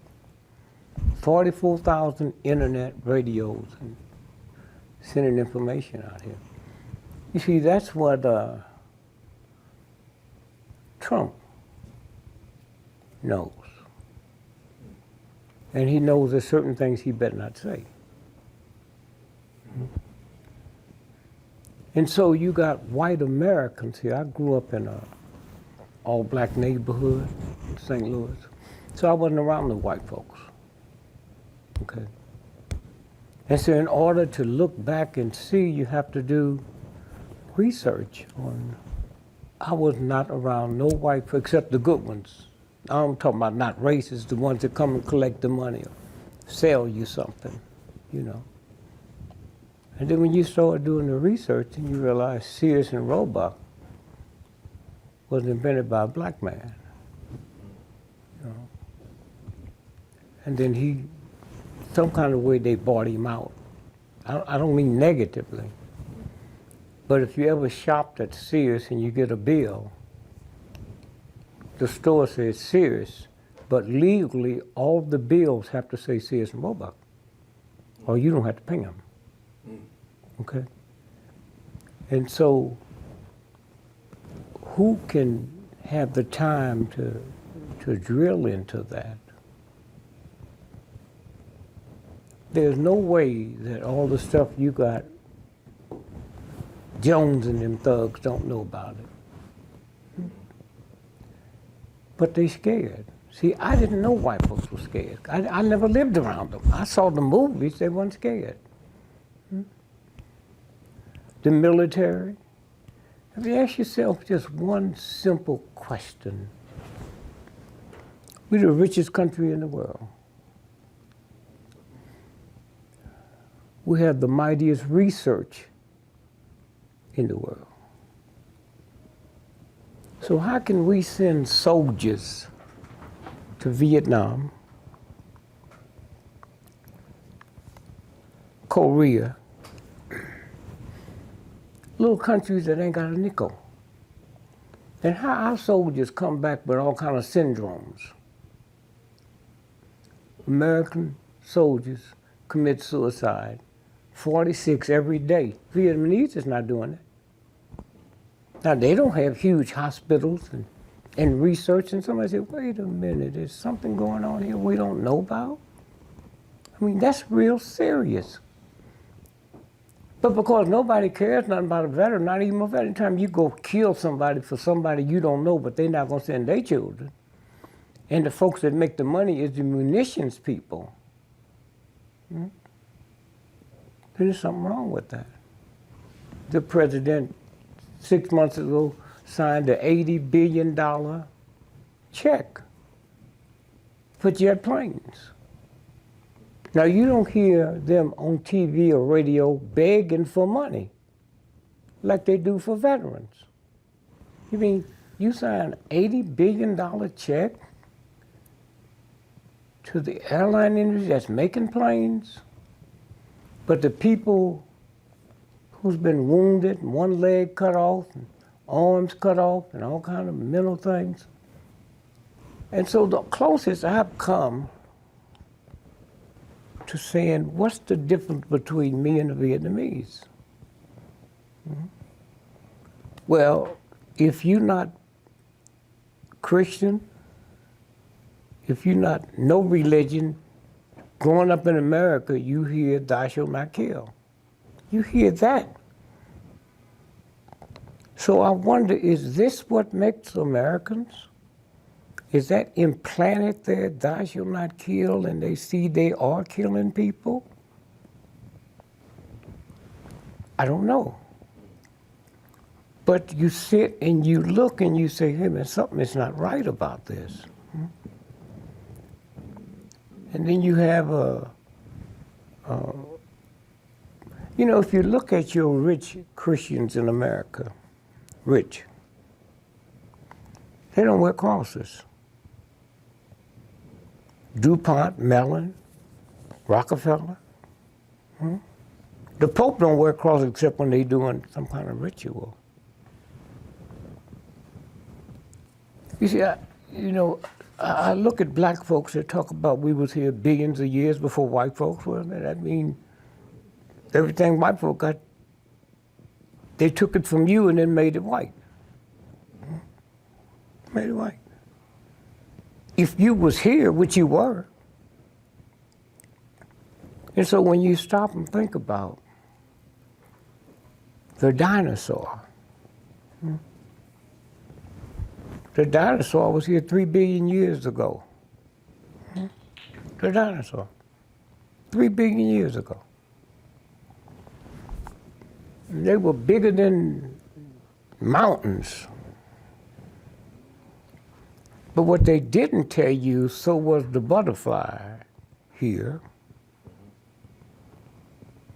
when the dinosaur was here. And so was the turtle. The turtle was here. The turtle's still here. And so when you move from the religion that we've been trained to the real, universal force. See, the word God means power. We never about no God. That's why they call the mob the Godfather. And you ain't heard nobody complain. And so when you stop and think about the same God that made the moon and the sun and the rivers made me. So when I look at my hands, and I got 5 fingers on each hand, and it never changes. That God don't make no mistake. No mistake at all. Well, that's one of the things that I wanted to ask you about. We didn't get around to. I mean, you speak of the universal God, the power of the universe, and I was really curious. Like, are there things that we can do to tap into that power? We're born into it. It's like you born with $10 billion in the bank, but they told you it wasn't there. It's still there. They can't steal it. They can use it as long as you don't know you have it. You know. And then you've been duped by your parents, and they didn't know. If my mother heard me talking on a show like this, she'd call the police. And that's my mother. This is the woman that would hawk her house to put bail money up if I actually murdered somebody. So when you sit and think about, here's that universal force. That's who made your hair, not Sears and Roebuck, not Target. Do you think that God put something on you that need to be cut off? Think about that. So, why is it that so many of us are still in the dark about this? Why wouldn't you be in the dark? You've been trained to be in the dark. Been trained. I mean, on Thanksgiving, we pray for the abundance. Now think about this for a minute. If I work for you and you pay me $1,000 a week, oh man. So one day I want to thank you. So do I give you a day for free or do I charge you $10,000? Which one? I guess I'd take the free day. Yeah, I'm not asking you, guess would you take? I said, if I'm talking about you, if I want to say thanks to you, Okay. do I give you a day for free or do I charge you $10,000? That's a simple question. Huh? I work for free. Okay. So on Thanksgiving, if that's the day we pray to the universe, thanks, then why don't we not eat that day? Why do you eat more that day than you eat any other day in the year? That's all I'm trying to say. You know, I'm not here to trick you or nobody else. Huh? And you can't trick me because I started off like you. Huh? I started off as ignorant. I had ignorant mother, ignorant father. Huh? I remember one day, my brothers and sisters said to my mother, you know, Richard don't say no blessing over food. And that scared her, because she's scared of God.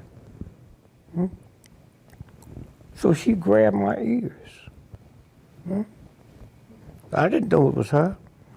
I looked around at her, I said, bitch, you out your motherfucking mind? She said, what'd you call me? I said, I called you a bitch. Where'd you hear that? I hear Daddy call you that all the time, and you ain't never grabbed his ears. He's the one that bring women in the house. He's the one that steals the rent money. I've never.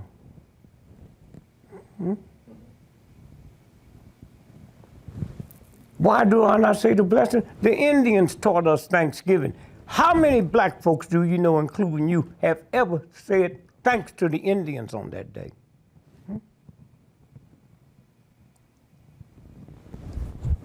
And so I say, wow, man, what a, is that not hard to figure out?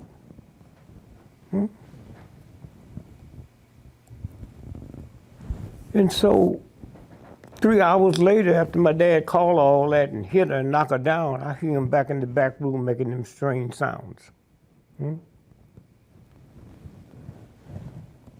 So I made a deal with my mother.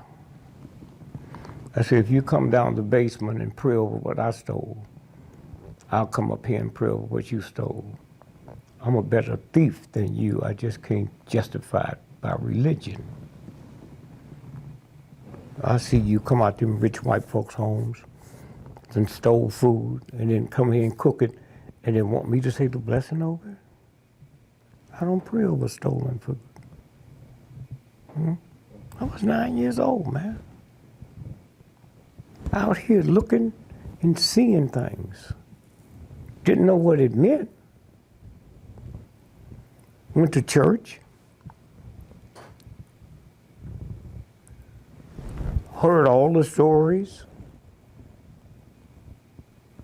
Why would the universal force that gave me everything I have give me hair if it had to be cut off? These little eyelashes have never been put where your feet is. But we're so busy into the, and this is what's going to change stuff. And some of y'all got it, don't not even know what you're putting out there. But there's people out there been listening. Well, definitely. I mean, I watch our talks many a time, and every time I see something new, as I evolve, as my consciousness evolves, I hear even more truth. Yeah. So, but help me, help us come out of the dark. How you supposed to come out there? You own a Rolls Royce. I'm on welfare, nigga. Don't ask me. Well, I haven't got a Rolls Royce. You have to stop. Y'all keep talking. Huh? You keep talking, man. And you shut the fuck up. Huh? Because the next thing you don't know. Huh? A Rolls Royce. You got. I got a used Chevy. So why you gonna sit and compare yours to mine and wonder why I haven't got one? Everything the universe want me to have, I got the same thing Queen Elizabeth got. Huh? I got the same thing. You see, the universe made women, and men made queens. The universe made men, and men made kings. The difference between a woman and a queen and a man and a king is the way you wrap the gift. So I see your sister, I say, hey baby, you sure mellow, wow. So to convince her I love her, I go buy her a gift. I go to Target. But on the way back, I stop at Saks Fifth Avenue, and get them to put Saks Fifth Avenue tags in. I go by Neiman Marcus and get him to gift wrap it. Oh, he loves me. Huh? See how it works? See how it works? And so we give them special power to oversee us. And that's about to change now because there's a new set of people. You know, one of the interesting stories about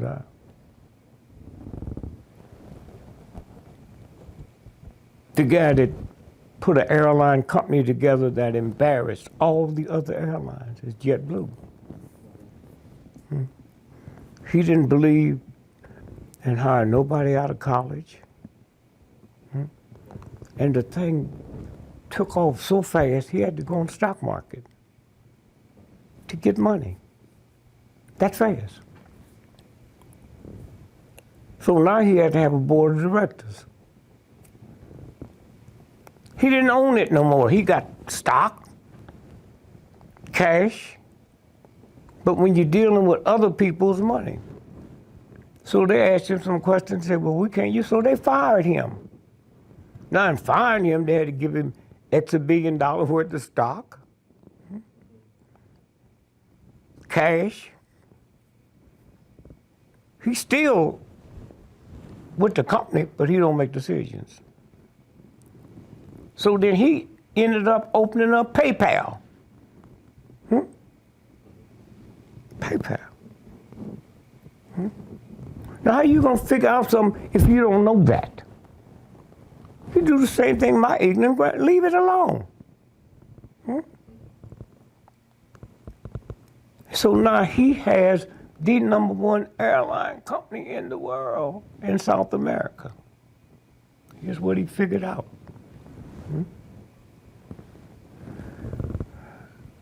If you lived in South America, the roads are raggedy. The airports is caving in. So your father and mother live 80 miles from you. You see them once every 3 years. Then he came in with that JetBlue mentality and fixed them planes, made them larger. So now you can go visit your father every week for $30 round trip. See, you got to let shit go. Huh? They can go anytime they want now. Huh? And come back. This is the new thinking out here now.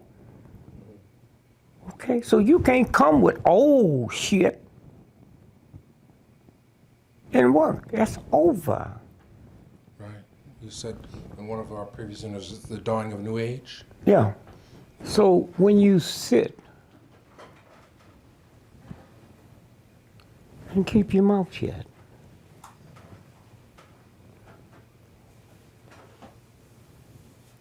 And you look at all them folks in Silicon Valley, that's a new group of thinkers. Those are what they call indigo children. They go out there broke. 2 years, they're billionaires.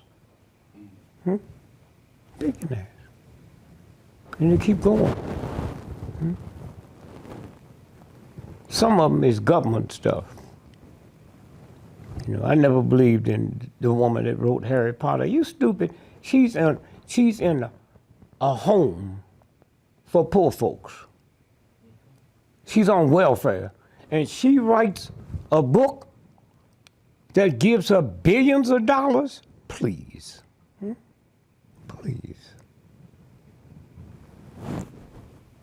And then one day, the Japanese found out the hard way what a lot of us knew. Children start falling dead in the movies. And they realize that's mind control. It's just so simple. She did all that on welfare? No, somebody give it to her so they'll trust her. Nobody would trust. And so, consequently, when you look at the human body, when I was a little boy, I'm 85 this year, I was a little boy, I used to hear old men, you know, call their testicles two below. Two below. So somebody come out and ask most folks what are two. You try to figure it out, you don't know. The sperms live at a temperature two below your body's temperature. Simple. But not simple when ignorant folks is trying to figure it out. And so in the summertime, the testicles swing down. That's why the Arabs wear the baggy pants. In the wintertime, they swing up. If you go home today and get in the bathtub and tell somebody to turn the hot water on, you see your testicles hang down. You say turn the cold water on, you see them pull up. So when the Germans came out with the jockey shorts, that's to sterilize you. Okay? If you look at a baseball game, you see the player and they go down and touch their testicles. They feel something, they don't know what it is. They got a jock strap on, and that's a violation. The universe fixed it so those sperms will live at a body temperature 2 degrees below the body temperature. So in the old days when they made trucks, the reason truck drivers couldn't have children because they put the engine under the seat. Kills the sperms. Wow. Well, just going back to indigo children again. You know, so it's a dawning of a new era. It's a new level of consciousness that this next generation has. 1985, they started being born. Okay. IQs of 200. If you and your wife had an indigo child, while y'all sleep, they traveling at night to other planets. In the black community, most of them end up getting killed because the ignorance that we have, that because of oppression, I can't stand a child talking a certain way. So we take them to doctors, they put them on Ritalin, and they end up dead. Well, that bears a question. So, do human beings have certain abilities that science cannot ascribe? I wouldn't know. Okay. The planet's been here for billions of years. Okay. I wouldn't know. But, like, how is it that man is able to cross certain boundaries? Like, you know, one of the, like, just breaking through in technology, breaking through in this. Is it collective thought? Is it spiritual thought? I don't know. You ask a scientist that. See, the problem with y'all try to answer them. What you left out is the trillions of dollars that was spent to move them to that level. Okay. Huh? What's it cost to go to Howard University compared to what it costs to MIT? What kind of test you take to get in MIT? Compared to what you take to get in other schools. Howard University is probably the #1 black institution on the planet and the most money. But Howard University, named after a white general, General Howard, that became famous for killing Indian children. So what are you going to? Spelman, the #1 black woman's school on the planet, named after Rockefeller's mama. Named after Rockefeller's mama. And the sad part about most of y'all don't know that. If you shut up, say, wait a minute. You know, what did she do? What's her claim to fame? It's that simple. Then you look her up and you find out who she is. Can you imagine a Jew naming one of their #1 institutions after Hitler's mama? And so when you stop and you think, oh, it's here. Here, you was born with it. Well, I need somebody to tell me I am somebody, because I don't know I am. You got here the same way I got here. I got here the same way he got here. We got here the same way Queen Elizabeth got here. A penis goes into a vagina and it ejaculates 500 million sperms. And the one responsible for you and me and him and Queen Elizabeth outran 500 million sperms and got there first. Didn't know one sperm come out and slowly stroll up the fallopian tubes. If you said, man, we're going to dinner tonight, it's 500 million restaurants here, I'm gonna take you to the best one, I know I'm in for a good meal. Now, let's go back. When the ejaculation starts, the sperms now come out the testicles, come through the prostate, and that's where they get their electrical charge. Before then, they're just laying dormant. And then it comes down, and so, because I live in a system, well, white boy done took my manhood, So that's why when I'm having sex with my woman, I want her to yell and holler, and I'm trying to get my manhood back. And that wasn't meant for that. Get it, daddy. Black man is the only man, American black, the only black man on the planet talking about good pussy. What the fuck is good pussy, nigga? What's good pussy? Mildred got some good pussy. Well, she's into her 5th husband. 4 of them didn't think it was that good. What do you know about Mildred that they don't know? So then you start saying, wait, something's not right. In America, black men is 4%. 82% of prostate cancer death in America is black men. Say, hey, wait a minute. I live in a country almost 500 million people, and I'm 4%, but 82% of cancer, prostate cancer death? Nobody thinks about that. Nobody thinks about that. Why? Because I'm having sex to have fun and get a manhood back. The universe gave me that to produce another God.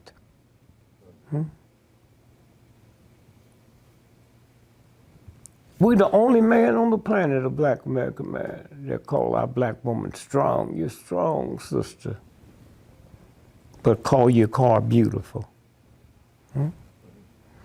And I don't think it's no accident a cop will shoot your mama, your dad, your baby in the head 40 times but won't shoot your car. Because it feels something that comes over you that would not let that happen. Do you know why more white women is dying now from heart strokes than black women? No. Okay. Because all at once the civil rights movement gave them laws to liberate them. You ever walk down the street and you get to the corner and they got that little indenture for wheelchairs? That came out the civil rights movement. And we didn't ask for it. They forgot to put for black only, so it covered everybody. A woman couldn't fly a plane before us, civil rights movement. A woman couldn't be a sky cap. A woman couldn't shine shoes at the airport. And then the civil rights movement came through, because before that, you could only be a stewardess, white only, a stewardess. You had to look like something out the center page of Playboy magazine. And because of our movement, you get on a plane now and see an old, ugly, short, fat white woman. We got her that job. That's simple. We got her that job. Nobody went through the type of slavery that black folks in America. And yet, something in me that white boy couldn't change. There's never been a slave where the slave owner hired the slave to take care of their children, to cook their food. And y'all don't even see that. Huh? Whatever it was they did, it didn't work. I'm not a killer. Huh? King took on the mightiest army in the history of the planet and beat them. Beat them with no gun. My punks running around talking about, we do this, you ain't gonna do a goddamn thing. Most of you don't even know the Black Panther was government agents. Huey Newton was a drug pusher for the government, okay? And so when you look and see what they were doing, and so when they got ready to kill him, they told the whole world he died in a drug shootout. You know how stupid you got to be that you all have cameras and knowledge. And if somebody don't like y'all, hold a press conference, let's kill all the camera people. You don't tell nobody who you're gonna kill, the mob don't. So if you was a light-complected cop, married to a black woman, live in a black neighborhood, and you hear some black folks say, kill the white racist pig, police. You light-complected. You ain't never passed for white, but every time you see a black man, that's what they wanted. And then there's another thing. I lived in a neighborhood. I saw black folks whiter than white. White and white.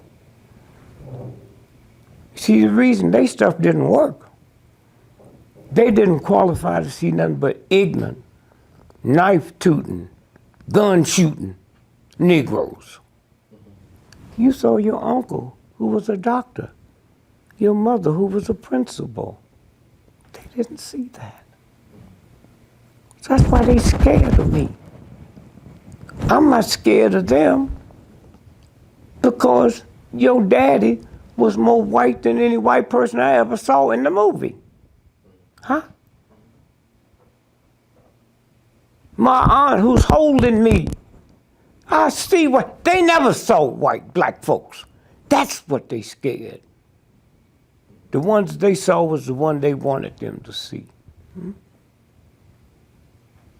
Now, how do you figure that out when you don't have the rhythm to figure it out? So now, how you gonna reform a cop? You white. You the prosecutor. You got to get elected. Huh? That county you live in, ain't no black folks in that county. So here's a white cop shoot 12 black folks dead. You think you gonna prosecute them? With them ignorant white folks that got to vote for you every 4 years and you buying a house, gonna send your children to college, you got to pay insurance. You can't change that till you understand that and change that. How many black folks go to jobs that's dangerous, but they can't stop? They can't stop, they got to keep going. Now, how do you make a cop change? Simple.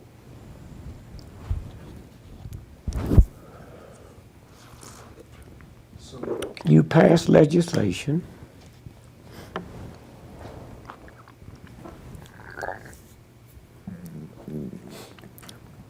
and say every cop have to be insured.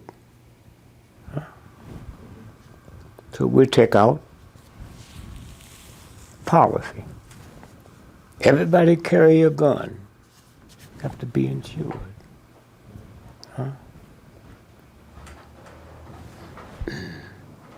The first time you violate that, you lose your license. If you're a cab driver, you can't drive your cab, you ain't got no license. Now, do you hate niggas more than you like feeding your family? Then your behavior changes.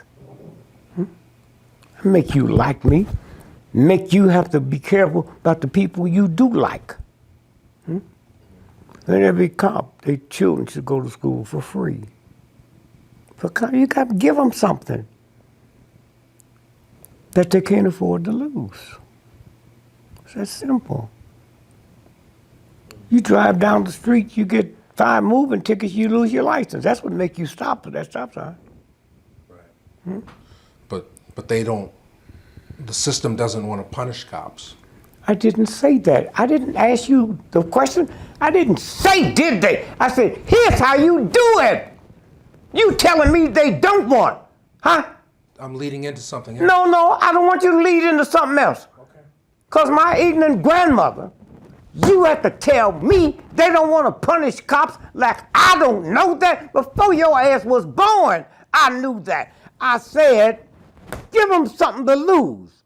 Do you hate me, motherfucker, more than you love your children? Huh? How many times have you stopped when you was in a hurry? Because you didn't want a ticket, because one more ticket you can't. Huh? That's all. I don't want to hear this ignorant shit you talking. You got to take it to another level. Huh? All of us have tried that. All of us have behaved so we get a birthday present from our mom and dad. Huh? That's a no-brainer. Until you come in and say, well, the soldiers. Why you fucking think soldiers come in and listen in training? Because if they don't, there's a punishment. Huh? It's that simple. That's all I'm saying. I didn't come here to answer ignorant questions.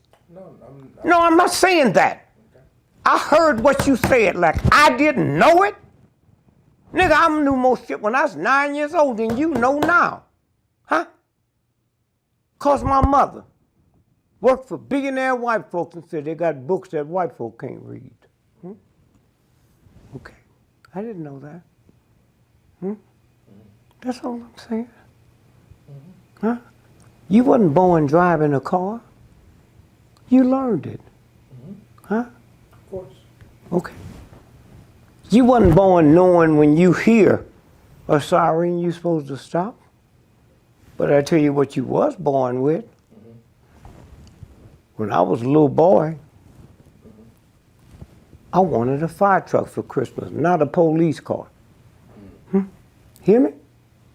Where'd that come from? You're born with it. You're born with it. It's that simple. And so, when King came through, them nigger-hating white folks, he didn't ask the question you asked. Let's move. Let's do it. Okay? Let's do it. It's that simple. It's that simple. And so when you look at it, give me something I can't refuse. How many cops have been fined and lost their job because somebody put a camera? Anybody talk about, well, they ain't gonna change. Somebody put a fucking camera, huh? But long as you locked into some bullshit through this nigger shit they taught, you'll never change it. A camera. As simple as a camera. Huh? I remember black folks used to say, well, the nigga must have did something wrong if the cops shot him. They can't say that now because they're looking at the film. El Chapo, did you follow that? Who? The Mexican drug lord that they just caught.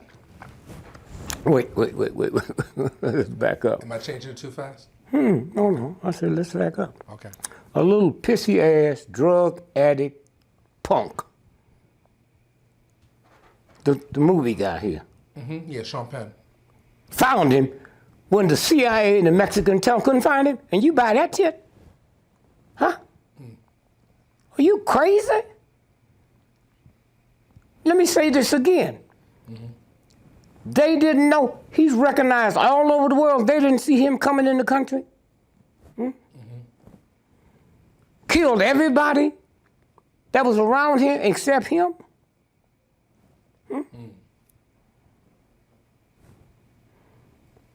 See, some of the shit you should not ask or don't expect me to give you a question answer out of it. Okay. It's right there. Right there. But you have to ask another question. Them thousands of, here's the question you ask. All the drugs come over here from Mexico. That's what they tell us, right? Yeah. Then how come the Russians can't slip spies over here? If little children can slip in here, how come they can't slip KGB in here over the border? That's, what was the game? The game.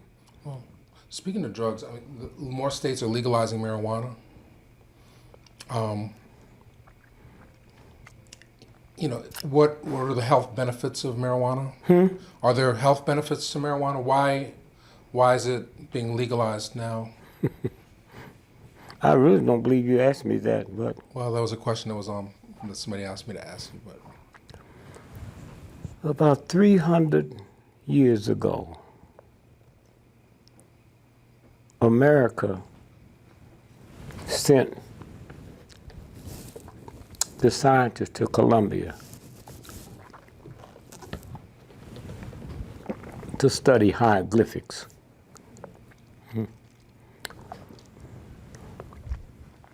They hadn't cracked the code, but they know one day they would. So in studying hieroglyphics, they asked a simple question. Simple question of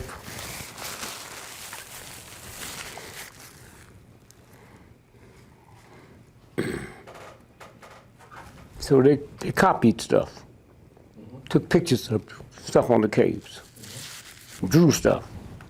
So 150 years later, they cracked it.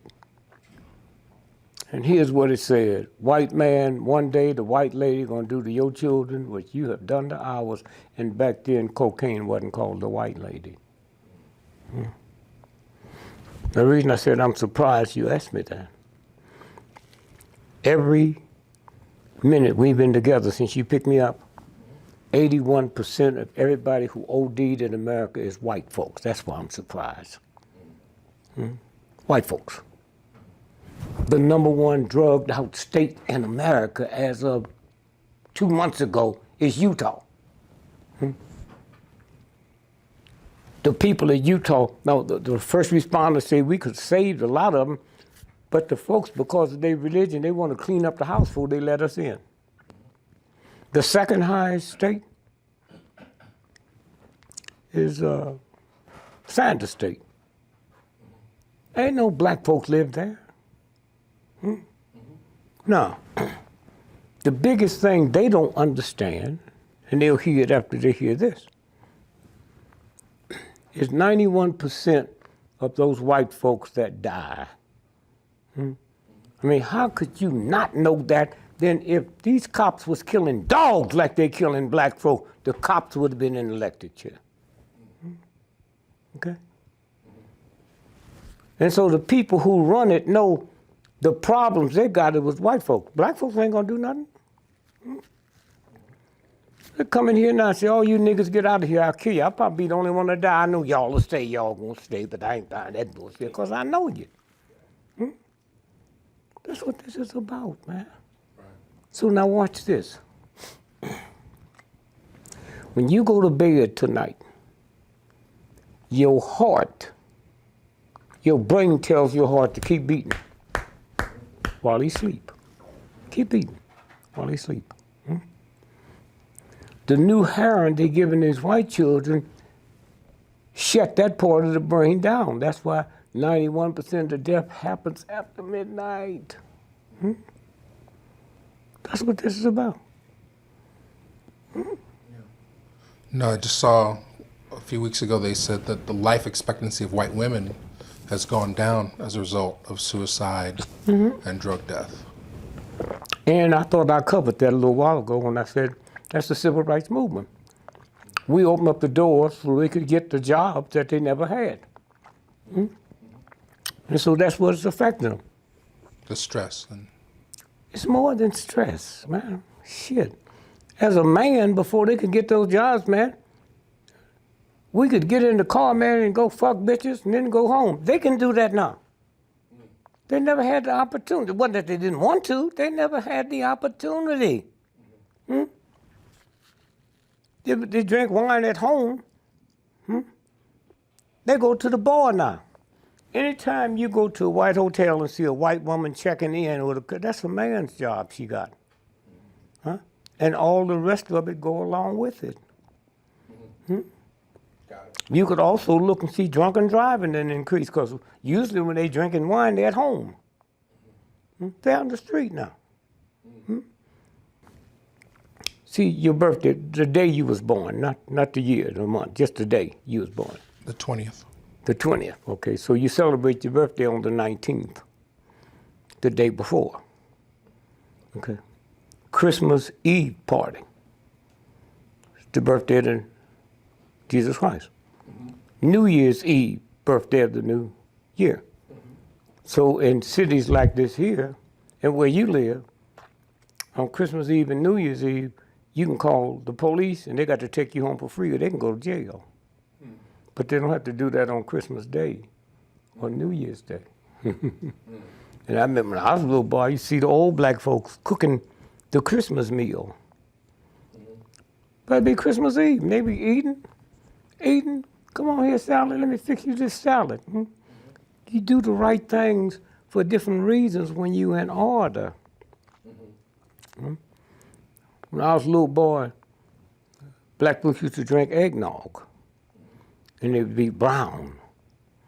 Go to white folks, eggnog would be white.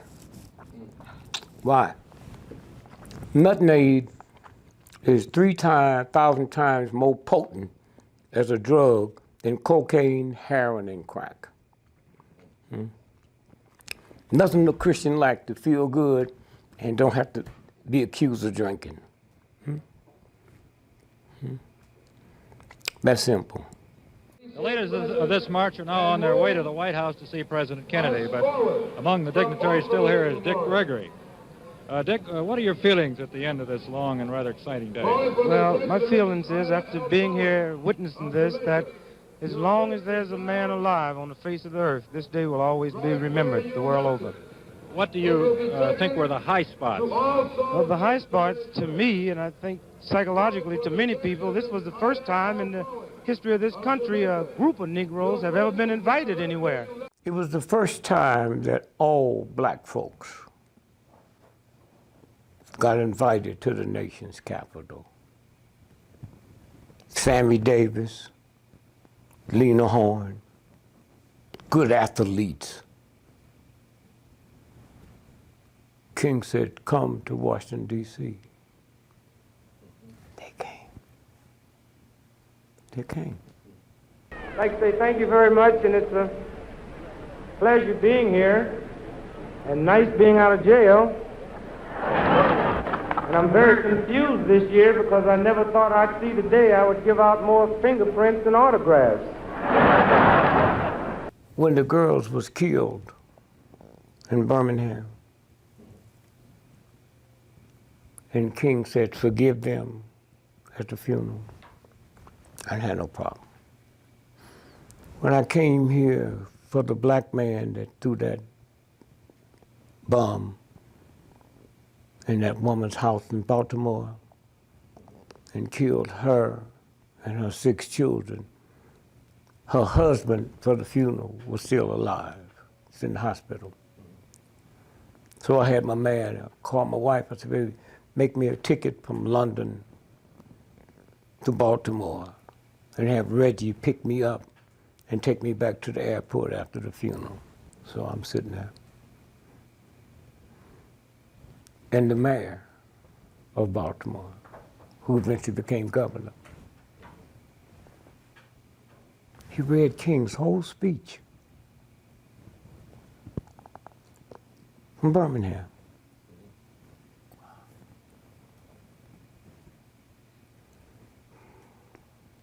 So when it get to the point where King said we should love them and not hate them, I couldn't do it, man. I can forgive them nigger-hating crackers. Have you ever tested yourself to see if that shit's in your head? I didn't know it was in mine. I couldn't say it, man. I couldn't say it. So I called my wife and said, baby, change my plane. I said, I can't say forgive this black man. I'm not leaving here until I can. So I finally got to the point where I said it, but I said it fast, you know, like you throw a brick and duck. I said, no, no, nigga. And I sit there. I didn't know I had it. I raised 10 fucking children with that shit in my head and didn't know it. Where'd it come from? Garbles, baby food. You ever seen it? Did you buy carrots or did you buy a white woman? Because the child sees the white woman. And they've done research now that as old as you are, they can give you the test, and every time they flash a white woman in front of you, they can pick up a thing that says love. UCLA did it. Okay? So at what point do we take it to another level? What do you think the day has accomplished for the movement? I think this day, not only for the movement, but for America. I think peoples all over the world will know how loyal the Negro is to America, how much we feel towards the problems here, how much we feel towards America, because it's a heck of a thing for peoples all over the world to see the pictures coming out from Birmingham, hearing some of the Southerners make the nasty remarks they make, and to be able to witness something like this, the people that's being prosecuted against, with nothing but happiness and joy. Thank you very much. We've been talking to Dick Gregory, the comedian, here at the Lincoln Memorial. Queen turned 90. The Queen just turned 90. There was a big celebration. And coincidentally, it was the same day that Prince passed away. And it was the same day she was here in Washington, D.C. Front page of the Washington Post. Got her family dressed in pink, purple. And that's when she announced that Charles won't get, it's gonna skip over him and point to the little boy, the Prince. The same day they killed Prince. They killed Prince on the plane. And that plane is owned by Warren Buffett.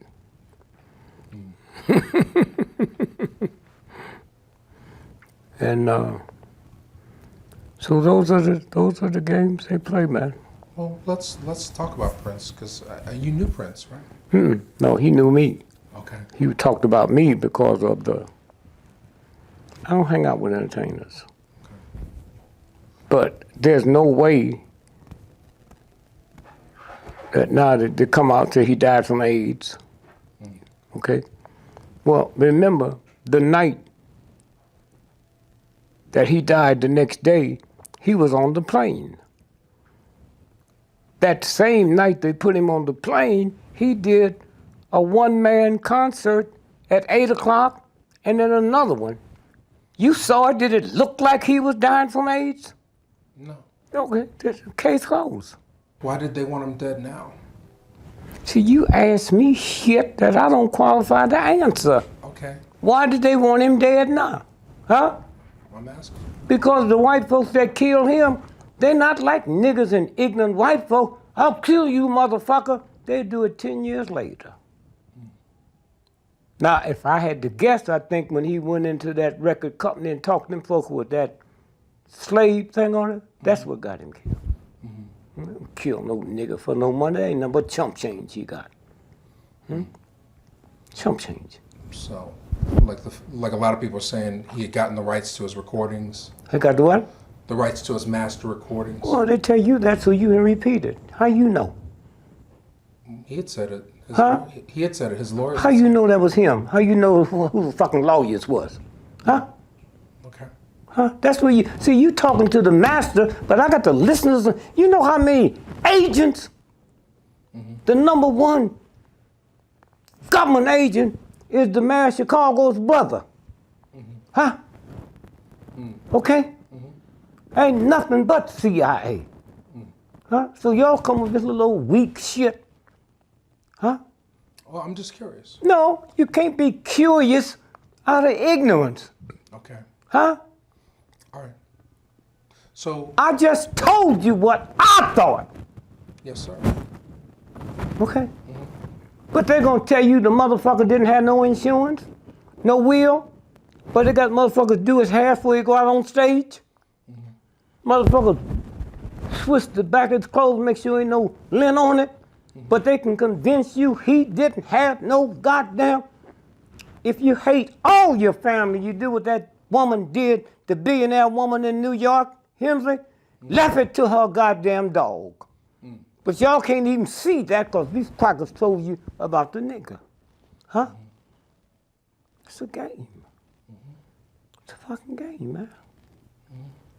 And the most important thing, the plane he was on is owned by Warren Buffett. He's the one who rented the planes. So, there were pictures that TMZ circulated, supposedly of Prince riding a bicycle and waiting outside of a Walgreens. I'm surprised you asked me that. I mean, this is for the people. That was after he came back from Atlanta. Day before he died, outside the compound. And you didn't see no crowds around the motherfucker. Hey, Prince, huh? Then who in the fuck is TMZ? They're owned by Time Warner, And who in the fuck is Time Warner?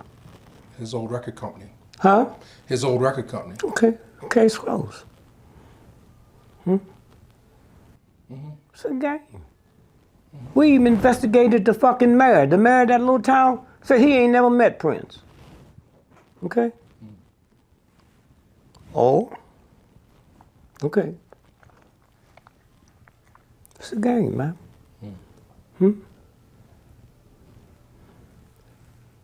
So, I mean, the last thing on that, I know Tavis Smiley after Prince passed, Tavis Smiley said that he introduced you to Prince and that you had talked.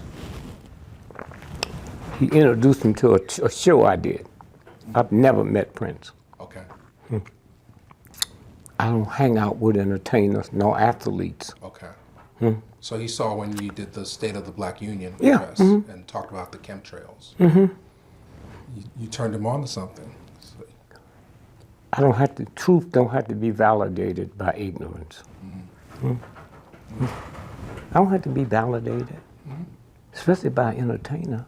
two other things since we last talked. I know you said that Michael Jackson, his passing, he was killed, but it had nothing to do with the Sony catalog. But the estate just sold the rights back to of the Beatles catalog back. That didn't happen until after he was dead. He bought the Beatles for $12 million. After they killed him, they sold it for $2 billion. That's white supremacy. Nigga, you can't own this. Well, this may be unrelated. I don't know. It just happened yesterday as we taped this, but Tupac's mom just passed away. Yeah, well, the important thing about Tupac's mom is the movie that just came out last Friday with the #1 acting guy in the world now. Oh, Tom Hanks. The Tom Hanks. movie. Yeah, the building a hologram. The hologram. The first person they used on a fucking hologram was Tupac after he died, wasn't it? You ever put that together? And then all at once, he's in Saudi Arabia. Ain't nobody seen the king in 2 years, and the king show up, hologram. And then Tuesday, that bitch dead.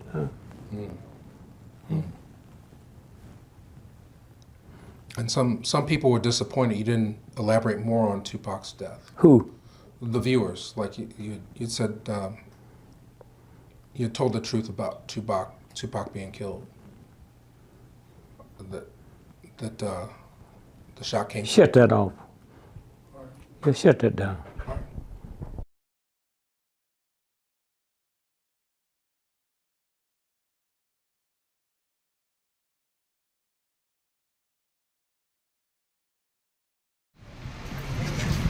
All right, Doc. How you doing? Family's good? Yeah, you? Okay. Hey, babe.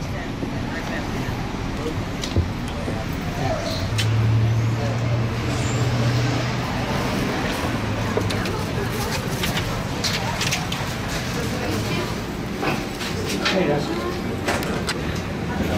How are you doing?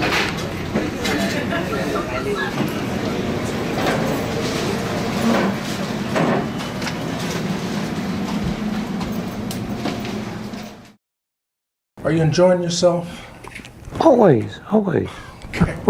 You know, I got more money. I got more money than any of y'all in the room. I'm smarter than y'all in the room. The fuck, I wouldn't be enjoying myself. I just had trouble with my bank. I scared the woman so bad. She's supposed to send me $20,000. She sent me $200,000. I'm having trouble cashing it at my bank. Oh, that's some money.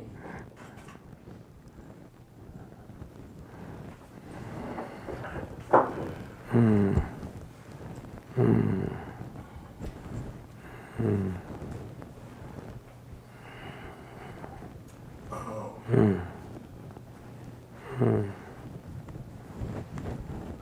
back in? Okay, I'll be there. 1 second. Okay, I'm just going over it. Son, Christian. Did you see the movie Concussion? Your thoughts? I thought that the universal God got into Will Smith because I wasn't looking at him, I was looking at an African. And they can't train you that. And then the information that come out. 40 years ago, they had shit on the woody woodpecker, pecking the tree, and the reason it didn't bother them because they have a protection around the brain. Humans don't. No, it was mean, man. Another movie that was at the Oscars was Spotlight. I could have wrote that. That came out of Boston. Spotlight is a newspaper. You know that? Yeah. It's free on the corners. And they had tried to bust it and they wouldn't let them. So then this Jewish guy came in to the Boston Globe. And they was trying to get him to do it, and then all at once it fell through and he understood it. And they did it. That's simple, man. That's simple. Just because you got some shit don't mean nothing when they fighting against you. And the priests, them dirty motherfuckers, man, where they was fighting hard and all of that, and they still slipped it out there. That's what it's about. Wow. You need to go back and see it and look at the research they did. They didn't have to ask no fucking questions, man.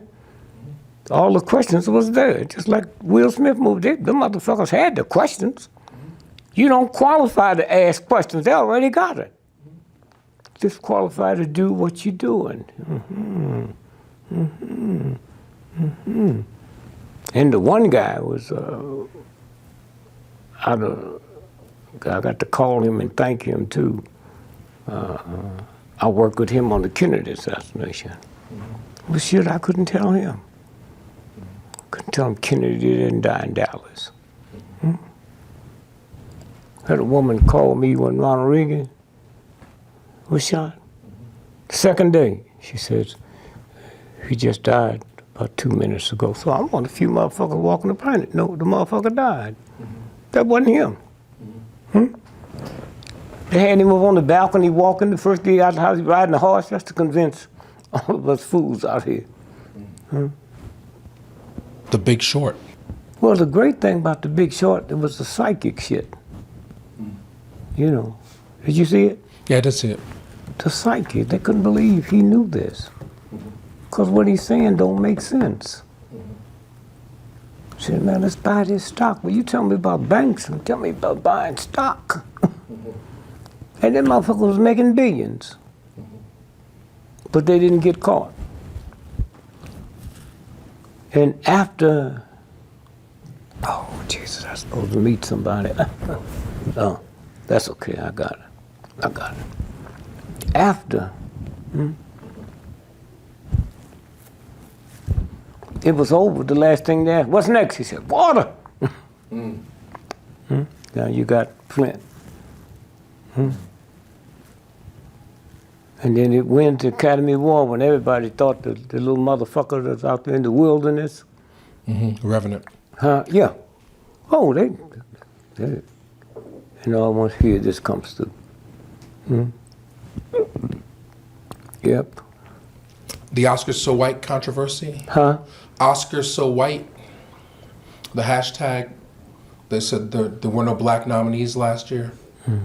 Did you ever take on Academy Awards and lack of diversity? I got more respect for you than the movies.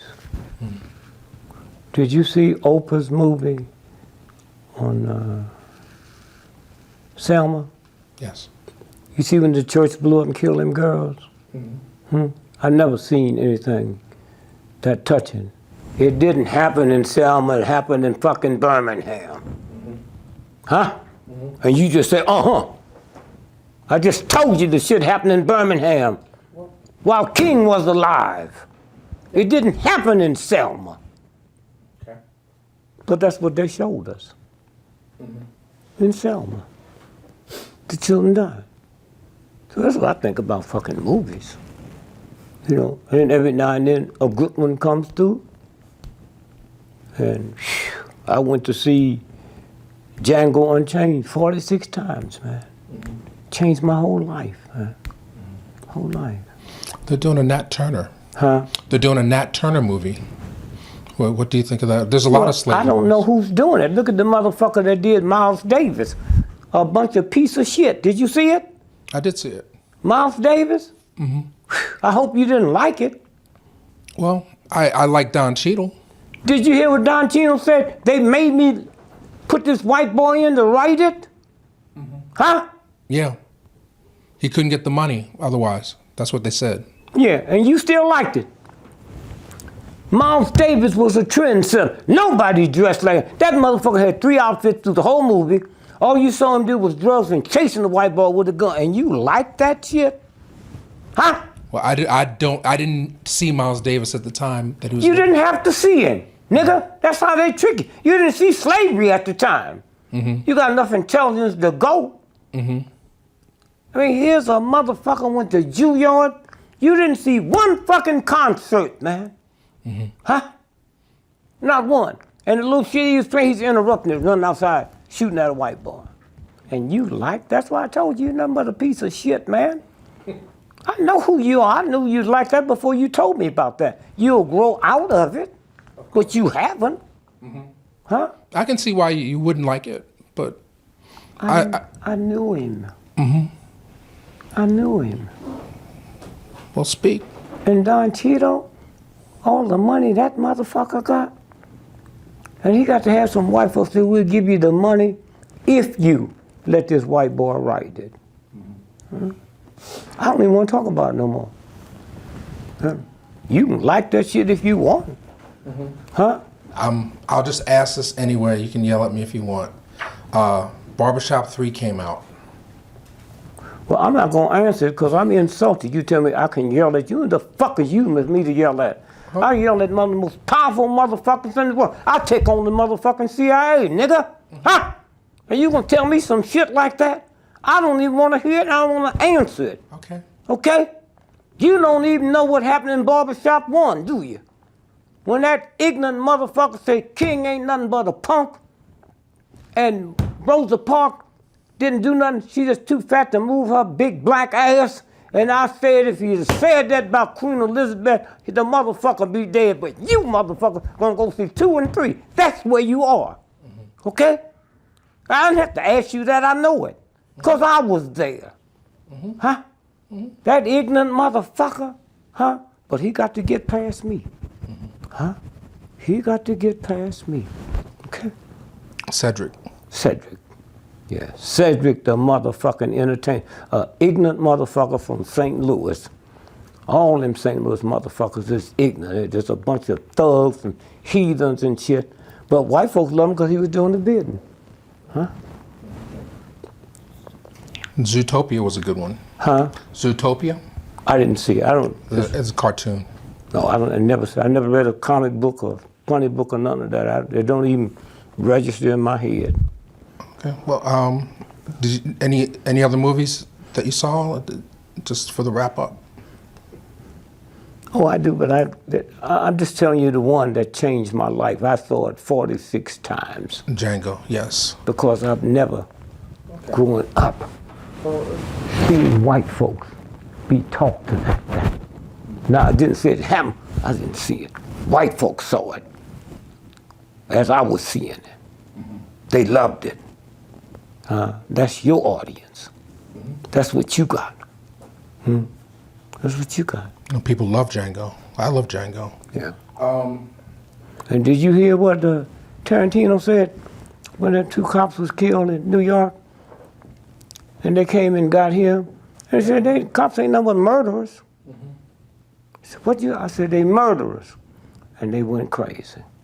I said, well, the union said, we'll boycott your movie. I said, your people work for minimum wage. I ain't never did a movie. I didn't clear $1 billion.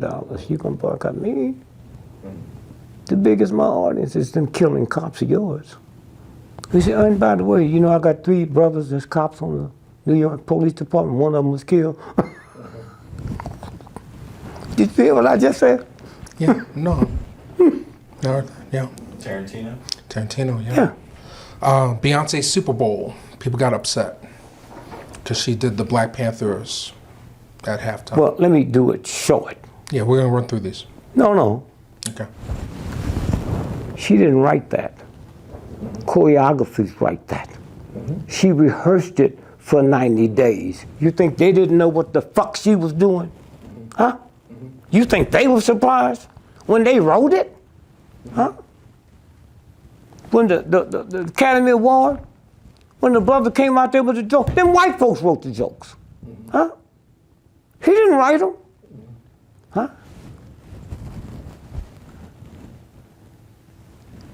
They don't care if you boycott a movie. The motherfucker that runs it, you keep going see the movies, they sell everything. What you got to do is boycott all movies. Then they fucked. Huh? You ever ask yourself why the Oscars chocolate? You ever ask yourself, how come don't nobody talk about the Oscar? It's a nigga. You ever ask yourself why Abraham Lincoln's on the penny? His daddy was a nigga. Do you know it costs 42 cents to make a penny, and the greatest businessman, they won't stop? See this nigga. That's what it's about. Another person we lost recently was Frances Cress Welsing. Any thoughts about her? I know you talked on We All Be about her, but. No, then her sister died right after that, the one in Chicago. No, I was just trying to get to him and say, most black folks ain't never heard of the book. The ISIS papers? So I said, what y'all need to do is put it on talk record. Huh? Right. They'd love to hear it. And some of them would hear it and buy the book. But let them hear it. They wouldn't let you work in a black college. That's what killed her. Grief. She'd go to Howard, but she had to rent it to have her thing. But it's here. She went to Germany and studied for 8 years, the Holocaust. And then she came back and put her shit together. I saw her 2 days at the drugstore. I said, when your sister comes, I need to talk to her, this, you know.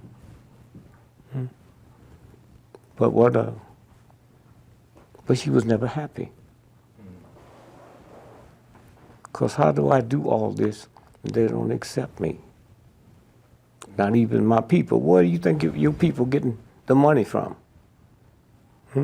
Did you finish college? Yes. Which one? I went to NYU and the American Film Institute. Okay, now you know 30% of NYU's operating funds come from the alumni. 3% of the black schools come from the alumni. And there's a reason for that. My brother finished Notre Dame. So if tonight he driving drunk in Alabama and they pull him over, you don't call no lawyer, you just call Notre Dame alumni and ask for so-and-so. Hey, Sheriff, how you doing? That's Ron, yeah. You know, we playing there, I can't think of the date, but how many tickets you need, huh? It's a service. You cannot go to Chicago and open up a bank account today, huh? But once you call your alumni people, you can. It's a fucking service. That's how you. So if the black alumni came together and bought $100 million and went to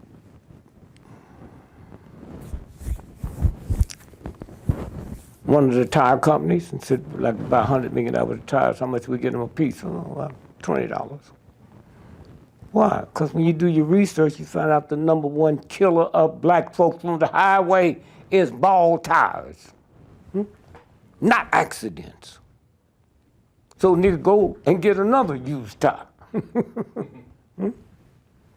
It's that simple. It's that simple. When you drop all your anger and shit, where you can think and see shit, and then it works.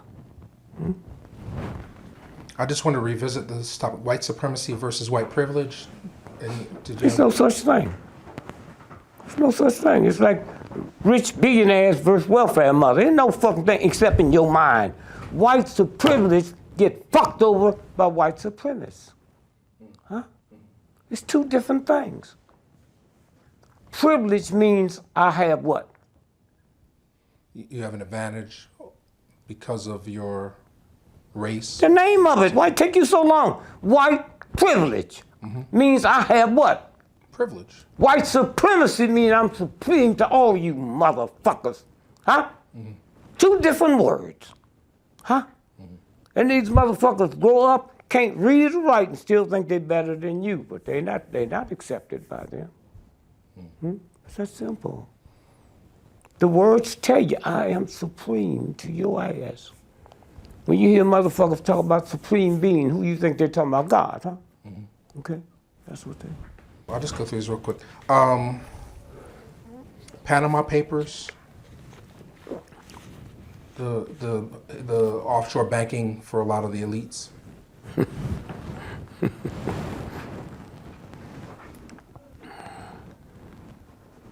That's a threat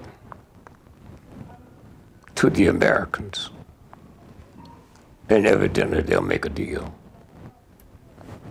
You know, but that's what that's about. Yeah, well, because they didn't really announce too many names of people in America. No, they were just the foreigners they was talking about. Yeah. Putin. Yeah, no. Cuba, Obama's trying to open up trade to Cuba now, but they're rejecting him. He's already opened up. Castro works for us. He always have worked for us. The most secret Navy base in the world is Guantanamo, right? Would you put that on enemy territories? Well, 99% of the people work there are Cubans. And so we don't have to cut that off. Tonight when you get home, you know about the parade Castro had in Harlem? Years ago, back in Yeah. the 60s? Yeah. I'll read about the first parade he had, ticker tape parade here in Washington, D.C. He's our punk, he's our thug. That's who he is. Million Man March happened since we last spoke. The Million Man March, Yeah. yeah. Any thoughts on? The only thoughts I had is when Farrakhan, I know how smart he is, called to boycott Christmas. Christmas 2 months away, nigga. People have already bought their shit. Niggas done got shit on the layaway plan. You think I didn't get my wife a Rolls Royce or a Bentley? You think I haven't bought it yet for her Christmas present? You got to be smart. Now, what's that shit about? Puerto Rico can't pay its debt. Puerto Rico, the bankrupt. Oh, well, they scared of them, of course. They run the banks in New York. Puerto Rico was a country. They came here 150 years ago, and they ran their own banks. So they came here as bankers and started marrying white women and producing white bankers. And white bankers, 90% of your banks in New York is run by. That's why as much money and power, you can't get a Puerto Rican mayor, because them crackers ain't gonna let it happen. Mugabe taking over the diamond industry. Huh? Mugabe, he kicked out all the diamond miners. How old is Mugabe? 93. You think they care? They're kind of giving that nigga peas. Let me tell you what got Mugabe in trouble, and most niggas don't even know it. He made a deal when he took over that the white farmers had to go. And Britain said, we'll loan you the money to buy the farms. Then he found out they had niggas fronting to buy the farms, and that's when he went crazy. And his cat, this old, can still do what he's doing, man. I mean, think about that shit, man. Think about it. North Carolina bathrooms, or the whole thing, like a lot of people are taking their business away from. Well, first you look at this ignorant stuff. They say we're not against homosexuality. What we against is God said we're supposed to reproduce. Did you say that to the priest? Mm-hmm. Let's say the priest ain't homosexuals. They ain't producing. See how it works? It's a game. Hypocrisy. Apple stock is going down. Everybody has an iPhone now.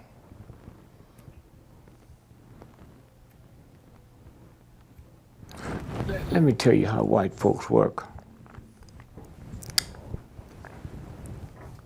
When Steve Jobs got mad at Apple, what's the guy's name? Steve Jobs at Apple or Microsoft? Microsoft. Bill Gates. When Bill Gates stole all that money from him, and he fired him, and he went and opened up his company. Went bankrupt. And Apple kicking ass. The government came in and said, we fixing to shut you down for monopoly. Steve Gates came to the company. So what you doing? I said, I didn't come to see you, bitch. I come to see Steve Jobs. Steve came out. He said, you keep your fucking mouth shut. I got something to tell you. In 9 months, you'll be out of business. I need $500 million to put my company back, and then they can't get you for a monopoly. Okay? That's how it happened. He wasn't mad. Oh, man, you bought me the thing that'll save my life, okay? That's what it's about. This election, let's talk about the election. You know, as we speak today, it's down to Hillary, Bernie, and Trump. Yeah, but see, you're talking to the wrong person. I never believed there was going to be an election this year, and it's not. Mm-hmm. Trump ain't got no money. Trump ain't never had no money. They talk about his daddy. You ever seen a picture of his daddy? You ever seen anybody write a story about his daddy? No. I mean, they got his money from his dad, yeah. I didn't ask you that. See, you keep talking to me. I don't want to hear. I asked you, have you ever seen a picture of his daddy? No, I have not. Have you ever heard a story about his daddy? And that don't bother you? Huh? That don't bother you? And so much of us out here been talking and shit. His sister had the whole press conference. No, he didn't give him no $100 million. He gave him $1 million. I wonder why he didn't give me none. Huh? You know? See, if you're getting in this here and you're gonna call, cause you're gonna move to people more powerful than me. They ain't gonna talk to you if you don't know nothing. The fuck I'm gonna talk to you about money if you ain't got none? That's what this shit is about. That's why NBC and ABC, that's why I look at them.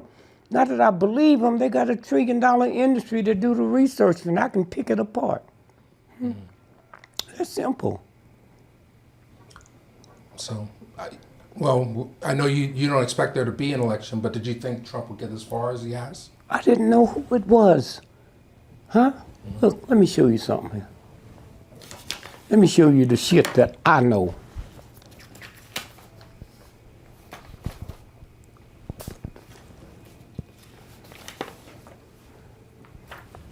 It's the Wall Street Journal. It's one of the most powerful papers in the world. Don't mean it's no good. What's the date? Now, hold it 1 minute. Hold it. Hold it. I ran for president 1968. The election was Tuesday, November the 4th. This story ran Friday, 4, 5, 6, 7. 7. Now, what's the date on that? What paper is that? Wall Street Journal, November 7th, 1968. Page Headlines. 6. Election computer goofs gives Gregory 9 million votes. That's why you can't talk to me. I got too much information. I got 9 million votes in the state of Pennsylvania. Huh? Okay? That's what fasting do. Huh? Now read the first paragraph. Some machines just aren't to be believed. Take the big computer in New York that was designed to compile results of Tuesday's general election. All elections are tabulated in New York City. Go ahead. At one point early yesterday morning, the machine was crediting Dick Gregory, the comedian turned presidential candidate, with 9 million votes in Pennsylvania. Now, here's what happened. The energy took over, the computers, and they had to shut them down because it projected me as president-elect of the United States. And they couldn't change it because they couldn't change the numbers. Wow. 9 million votes in one state. I know what it was. They went in there and tricked the machine for Nixon, but somebody put it on wrong and they gave it to me. So I'm going in the election and know all this bullshit y'all read. It ain't true. They did it just like they did that. Huh? Just like they did that. Yeah. The one time Trump lost, he said it was rigged. The few weeks ago. when First, Trump there's lost. 2 Trumps. Okay. The one in the red tie is the real one. The one in the blue tie is not. The one you saw last night after the victory was the blue tie. Now, if you would punch up Dr. Carson, Ben Carson, when Trump called him a pedophile, and the next day he joined Trump, and the guy asked him, see, every now and then you slip and say something? He said, why'd you do that? He said, there's 2 Trumps. I was with the good one. You see it there. Just punch up. When somebody interviewed him, he said, there's 2 Donald Trumps. That's easy to pull up. Okay. I was Googling Ben Carson pedophile. I was Googling the wrong thing. No, he called him that the day before. So you know he got something on him if he's going to make Okay, him the next day say, I join you. Dr. Ben Carson, there are 2 Donald Trumps. There it is. Oh, you can read the rest of that later, Okay, it's right there. okay? So, But now, while we talking about that, are you aware that made him world renowned? Carter, what he did Ben Carson. in Carson. You know how he got world renowned? He separated the twins. Head with twins. The brain. Yeah, from the brain. He separated two Siamese twins. Siamese twins. Yeah. He wasn't even in the room when that happened. Wasn't in the room. He's been campaigning for 8 months. Have you ever heard him mention it? No. Everybody else mentioned everything they did with a pus, right?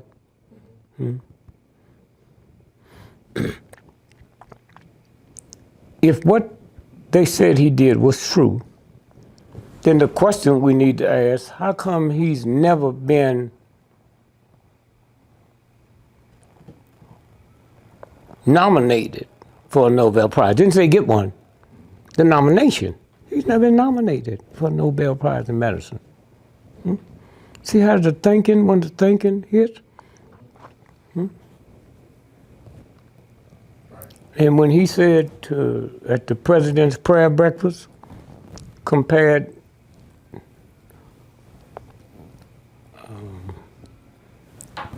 Obama, what do you call it, the insurance, Obamacare, yeah. is worse than slavery, remember that?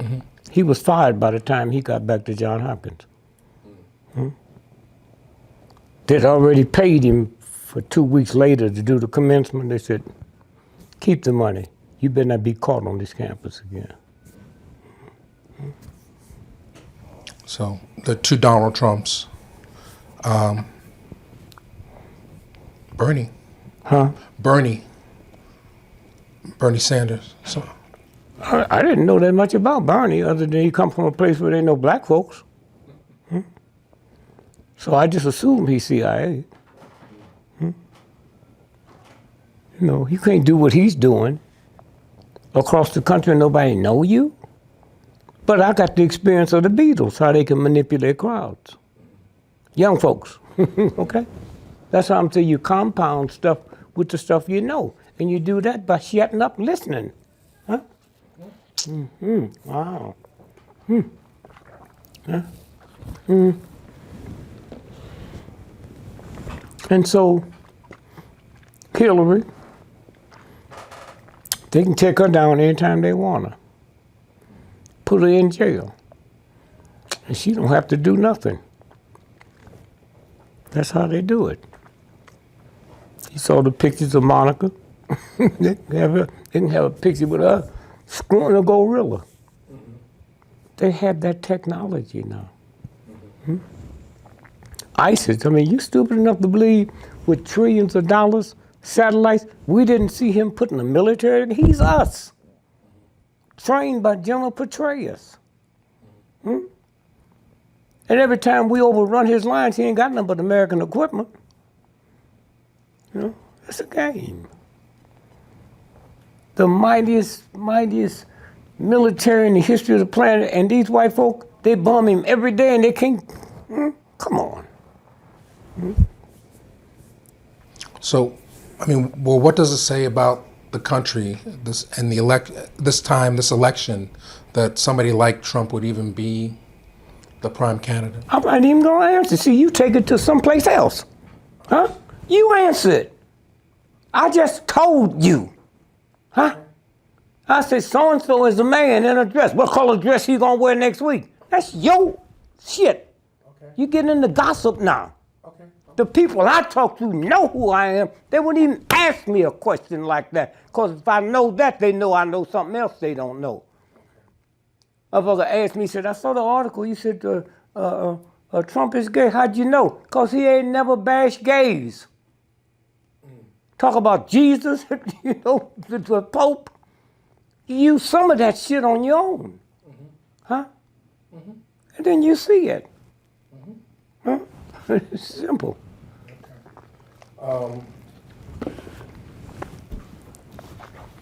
This here is, no, hold that 1 minute. Keep this one. No, just read, that's the one about, read the first paragraph again. Well, we did it, but Up top, first paragraph. some inaccurate data gets on TV Yeah, before go ahead. use is halted by news election service? Yeah, go ahead. Some machines just aren't to be believed. Now switch over to the last paragraph. When it gets down to those crucial calls, The top of the. Oh, I'm sorry, CBS I'm sorry. anchorman. No, the top. I'm sorry, the top. The last, the last paragraph up top, where your hand is. CBS anchorman Yeah. Walter Cronkite, Yeah. after the errors were pointed out to him, apologized for not questioning the Now you figures. think he don't even know what the fuck happened, but he think he has a right to apologize to America. There it is, right there. He says, apologized for not questioning the figures. He said, any fool should have known they were out of line. Later, when the news election data system closed down, urgent word was sent to the networks and news services for at least half an hour. That's They all. received That's all. I no just wanted new you just to figures. see that I cut it off before that. Now, O.J. Simpson, they run it. They run shit every 10 years to get your children and your grandchildren. So let's go back and look at O.J. He cannot read or write. So when the cop said he sent this message out to be read to his fans, now to show you how powerful he was as an athlete, his godfather was Willie Mays. So when he finished high school, Willie Mays took him and put him in a junior college when wasn't nobody looking. So 2 years later, they slipped him in USC. He go to a 4-year college and in 2 years break all the football records that it took them 4 years to do. Now you know what kind of. So if he can't read or write, who was that was writing all the way through the trial? See how it works?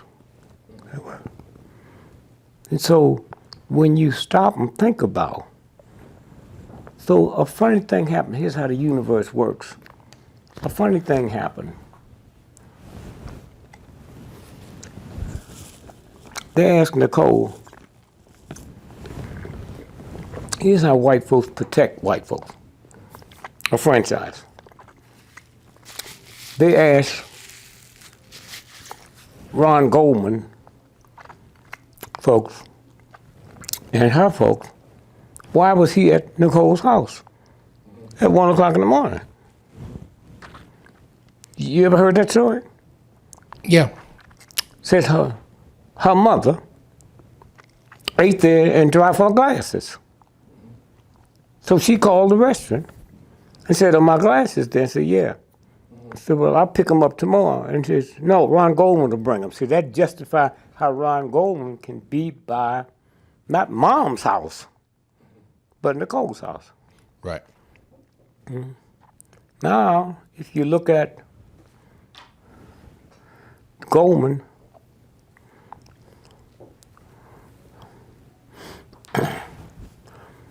somewhere the universe said, a newspaper called her mother the next day.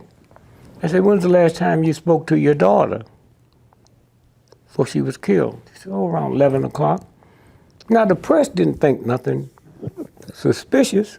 She just said, well, that couldn't have been. Because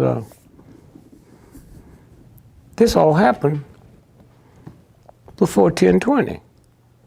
So she still don't think. Okay? So, here's a federal judge. What paper is that? What's the date on it and what's it say? Los Angeles Times, February 26, 2000. O.J. Simpson sues for Brown's telephone records. The former athlete claims GTA's data on calls can prove he didn't murder. The call that her mother made.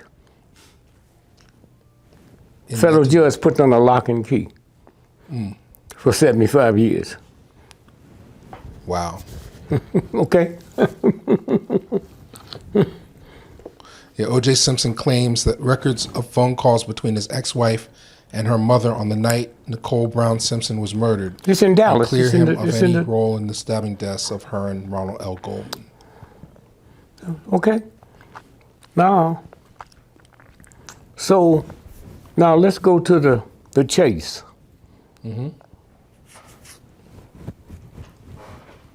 All them white folks on the bridge with their signs, how did they know which way he was going? The cops didn't. Go, Juice, go, you my man, Juice. With big signs. You ever seen white folk with signs in their trunk so they can write messages on it? Right. See how it works? Al Sharpton is probably the most powerful Negro in America. Why? He had that television show, white station, 5 days a week. Black station, 5 days a week. Anytime something happened in New York, blacks and whites, they came and got Al. And then the Pope came to New York 6 months ago. The most powerful human being on the planet. Bullshit, but he is. They made Al leave town. The Pope, the only black place he went to when he was here was the black school in Harlem. Al wasn't there, and that didn't bother him, and that didn't bother his supporters. Are you crazy? One of the things a lot of people were commenting on, and after watching your videos, they want to know what your thoughts are, the difference between white supremacy and white privilege. White supremacy? People that got white supremacy get killed by white supremacy. People got white privilege, still have to go to the military. The big folks don't go. White supreme. They just break the word down. I'm white and I'm supreme. It didn't say supreme to niggers. I'm supreme to anybody who ain't my blood. It's simple. It's a good question you asked. And thank God you shut up long enough to hear an answer. Because the answer is in the name. Huh? I say to my children, that's one of the richest men in the world. They don't have to ask why. It's in what I told them. Huh? In what I told them. Queen Elizabeth. See, white ain't a color. Most of y'all ain't never met a white person. White person ain't never met a white person. White's not a color, it's an attitude. And if you ain't got trillions of dollars in the bank, you can't have the attitude. Queen Elizabeth made $360 million every 24 hours, just interest on her money. Every 24 hours. Plus, you don't even understand money. You take $1 million, every nigga I see won't be a millionaire. Take $1 million and change it into seconds. 1 million seconds is 13 days. Take $1 billion and change it into seconds, it's 32 years. Who want to be a millionaire but a fool? But if you don't know that, if you don't know that, then that's the games they play. And yet, Queen Elizabeth cannot go in London without getting permission from the Lord Mayor. Did you hear me? Because see, London's not part of Britain. Like Rome's, the Vatican's not part of Rome. So if they give her the permission, the Lord Mayor, then she got to go dress up like a servant and come through the back gate, the temple gate. And they do that devil ritual with the purple and all the stuff on. Queen Elizabeth. Okay, these are the games they play. But then you listen to something else that you're born with. You ever heard of Marie Antoinette? Of course. Yeah, I didn't say of course. I'm sorry. I said it because I heard of her. Everybody heard. You know what the bitch looked like? Huh? Yes, I do. Okay. And what brought her down? The let 'em eat cake. Okay, now think about that. Because I did when I ain't never met a nigga that didn't like cake. What did that bitch do? There's a universal thing she interfered with. That's simple. There ain't no guns. Huh? No bullets. She said, let them eat cake. I ain't never met somebody that didn't like cake. But you better not tell me. That's what it's about. And then the rest of the country said, okay, let's have welfare. Let's give free food away. Never let this happen to us. They bumped into something they couldn't deal with. Huh? That's simple. I ain't never knew what that bitch looked like. Still don't know what she looked like. Not interested in knowing what she looked like. Huh? But I know about that. I know about that. And so the whole game is something that's bigger than us. Huh? You get on a show and do a show and try to tell, especially poor folk, that reading is a violation of the universe. If you get on a plane today and go to Tokyo, can you read a Japanese paper? Do you think the universe made something that changed when you cross a border? Because when this planet, there were no borders. You hear me? Yes. There were no borders. This is bullshit so I can control you. I got 10 children. If you interviewed my children and they told you, we're so scared of our daddy. Why? Well, he taught us to fear him. You know I'm crazy, right? Then when they tell you fear God, you don't think God's crazy, or are they lying? Huh? Fear is a negative. But if you do the research and find out what fear do to your body, huh? Fear God. Is that a bitch? And we believe it. Forgive. But God tell me, the universe, if I mess up, it's gonna put me in a pot and cook me. I don't wanna be with that God. That tell me I ain't supposed to do it, but you can. I didn't know that the Romans invented crosses 1,000 years before Christ was born. I thought they invented it for Jesus. Huh?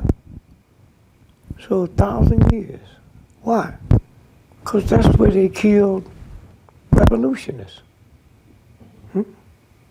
So if you walking down the street with your mother, wasn't no radio, TV, and you saw a man hanging on the cross, they didn't do women because all their vagina, everything would come out from being hung. And so you say, Mommy, what's that thing? Oh, he made the state mad. It's for revolutionists. Then why was those two thieves on the cross, nigga? Were they revolutionists? See how easy it is? When you get a bit of information. And then the one said, if you who you say you are, boy, thank God I'd have killed him right there on the cross. You don't talk to me like that, you thug. And then the other one said with niggas and po for, Father, when you get to where you no, nigga, you ain't even repented. You ain't even asked for forgiveness. See how it works? Right. That. So I remember you saying, that we're all part of the filth because we pay taxes. Pay taxes. Not all of us. Most of us who think we. There are people Do you know how many slaves jumped off before I be a slave, I'll be buried in my grave? The niggas be saying that ain't gonna die. They're just singing a song. But there are people. There are people. Oh, my mother and them taught me that Baptist bullshit. That the one thing you can't be forgiven for is suicide. That's what my folks taught me. You mean if I don't come by your house and kill your family, I can be forgiven? But if I shoot myself so I won't do it, I won't be forgiven? Y'all buy into that bullshit? And so once you stop it, then you get to the order, to the order. And then people come and tell you things. We got children that let me look at. I let my children look at George Washington and them was a bunch of slave owners. They don't look like slave owners. Spit and polish. Once you own me, you rape a chicken, man. But I didn't see that. My mom and them didn't know. They thought they was heroes. They were slave owners. That brings up one of the topics. You know, I guess Harry Tubman's going to be on the $20 bill now. Do you have any thoughts about that? Big thoughts. You didn't say it right. She's going to be on the front. The front of the 20, yes. Yeah. See, if I'm looking for you for information, that slave owner's going to be on the back. The most important thing about that is a black woman, felon, fugitive from justice, replaced the slave owner with a slave. Whew. Tell my grandchildren that. Replaced the slave owner with a slave. They had reward for her and her two sons. Well, the back of a $20 bill now. She got the money to pay it. Here, take my money. How much I owe you? Put everything in. Figure up how much interest from back then. You talking to mama now. That's universal law. That's you. Nobody said, but she's a fugitive. Her sons were fugitives. There was a reward. Then you know there's somebody here other than you. And didn't change her outfit. Niggas would have been there. They tried to make her look like society. Gonna outdress Queen Elizabeth. Said, no, put her right there. Right there, let her see. And see, that's what's wrong with the word nigger. The N word, white folk can't see what it was. And one of the sad things about the N word, it wasn't one black person sitting in the room when the white folks made that decision that it's gonna be the N word. Can you believe that? And then at the president's dinner Saturday, did you see it? Larry Wilmore, yeah. When Larry said, you my nigga, did you see the president pump his chest? And then Al Sharpton came out and still attacked Larry. I thought the president was your friend, nigga. If he pump his chest and he the most powerful man in the world, what's wrong with you? You sanction everything else he do. What is this about, man? Them white folks in the room was shocked, but the president. And so when you stop and think about it, and I heard something that night listening to what they were saying, Larry Wilmore, one of them thuggish,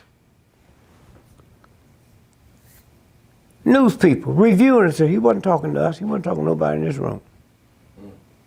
He's talking to his people. That's what you do with this, huh? You go to bed sad because you can't get it on NBC. Something wrong with you. Prison industrial complex, is it part of the plan to keep black families apart? No, you see, I'm always thinking this black crime. You go to Russia, the jails are full. You go to France, the fucking jails are full. You go out to Utah, the fucking jails are full. That ain't niggas, huh? Now, you don't get a fair trial, but why would you expect trial out of a white man that freed us legally, the 13th, 14th, 15th Amendment? We didn't get the right, but we had it legally. But his woman, his wife, his daughter, his sister, his mama didn't get the right to vote till 1920, which means she couldn't serve on the jury. So if she was framed, she couldn't even be part of the jury. That's his daddy. That's his daddy. And a jury? What they say? They got to prove you guilty what? Beyond a reasonable doubt? That means all I got to do is swing 1 out of 12 and I walk. Think about that shit, man. And all I got to do is hire the researchers to go in and find out which one's the lesbian and which one's the gay. And then show them the pictures. And said, oh, you run the schools in the county?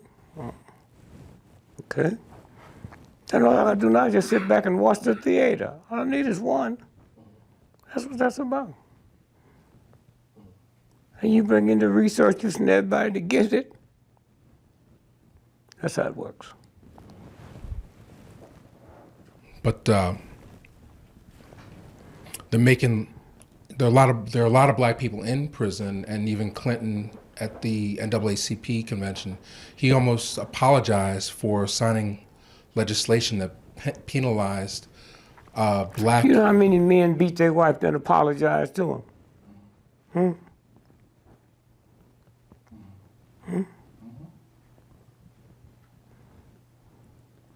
So what the next question was what? Well, in terms of just the systems, I think what I'm getting is that we have to break free of the illusions, the programming, and really see our true power, our true selves. I think you don't have no true power if you don't know it. Huh? Look, I killed your mother, your grandmother, and your 2 children. Okay? So they put me in jail. And I got to make license plates that they sell. They sell. The people that I kill, you don't get 1/4 from me. So here's all you have to do.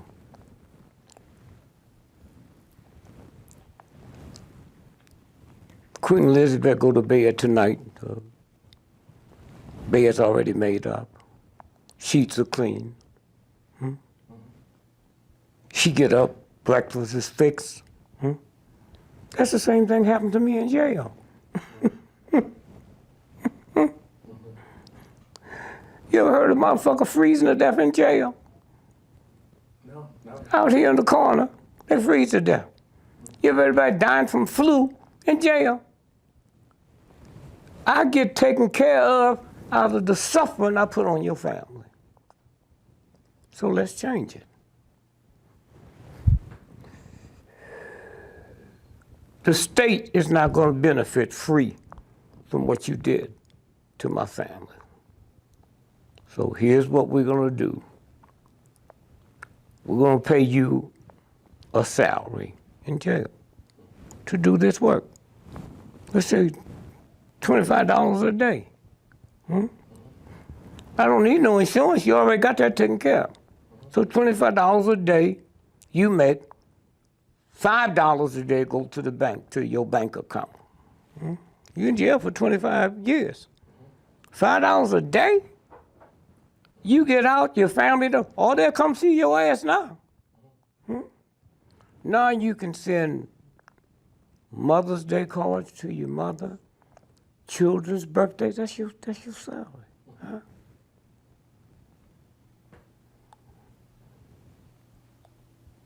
$8 go for your food and upkeep. Why should I kill your family and y'all got to buy your groceries and I eat for free?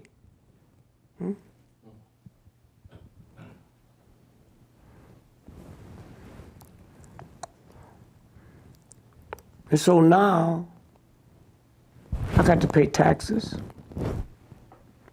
So when I'm out of jail, I could have paid for books. Anything. That's all. It's that simple. That fucking simple. And I got to pay you all. And that determines how much time I get. You'd have people say, we're going to commit a crime, but they're going to be violent. Because the violence, after you finish doing your time, now you pay for the violence for your family. It's just that simple. But nobody asked the question, why should I put this grief on you and the state? Huh? Some rich motherfucker in New York, prison industrial, they make the money and you don't get a quarter. Simple. That's all.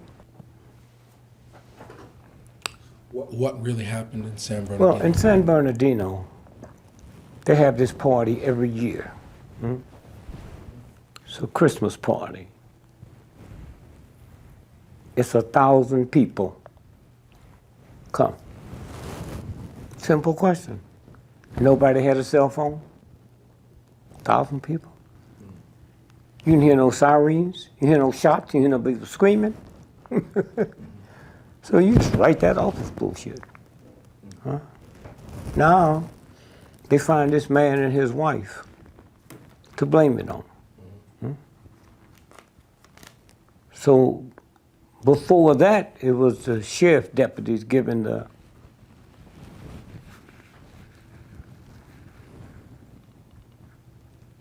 press conference.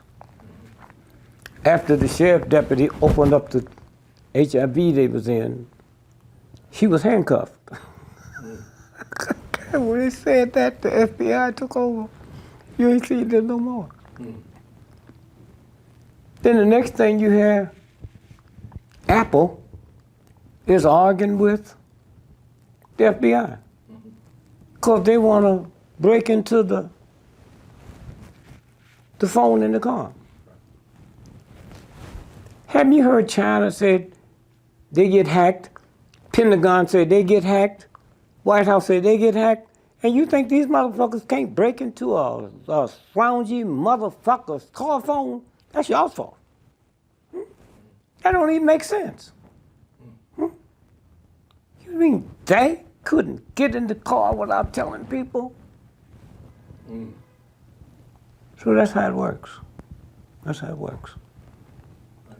So, did it really happen? The shooting? You said there was no cell phone video. If it happened, it didn't happen there. You know that you say like, I said it. What fucking party you ever been to that you left your cell phone someplace? Huh? That's all I'm giving you. 1,000 people there, and you ain't heard one siren, one shot, one person, but you got to always ask another motherfucking question. It's already been answered. Everybody looks like they got it, but you. It's already answered. You got cell phones. When did you ever go to a party you left your cell phone? 1,000 people. Them motherfuckers was jumping out the window, the World Trade Building, calling it home. But you didn't hear one person holler, one person scream. Do it need to be anything answered other than that? Okay. The Flint water crisis is not a Flint water crisis. It's genocide. Not one black leader, not nobody's. 90% of the Germans that got prosecuted for what they did to the Jews, it wasn't war crime, it was genocide. Genocide is when you try to interfere with the whole or part of an ethnic group. Not to kill them, just alter It's genocide. And that's what that was. Genocide. And then one day we hear people talk about taking water. Why water gonna help when they got brain damage? So then all at once, a woman filed her case in federal court. And she was at home with a friend of hers and her baby. Somebody come in and shot her in the head. And then shot the woman, her friend, in the head. And 3 days before that, the engineer that worked at the waterworks shot him in the head at home. And I was saying to a friend of mine, they know, we know they did it. But what would come out if there was a trial would be so awesome, they'd rather do this. That's how it works. Then they would find out that Washington, D.C., Philadelphia, Chicago,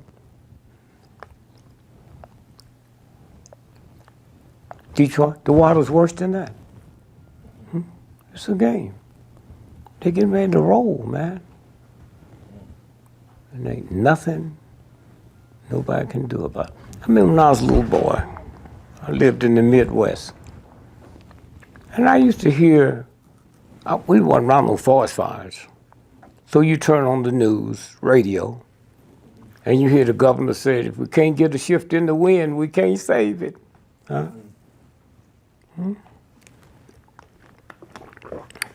And one day I'm grown, and it dawned on me, a state ain't never burned down. Why? Shift in the wind. Who controls that? The universe. That's all. Never have there been a state that burned down. Shift in the wind. That's all. That you don't control.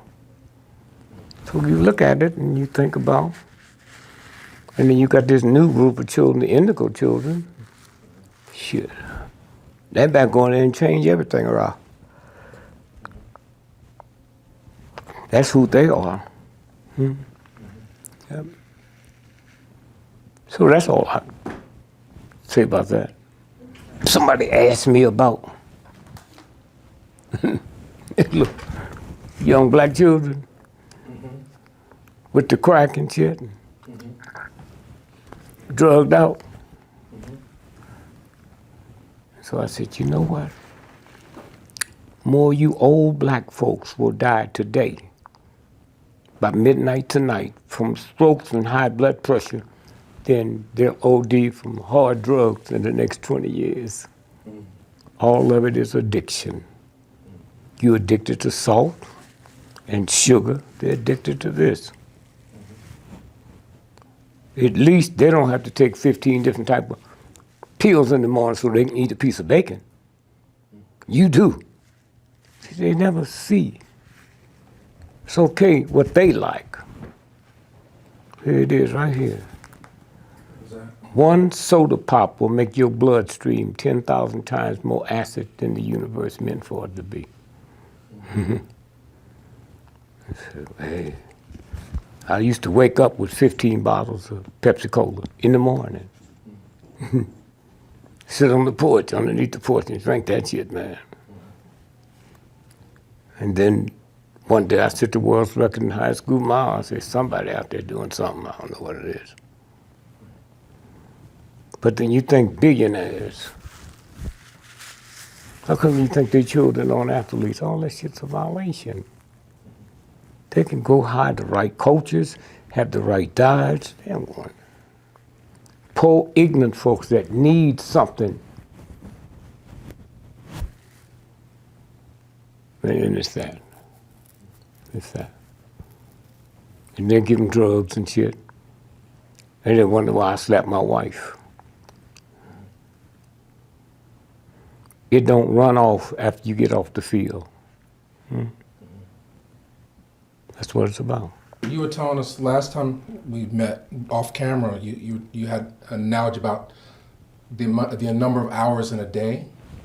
Is that something that you can share with us? How you mean number of Like you hours? said, like do the math. How many hours do you sleep? How many hours? Oh, okay.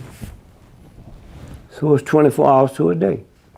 Yes. So they tell you you're supposed to sleep what? 8 hours. And so now you got how many left? 16. And then you're supposed to work what? 8 hours. And now you got what left? 8 hours. You haven't cooked. You haven't got dressed. You haven't said hello to the children. You have sleep deprivation. That's how they get you. Sleep deprivation. Huh? You haven't watched TV. You haven't called your mother, your children. Sleep deprivation. It's right there. That's why the rich folks, you better not try to call their house after 8 o'clock at night. They sleep. You work midnight, what they call the midnight shift? The night graveyard shift. Graveyard. What graveyard mean what? Death. The cemetery. Death. Okay. Death. Cemetery. Why? 90 minutes after the sun go down, your brain get recharged. After midnight, the charging stops. If you're not home by midnight, you turn into a what? The nursery rhyme. Pumpkin? Pumpkin. Yeah. What's the only part of your body look like a pumpkin? Your fucking head. New World Order. What do people mean when they use that term? Nothing. Anytime my ignorant cousin know about it, he don't know about nothing else. He just give y'all something to hang on to, and y'all buy it. New World Order. You know, don't mean nothing. They've been doing this shit. They've been building cities in outer space since 1963. That's what this shit's about. Let me tell you how genetic engineering works. Punch up BBC's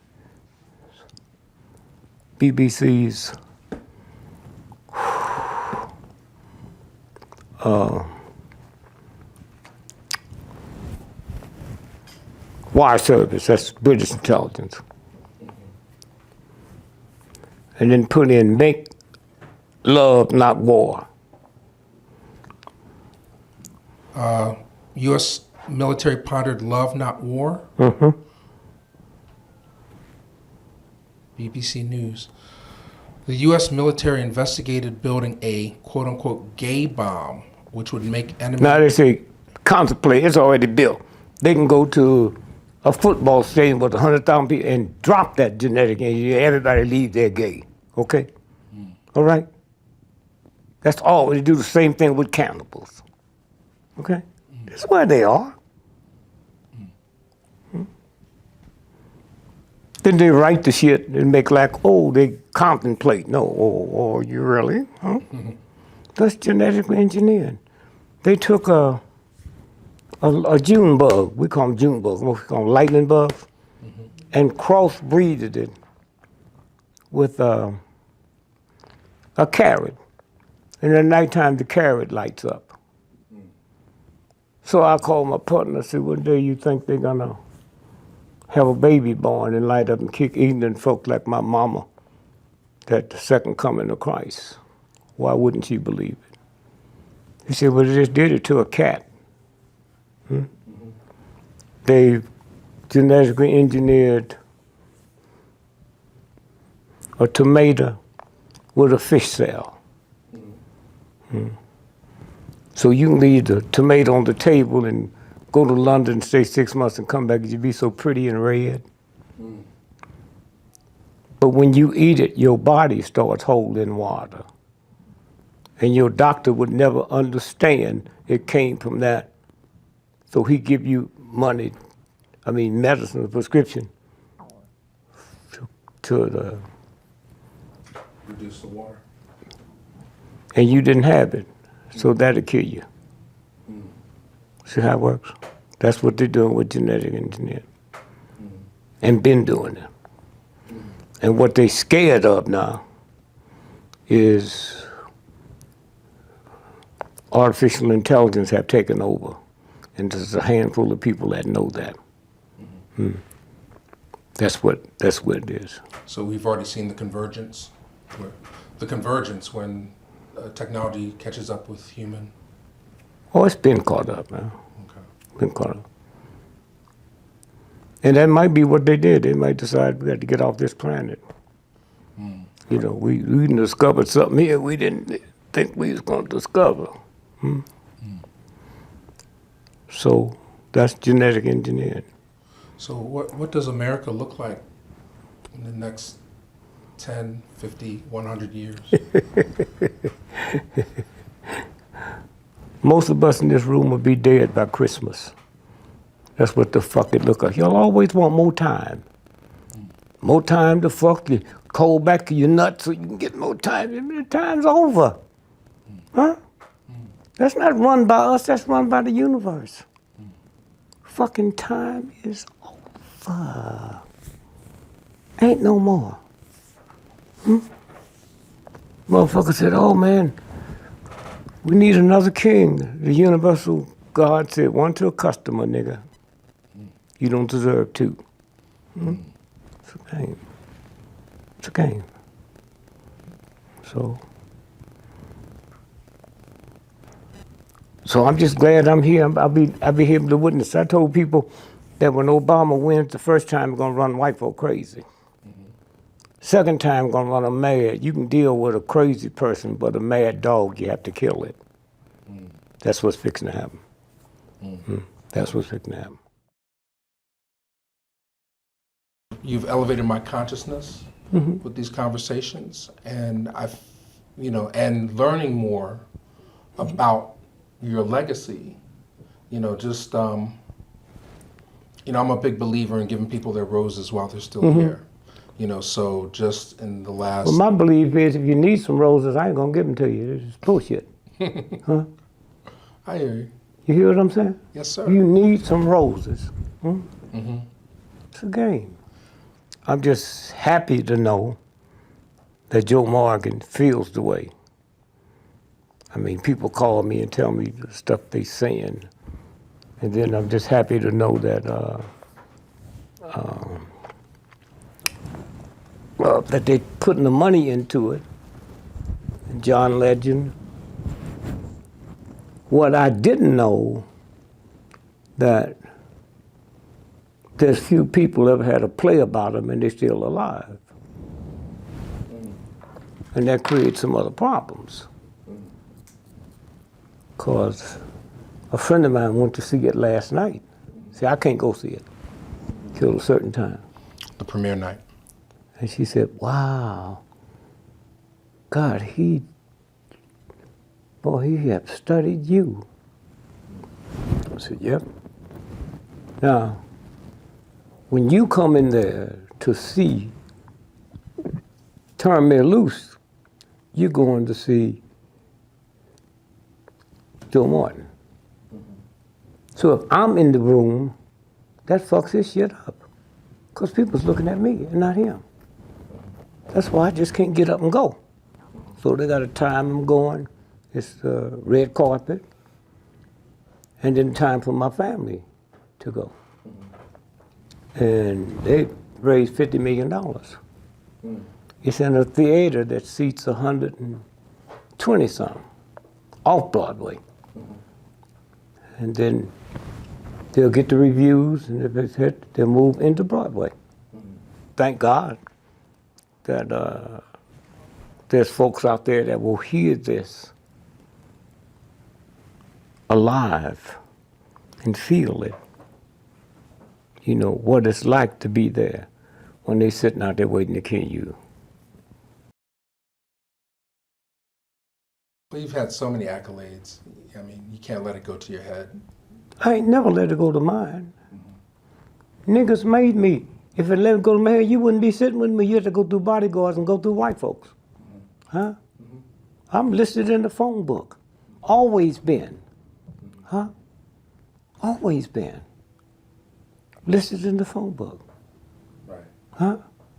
Black folks made me. Huh? They came and listened to me when I was making $5 a night. And when they got through, I was so funny, they pushed me all the way downtown where they couldn't afford to see me. That's why I go back. That's why when the government, Kennedy, cut off the food stamps in Mississippi so the black folk couldn't vote, I went and picked it up. Carried 70 tons of food every 2 weeks and paid for it out my pocket. Okay? And then the government got scared and said, well, we're getting bad press. Entertainers doing that, so they cut it off. That's the game.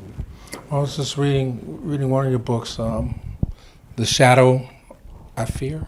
Scares me. Scares me. What exactly is the shadow? Is it is it the United States? Like there's a picture of the Statue of Liberty on the cover. Is that the shadow, or is it what's that? Do you remember what that's in It is reference right to? there. Right there. The shadow that scares me.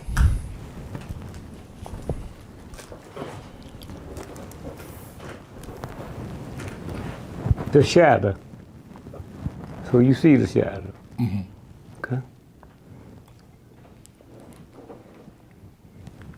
A French billionaire sent this here. Mm-hmm. The Statue of Liberty.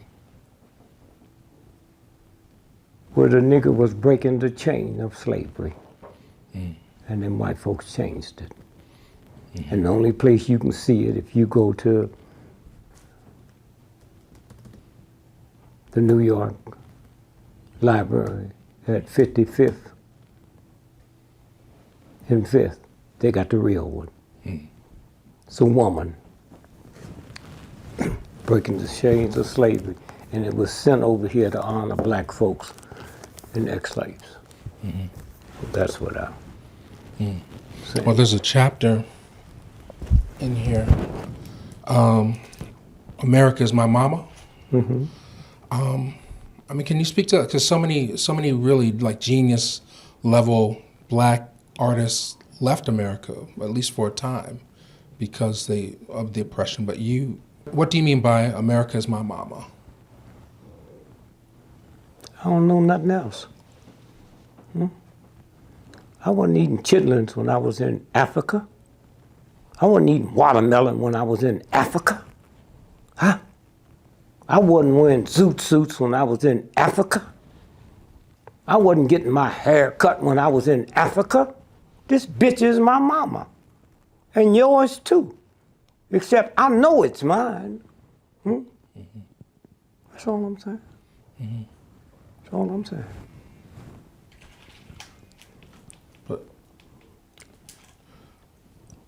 But you hold this country up to certain standards. Me?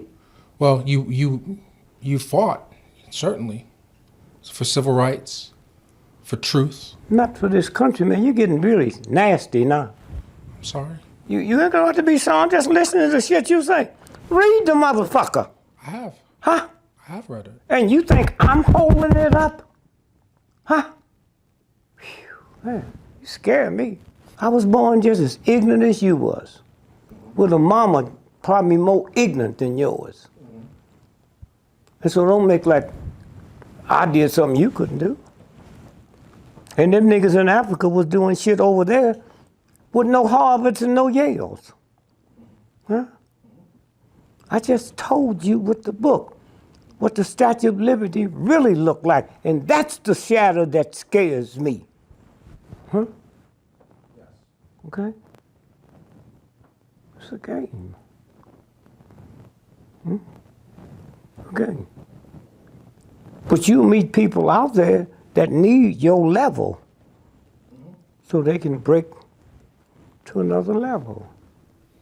I think that's what's happening.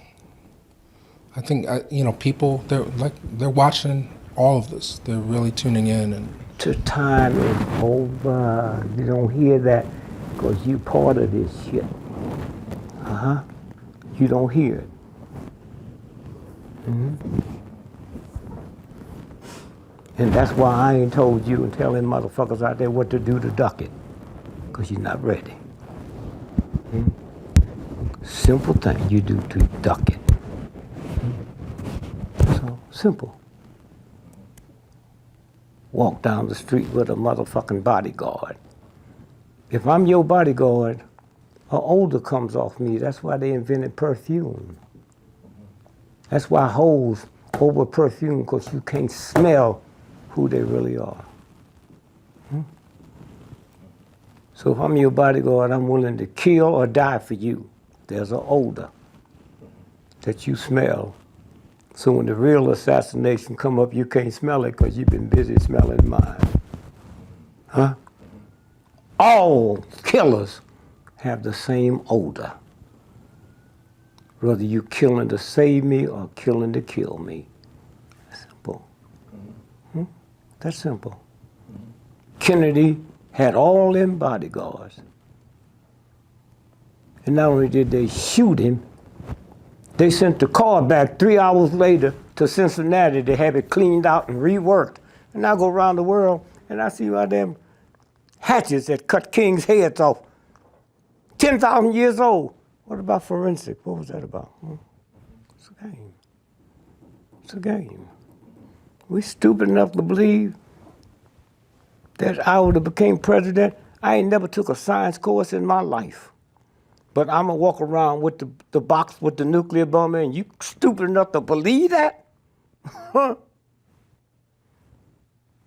So, you know, all you gotta do is open it up. You got a pocket full of apples. I can't put diamonds in your pocket till you dump that bullshit. And I told Medgar, I said, keep your eye open because they're gonna get us tonight. You can feel it. Then my wife called and said to him, I need to talk, I need Dick to call me. They tell me his son just died. So Medgar couldn't tell me that. He said, you need to call your wife, call your wife. She got something. I said, oh, no, man, shit, no, man, dude, watch these motherfuckers here. He said, well, I think you said something's wrong with her. Son, well, ain't nothing I can do about it. She got no sense to take him to the hospital. He said, he died. Fuck it. We soldiers on the front line. If I was in Vietnam, you motherfuckers wouldn't tell me to go home. Don't tell me no. And the reason I didn't get shot that night, my plane was late coming in, so the bags was in the car. So we had to go to Memphis, because there's a flight out at 2 o'clock in the morning. And I went there and I hugged him. I said, man, I'm sorry, I can't be here to die with you. Just like that. Now, there's at the end of the book Nigger, it says your wife was upset and you told her, you know, like you, to get her out of her shock, you told her something. No, a white boy called me. So you that rich millionaire nigga? I said, this is me, you motherfucker, you. Said, I just heard on the radio your son died. I said, did they tell you that motherfucker was insured for $100 million? Did he tell you that? Would you say that to my wife? No, he said, I'm glad. I said, would you say that to my wife? I handed her the phone. She's still sitting there rocking with the, bitch, we soldiers. We got time for this bullshit here. And that's when she dropped it. And then we called the undertaker. He came and said, I'd come up talk to you, and you went, no, she ain't talking, I'm talking. So I go down. Told me what it was. Come on, man, this motherfucker's 2 weeks old, man. Me and her gonna ride in the limousine, that motherfucker gonna ride up front. Just simple. Just simple. But did you ask her what she would have preferred if it had been your infant son or you who had died? I didn't have to ask her. I know how this bitch think, man. She think like the typical nigga. You can go to war. I just told you. If I was in war, they wouldn't ask me. Ask that bitch what she think. Huh? Okay? That's white shit you talking about. Funerals and all that shit. Putting all that shit outside. That's white shit. Huh? I don't have to ask her that. Huh? Fuck them children. Huh? When that motherfucker come and take you, it don't ask you about your fucking family. Huh? So why when I'm trying to liberate niggas, I got to ask about mine. That's all I'm saying. And fuck y'all, you don't have to understand me. I know me. I know how silly. I know the nigger shit I've done for white folks. Huh? I don't get no goddamn permission from you or her. Fuck y'all. Okay? I was where you all were. Huh? Like I said, white boy coming in and tell all the niggas got killed, they're gonna kill me. Okay? I ain't going no goddamn where. Now I know you motherfuckers, oh, I'll go. Yeah, you ain't going no goddamn where. But get the fuck out of here. I'm a soldier, man. That's what a soldier is about. Soldier ain't about family or mama or Mother's Day and that bullshit. And I learned that from this movement. I had a black cop. He was really white enough to be white, married to a black woman, lived in black community, but they thought he was white. So he was at the meeting. And the next day they was gonna rope off the street at 16th and something. And then 2 blocks was all them rednecks, right, with their guns and their pickaxes to kill us. And they said, man, I'm just glad. Just want you to tell the people to cancel the rally. Thank you, man. I went there and got me a bottle of whiskey and went to sleep. Fuck them, these soldiers come out. We come out to die, let's die. So the next day we out there marching. And he see me, he can't talk to me because he's over suspicious that somebody know he a nigga. So he walk up to me and push me and say, what happened? Fuck you. You're a state trooper, I'm a soldier. Y'all ain't nothing but punks. So we get to the corner, and I look down, I see them motherfuckers, man.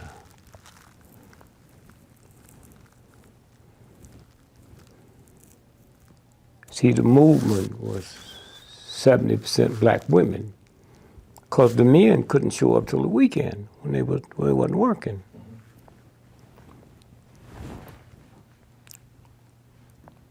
So we walking and singing, and now we in front of them. They move over to our side with their guns and shit, their pickaxes.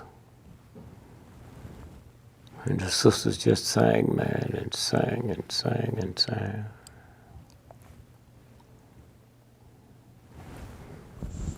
So all at once I see this funny look in one of them's face.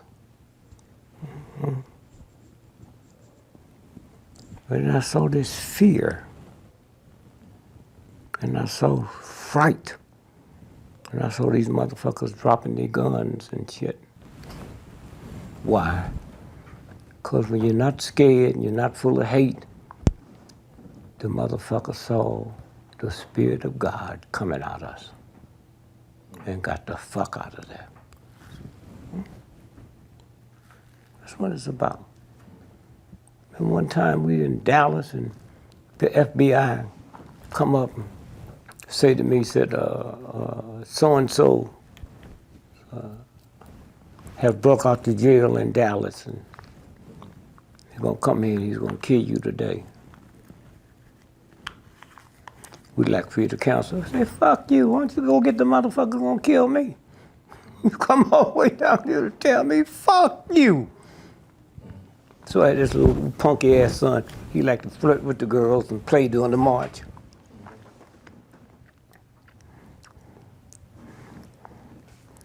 So he back in the back of the line. So I'm marching and I'm thinking, God man, if this bullet hits me, will it hit me in my head, my shoulder? Will I be able to get down in this ditch? Then all at once somebody come up and touch me. It's my son. Hey, what the fuck you doing up here? He said, I just wanted the right to die with you. You know what I feel like when your son tell you that, man? I just want the right to die with you.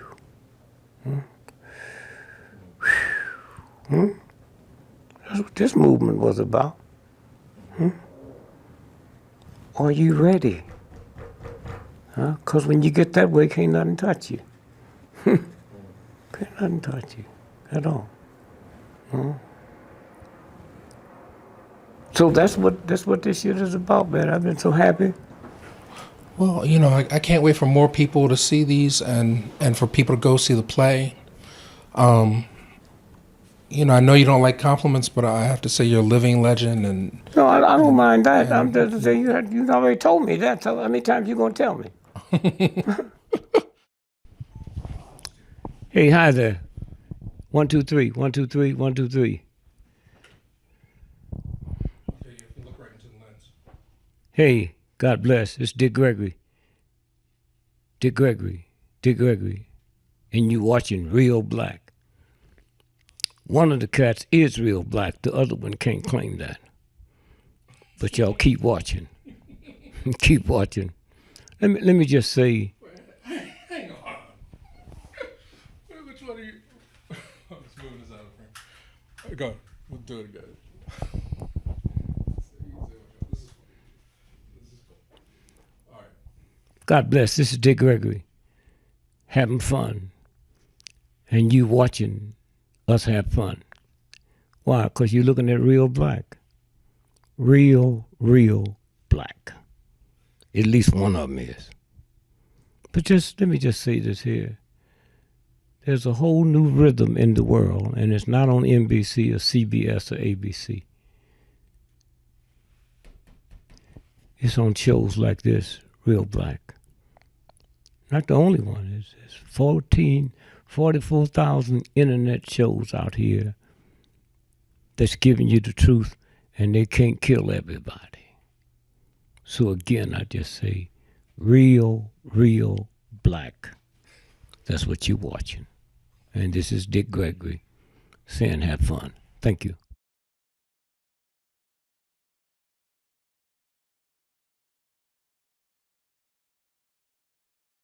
I recently heard Run DMC doing an interview that they were supposed to do a collaboration with Michael, and DMC was startled when Bubbles ran up on him and he hit Bubbles, and there was no and Michael never called back. The collaboration was over, and so I quickly realized, knowing all the true stories, that the only person that ever hit Bubbles and learned to still and lived to still have a loving relationship with Michael Jackson was Dick Gregory. He said out of the corner of his eye, he saw some shit coming at him. And he said he knew it was little, it was wearing a tux, and he didn't know what the fuck. He kicked the shit out of Bubbles. Bubbles slid across the room. Michael screamed. And Pop was like, what the? You got this nigga, little nigga running up on me with a tuxedo and a fucking diaper? Oh my God, I wish I saw the. And so Michael screamed. And then the new protocol was whenever Dick comes over, put Bubbles in the back. And so, it wasn't Dick's not allowed to come over anymore. It just was, they had to Dick Gregory proof Bubbles. Hey everybody, this is Mike from Real Black TV, and I'm with Brother Ron Hurd from We All Be TV. And we have the honor and privilege of sitting here for a little while with Dr. Christian Gregory. Absolutely. Son of Baba Dick Gregory and executive producer of the new film, The One and Only Dick Gregory. One and only.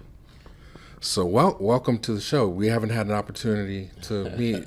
Last night we had an opportunity to see the movie. Which is fantastic. And it answers a lot of questions for a lot of people who are fans of our platform. So we encourage people to check that out. Absolutely. But, we want to talk about the film as well as the other things that are happening with the Gregory estate. But I know, today's Father's Day. I know, Ron, you want to kick it off? Definitely. I mean, Father's Day is very important. Celebrating all the fathers out there, because especially Black fathers matter. And with Baba Dick Gregory, it was interesting y'all brought up the subject of fatherhood. And how you growing up as a Gregory, how did it impact you? And was Baba a good or decent father, or was he a bad father? I mean, what is the story from your perspective? Okay, well, let's jump right into it. First, I want to thank both of you. So, Brother Mike, Brother Ron, truly a pleasure to be. I'm kind of in the middle like a referee. So that was intentional, folks. So there was a lot of passion in the interviews that both of you gentlemen did with my dad. I noticed you never gave him one of these baton-like mics. You always had the brother with the big little cotton. Said, Brother Dick may course correct on us. So no, it's a true blessing. The platforms that plural that both of you have and the folks you reach it's important. I mean, it's important. My dad was always an own your own media guy, and now we're in a day that it's doable. And so we're chopping it up in the hotel room. It's the morning. It's yesterday was Juneteenth for the worldwide premiere, and the larger audience will be able to see it on Showtime on July 4th, Independence Day. So here it is, Father's Day. Very happy Father's Day to all the fathers and both of you gentlemen. I am not a father. I'm still the only child in my home. But growing up with a just a beautiful role model of what Black love and Black fatherhood was all about. And we touched upon this in the film, but it was, and I want to answer your question, but. At a very, very young age in my life and my siblings' life, my dad made it very clear he was the father to a movement, and made it very clear he was willing to die for that movement, and the movement became first in the pecking order. And when someone explains that to you at a young age and very clearly, you don't struggle with it because you knew people would say, hey, what was it like to be Dick Gregory's son? I wouldn't know anything different. This is my world. This is my life. And so, my dad would always say, don't talk to me about the Black family. I am the Black family. We don't need folks outside looking in, trying to figure out the inner dynamics. And my dad would also say, Hitler had a mother and father at home. Jack the Ripper had a mother and father at home. And he'd say most niggas aren't home when they are home. And so the reality is that being present, there's a lot of folks who are just there, physically there, but they're not present in the moment. They're not, parents who are just looking at their devices, children that are, they're not present. They're just occupying the same space. My dad, even 6 months, my dad sat fasting. I was probably about 11 or 12 years old in an Iranian prison cell. He was there working to get the American hostages back. When they were on his own dime, was immediately arrested upon touching down. 6 months in a prison. And I got the part of the reason I know how beautiful Iran is because he sent postcards to each and every one of the children. Every week we just got a stack of postcards that he was writing for prison. And I'm sure he was sending them to other folks as well, because the amount of love that Dick Gregory had, and I don't even want to say had, because his love is still present, has for humanity is really, you can't quantify it. And so, yes, I wake up every morning just filled with so much gratitude for just the fact of who my father is, and I don't mean the celebrity, I mean the human being, the humanitarian, the activist, and then just all of the blessings. My dad's childhood was profoundly difficult.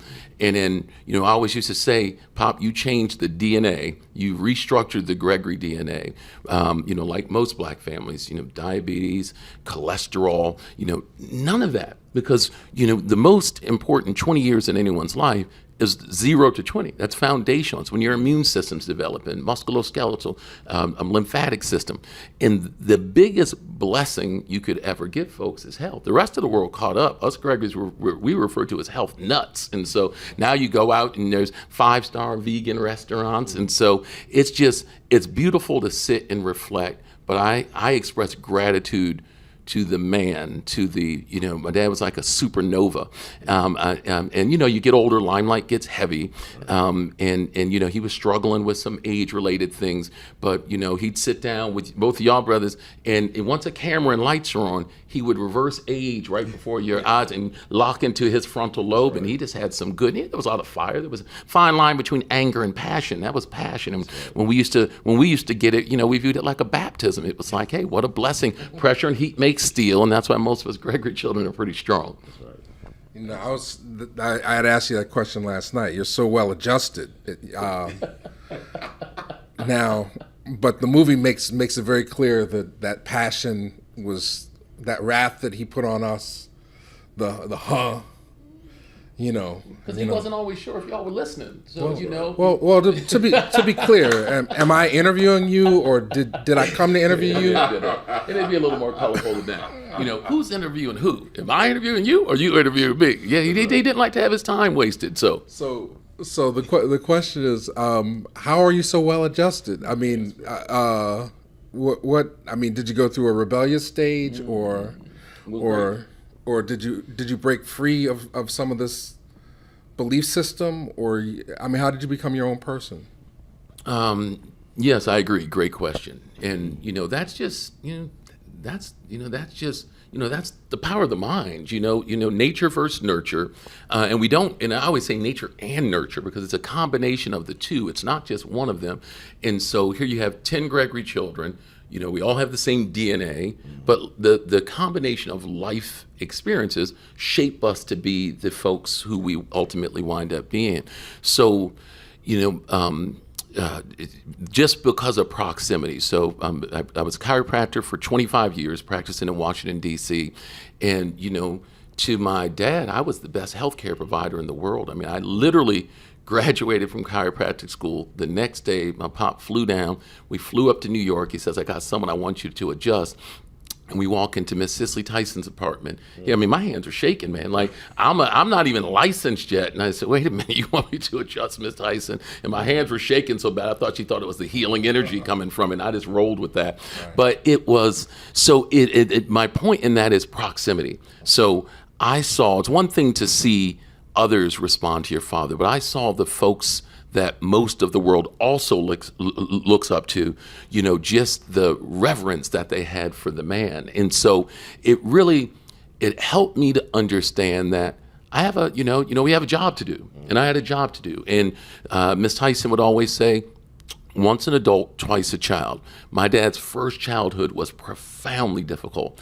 And so I was hell-bent that his second childhood would be miraculous. And it was. And you all got to enjoy you all didn't know Dick Gregory in the prime of his life. I mean, Dick Gregory in the early 60s was the number one entertainer in America, not black or white, number one, period. I mean, every 2 nights a week he was on The Tonight Show. I mean, he was the toast of the town, but he always struggled with that because he wanted to be rooted and connected with his people. So he would be uptown during the day, out working the clubs, hanging out with all the white folks, and then eating. He would eat with them. Then midnight he'd go to the South Side and hang out with the brothers at the Rib Shack. That's how he got to be 260 pounds. The duality of it. All right, but you have not answered the question.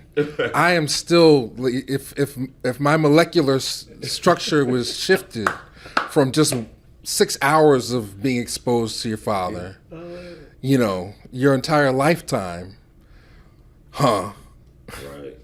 How do you escape that? How do you rationalize that and become your own being? Or do you take it like he's superhuman and you give him a pass?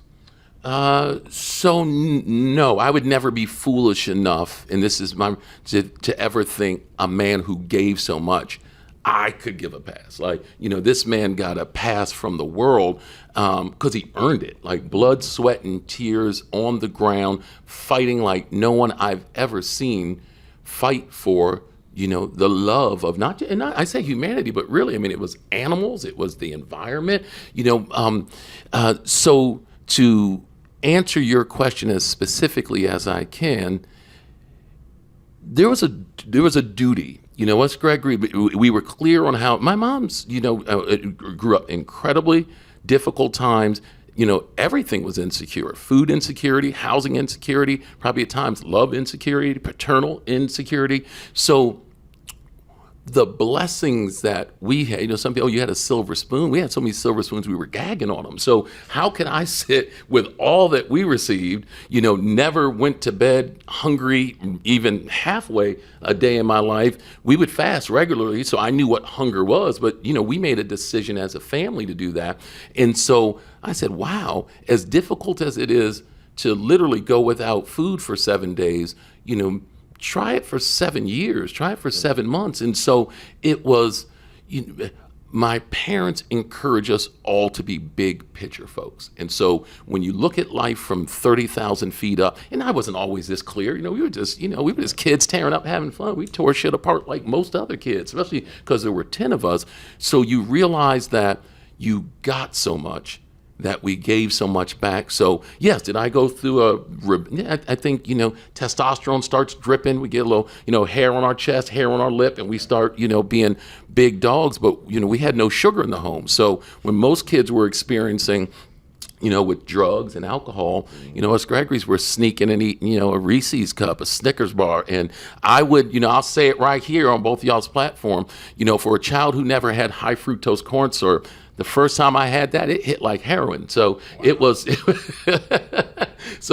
we didn't have to worry about getting in trouble from anyone but Pops. And he probably would have been just as disappointed if we had a heroin needle or a Snickers bar. So we were clear. So no, it just is there. We were very clear that the movement came first, not just for him, but for the Gregory unit, the Gregory family. And when it's like asking, someone in a royal family, that's all I know, service. That's why I loved practicing as a chiropractor. It's like helping folks get out of pain, helping sick folks get well, and to be able to serve as my dad was dealing with health issues, to be able to serve and, coordinate with y'all for the shows and the interviews. I mean, the same passion he would put in for a CNN interview, he would put in for y'all's interview. It wasn't like he was like, oh, let me give these cats just a little bit. I mean, he was constantly all in. And there were others interviews that he did, but you two your platforms. There's a lot of folks, and I never had a chance to thank you. I appreciate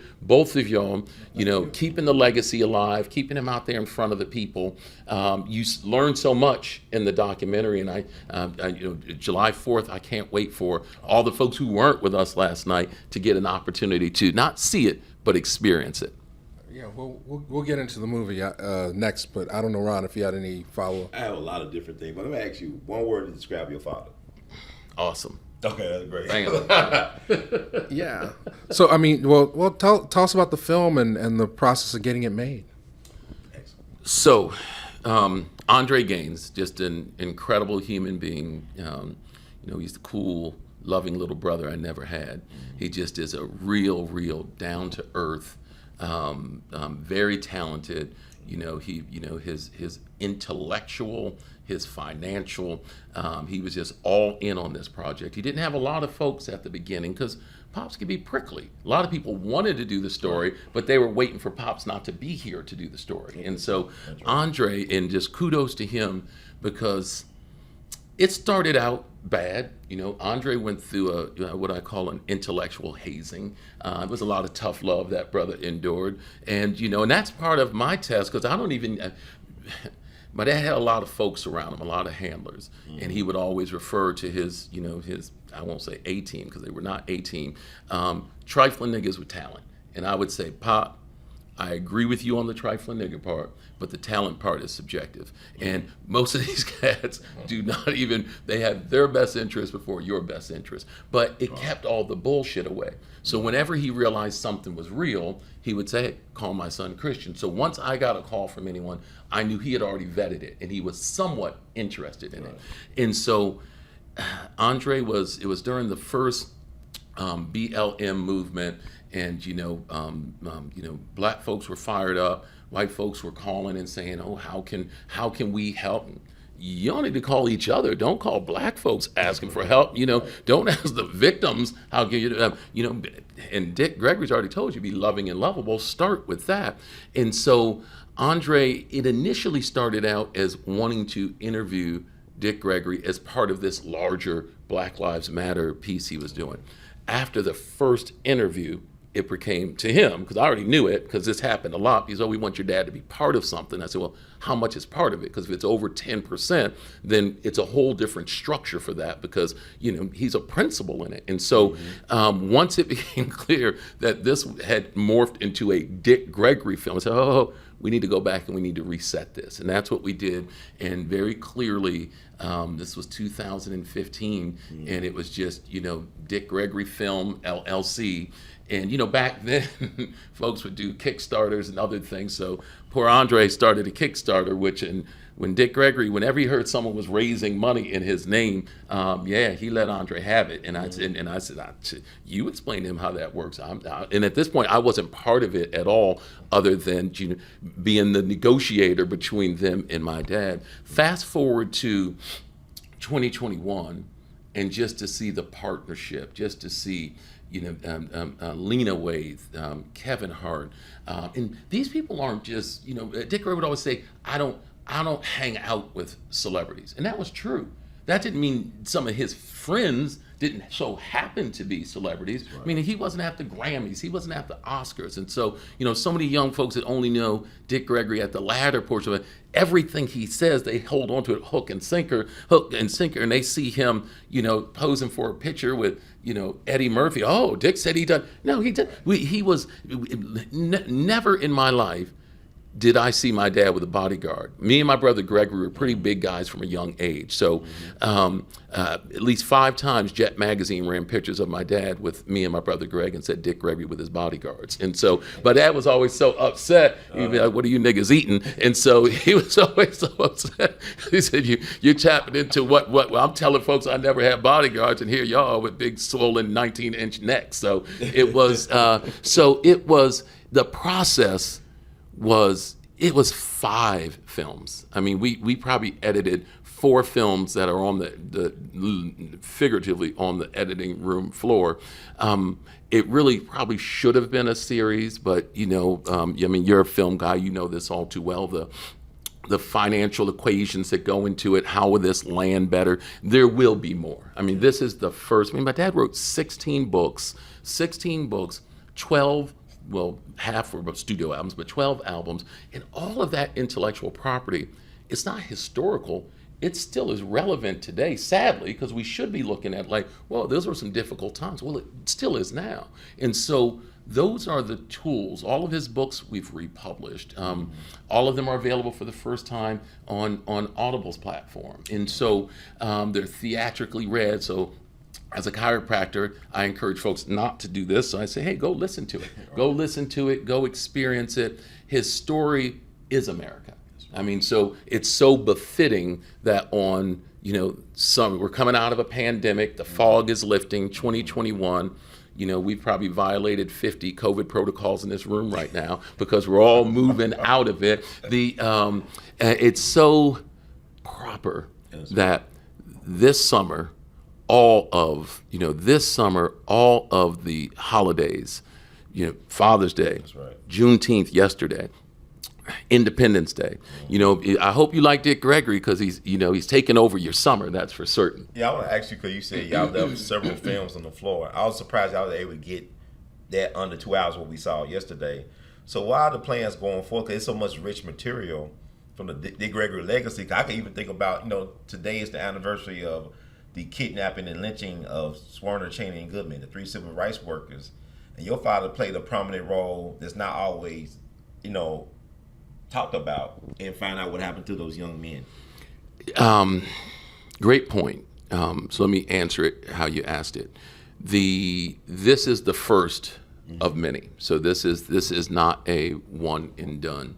And I'm not just one of the children of Dick Gregory. I managed my dad for the last 20 years. I'm the sole executor of his estate, and I protect his intellectual property the same way that most folks would protect physical property, right. Tangible property, because intellectual property is like fine wine. It gets better with time, and if you protect it and you insulate it and you control who has access to it. Far too many of states have just, hey, take everything. Right. We pick which of my dad's books we want to have developed into movies. I might as well break news here because that's what us Gregorys do. We get in trouble for selling things we're not supposed to say. The same team, so Kevin Hart, Andre Gaines, Lena Waithe, the same team have purchased the rights to multiple of my father's biographies, autobiographies, and is going to be developed into the biopic. And so immediately we've transitioned into that. And so this is just, this is like this is an appetizer. The real heavy lift in telling the story. And the only reason I'm an executive producer on this, because my dad's life was complicated. I mean, he part of the reason we have all these images here, my dad metamorphed so many times, each of them, and he never lost the cornerstone, his North Star of being loving and lovable and just fighting for humanity, fighting for his people. When my dad passed and the whole world reached out, my cell phone crashed because my Gmail account had too many emails coming. I didn't know such thing could happen. I thought it was just, and I'm saying, I know I haven't got emails in 2 days since and it took me a minute with all of the psychological and emotional distress to piece together, like, wait a minute, this thing crashed. And so it was clear from the moment he transitioned to put a firewall up around his life, and really, because he gave it all. I mean, some of these interviews were 10 plus hours, as y'all know. I mean, because he won't, he's the Energizer Bunny. If you don't shut it down, he's like, I'm not gonna let this young cat out talk me. So we can go 10 hours. Mr. Gray, have you had anything to eat? Who has time to eat? So being on the front line, and so stay tuned. There's a lot more. Now you mentioned, and I just want to quickly, yes, breaking news, absolutely. My dad would always say when people say, "Hey, don't tell anybody," I said, "Nick, I got friends." If someone told you it was a secret, you told me. Why are you putting limits on who I could tell? I say all the time, and I want to touch on what you asked me too. Dick Gregory was the original social media. I mean, Dick Gregory kept Kinko's. Before there was FedEx Kinko's, there was Dick Gregory Kinko's. You would give him something and say, "Hey, brother Dick, don't show this to anyone." And I already knew the drill. Our next stop, we were going to Kinko's. We have 1,000 copies of this secret document. And hey, brother, hey, sister. And he would just pass it out as he walked down the street. So that's what media is, distributing information. As my dad would always say, information is power. Bad information is bad power. Good sense stopped being common sense a long time ago, and we need folks to bring us back to thinking logically. We stop thinking. We just, we're emotional. We respond, and half of it is what we're eating. Half of it's what we're putting into our body, what we're breathing, chemicals and products off gassing in our home. There's so many. We've been building these swag bags for the last 2 weeks, and the ink on the bag has me and my wife hiving up, headaches, and so, because we just are very careful about what we allow into our home, because we understand what your body consumes is not just what you eat, it's what you breathe, what you smell, what you allow into your mind, and again, bad information. So during Freedom Summer, to get back to the point you were making, and it's a beautiful, beautiful story. Not what happened, the Dick Gregory's response. Anyone who is not clear on just how superhuman this man was. He was in Moscow. He had just checked into his hotel, got a phone call explaining to him what had happened. My pops always rolled with a lot of bags. I mean, he rolled, anything you wanted to try to disprove, he knew right where to go in the bag to show you the proof. He said, "Nigga, I seen the check." So he invented the internet, right? I mean, he was the internet. Yeah, he was, which the internet is just connecting it, the World Wide Web. He was the nucleus of that web. So he flew overnight, which was hard to do back then. Airline industry has changed dramatically. Weren't just direct flights, so flew all night to get back, and made a decision, had a huge press conference, because he knew just his presence of being just a superstar and showing up would force people to respond. Let's go back a notch for the younger viewers who don't know about Schwerner, Cheney, Goodman. And so, just to back up, because that is a very good question. The Freedom Summer was, and my dad actually was part, and it probably would disappoint me a little bit, he was part of the entertainment aspect of that. So it was the Freedom Summer Choir that went out ahead of time, because he said black folks want to be entertained, and so so my dad was we have his schedule from where all of the places they were going to, And so he was part of Freedom Summer. And so he left to go, and there was another movement that was going on. I forget the name at the time, but that's what he was doing in Russia. And when he realized that two white men, one black man, part of the voter registration. I mean, what we're dealing with now in this day and age, when he realized that those 3 civil rights these were college students, activists were abducted. He knew immediately they were dead. I mean, he said, I knew immediately they were dead. He did work with Mega down in Mississippi, so he knew the environment. He knew the environment. Right. I mean, really, it's his love for Medgar. I mean, his love for Sergeant Medgar Evers is really the catalyst for Dick Gregory becoming an activist, because that was the first time he saw someone that was fearless but not reckless. Someone that said, hey, look, and that's his whole, I'm willing to die for this. Right. That came from Medgar. I mean, the fearlessness that you have seen in my dad's lifetime, part of it, and being able to reflect on it since he's passed, I'm certain there was a little survivor's remorse, because had my older brother, Richard Jr., not passed, that set my dad on a different trajectory. So a couple months after that, when Medgar was assassinated, my dad was certain he would have been there with Medgar, and he's told stories about, just Dick Gregory and Medgar Evers late at night driving around and just feeling the sense of someone's about to die. He said you could feel it in the air, and they looked at each other and realized, yeah, that someone is, we're the biggest 2 out here making this fuss. We're the agitators. That someone is most likely us. And so I think, and I never felt this way till after my dad passed, and going back and reflecting on it, I think there was a little survivor's remorse, because he honestly thought, so many people in his orbit, died a violent death. He died before the age of 40. Oh, He was 37, Malcolm and King, 39. And in their prime. We talk about just the black folks in his orbit, but my dad had a relationship with JFK, with RFK, all these folks. And so a lot of times, young brothers who think they figured it all. Well, Dick Gregory's around all these niggas who died. He must. Well, how did he not? And this is and the only reason when folks are soldiers on the front line, it's what people die. I mean, they were killed. We talk about the names of the bigger personalities, bigger, activists that were killed. There were plenty of nameless folks we don't know the name, which is a shame, who died for this movement. And so there was a lot of death. And I wouldn't say he was lucky. I would say, universal God had different plans for him. You know what, though? I'm going to tell you this, because Dick was not only part of Freedom Summer, he inspired Freedom Summer. Absolutely. Bob Moses and them said they saw what your dad did in Greenwood when the government cut them black folks from their benefits. He brought them got food. that plane and stuff.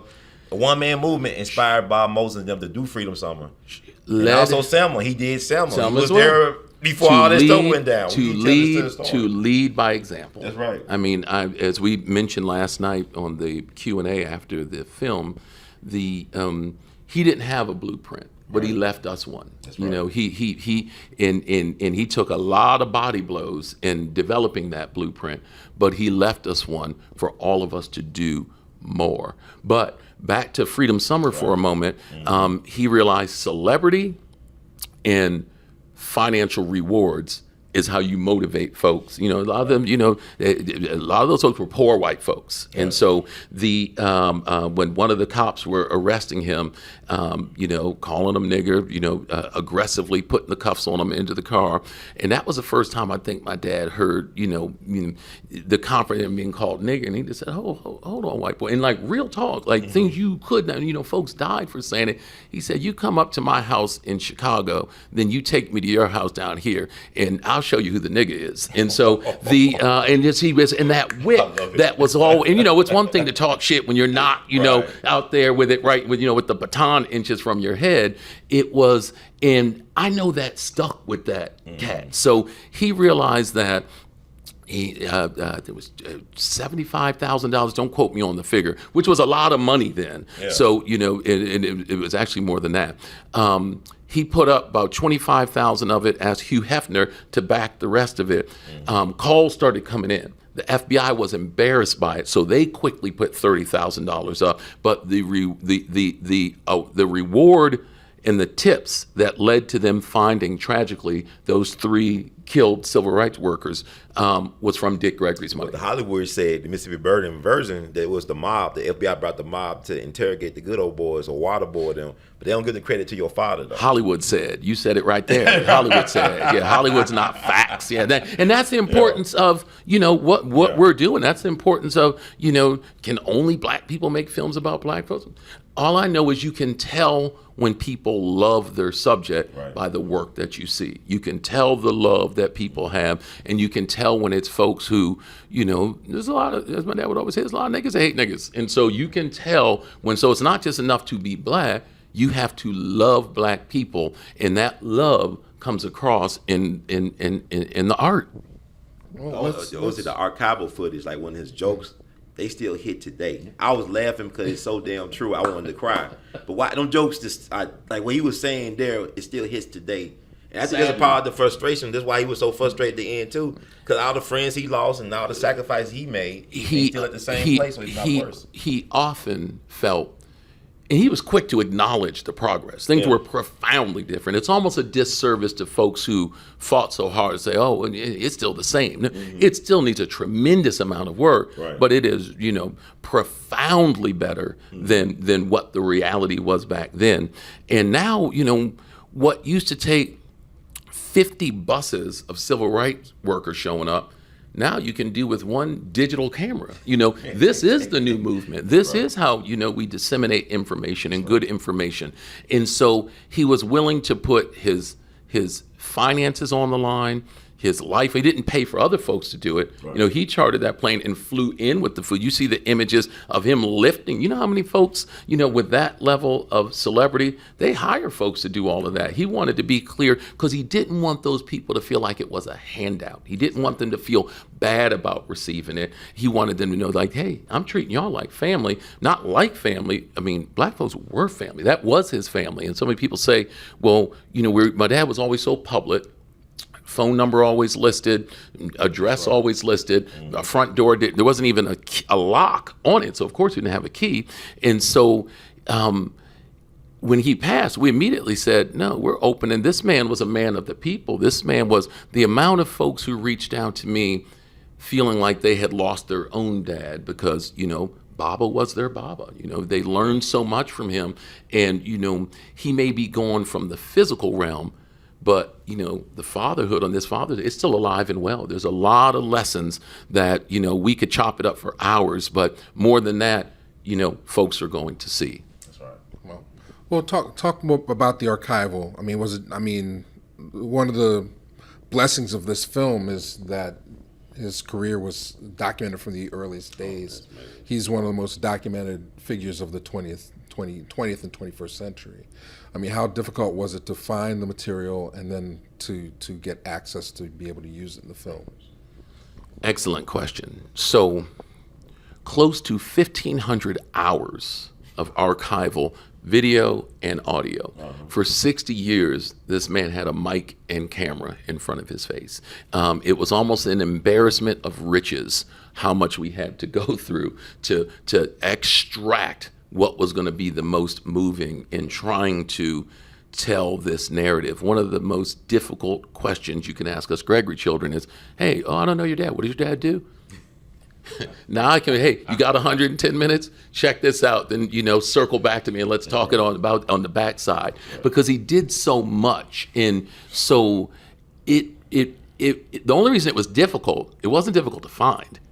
What was difficult is that it kept coming in, which was a blessing. But, poor Andre, because, more incredible things came. And we just had to keep resetting so many times. Like, throw that movie aside. This totally changed. And so when Bob Lipsyte, the collaborator who my dad wrote Nigger with, when Bob Lipsyte sent his archives, so it was just, I wasn't born until 1970. My dad did Nigger in 1963. So for me to hear, hours upon hours of just my young 35-year-old Dick Gregory just clear. When we get age, we get a little cobwebs, we get a little off. I'm only 50 and I have a difficult time staying on task. And so he was just laser focused, and that's what you hear. When you hear a 35-year-old Dick Gregory narrating his own life, that's what that allowed us to do, and that's what really made this incredibly special. Because my pops had a lot of wild folks that loved him. And if it wasn't him saying it in his own word, y'all niggas changing Dick Gregory's story. And so to hear him say it, in fairness, we all have a right to kind of grow and evolve and for our opinions to change. Well, right. I heard him say, like, later in life, people would always ask my dad, hey, Mr. Gregory, are you still a vegan? He said, depends who's watching. And so, he had a right to pivot and change. It's always the folks who are not sacrificing, not serving, that want to be hypersensitive and vigilant about what the folks on the front line are doing. So the archival is extensive. I mean, it is absolutely extensive. And this, I'm certain, and that's why, it's and I don't consider this, shameless advertising. If we want to see more stuff like this, we have to support it. Right. And we support it by spreading the word. Eyeballs on screens is what moves the narrative. I mean, it's been a marvelous relationship with Showtime, but this is a business. They're in this to make money, and if folks don't watch it, you don't get more of it. So that's important that you all, tune in. Well, that's July 4th. July 4th. July 4th at 9 p.m. Eastern time. Right. But so what else is in the vault then? I mean, as an archivist, I'm definitely interested. Like, I wish I had captured some of the last shows he was doing because they were incredible. But I'm sure they were captured. I'm sure they were, and I'm sure there's lots of stuff. The books are out. I mean, can you just give us an overview of what's been released so far with the estate? Yes. And what we can look forward to? Absolutely. So the first, my dad's book, Nigger, over 1 million copies sold. So right now we've released the 4th paperback, trade edition paperback. That was almost immediately. That was almost 6 months after my dad passed. We knew we wanted to get that back out there. The title, the name, limits the marketing aspects that you have with it. But so one of the kind of workarounds and how they got large segments of Nigger into textbooks is they extracted certain sections and gave it shame, the sub kind of essay shame that was extracted. Shame is in virtually all McGraw-Hill textbooks in this country has shame in it. And so a lot of these young folks, black, white, are being exposed to Dick Gregory, not the totality of him, but just that small aspect of him at a very young age. So we got the autobiography back out there. We entered into a multiple book deal with Audible. Audible bought 12 of my dad's books that, I mean, almost every 2 months there's another one that's being released on the platform. And they're doing theatrical reads with it. So, I mean, we get in the car for a road trip, we tune it in, sync it to the system, and it just is, it's like he's still here with us. And so it's like he's still here with us. We have so many partnerships. So HarperCollins owns 4 of my dad's books, and so Cooking with Mother Nature, which we just re-released, Political Primer, thank you, and No More Lies, No More Lies is just, I mean, it's excellent. I mean, No More Lies, if you haven't read No More Lies, it is just an incredible book. And Reading Between the Lies, I forget the name of it, Black History, Reading Between the Lies. And so people say Reading Between the Lines, and Pop said Reading Between the Lies. And so right now as we speak, there's 6 of his books currently in publication. One of them we just released, Nigger, in Japan. So there's a Japanese. So folks in Japan, Dick Gregory's been trending on Twitter in Japan because there's a conversation about this book, about this title, and how that came to be. The singer Morrissey, he's superstar Morrissey. He performs almost exclusively with a large photograph of Dick Gregory behind him. And a Japanese publisher was at one of his shows in England and saw and said, who is this man that's been on this screen the entire, if you went to see Michael Jackson and there was a picture of someone on, you'd say, well, who is this man? And my dad knew Morrissey. I wouldn't call him friends, but whenever Morrissey, he would always try to connect with him, just hug him and absorb his energy. And, hopefully someone from Morrissey's camp will correct me if I'm wrong, but how the story was explained to me, Morrissey was going through a dark period in his life and was suicidal, and watched a Dick Gregory clip on YouTube. And what he got from that gave him the will and the desire to live again. And now you see, okay, well, that makes sense. This guy has become my rock. This guy brought me back and gave me the will to live again. So to all of my millions of fans all over the world, if it wasn't for him, there wouldn't be me. And there's countless folks. And that's why we sit here and think, you never know how far reaching any of these segments that we're doing here are going to be tomorrow. And what Morrissey saw was probably 10 years old at that time. Sometimes we'll all be gone, and the impact of this work will outlive us all. And so the publisher saw it. She said, this guy, who the picture of has a book, reached out to the estate, expressed interest, and we said, sure, we do a lot of foreign language deals with my dad's book. So we just signed a deal for it to be published in Croatia. So folks in Croatia, Indonesia, Japan are all reading nigger. And so a good friend of mine works for Sony and speaks Japanese. So he held the book up, and White Cat, and was like, this symbol here means knee, and this symbol here means gar, knee gar. So you said that a little bit too good, my brother. I said, no, but I said I need to make sure my people know this means knee gar in case they're in Japan and they see that shit written on a receipt. They know that they need to pull someone aside. But to answer your question, there's tons of tons of intellectual property. The archives we should have a conversation about. We are getting all of his papers together. It's all digitized, and I want to at least share with you the list so at least you know what's there, because it would be too much to discuss. Well, while we're here, though, the record albums, they've been out of print for over a decade. Is there an opportunity that will be coming soon? Yes. So and a lot of them are out there now on digital platforms, and so but folks are getting back into vinyl again. They want something tangible they can hold. So we will be. So we did the books first. I mean, this stuff's been from the '60s. I mean, as we know, not just white folks, but business folks have been taking advantage of black talent ever since there was black talent. So some of these contracts on the back of napkins and that never had a proper legal vetting. There is a team. I don't want to make it seem like it's me alone. There is a massive legal team of folks who really love Dick Gregory, who are working hard to revert those rights from those bad contracts back to the estate. So a lot of that, now we've shifted to the albums. There's an extensive amount. We're getting control back of that so we can re-release it. So stay tuned.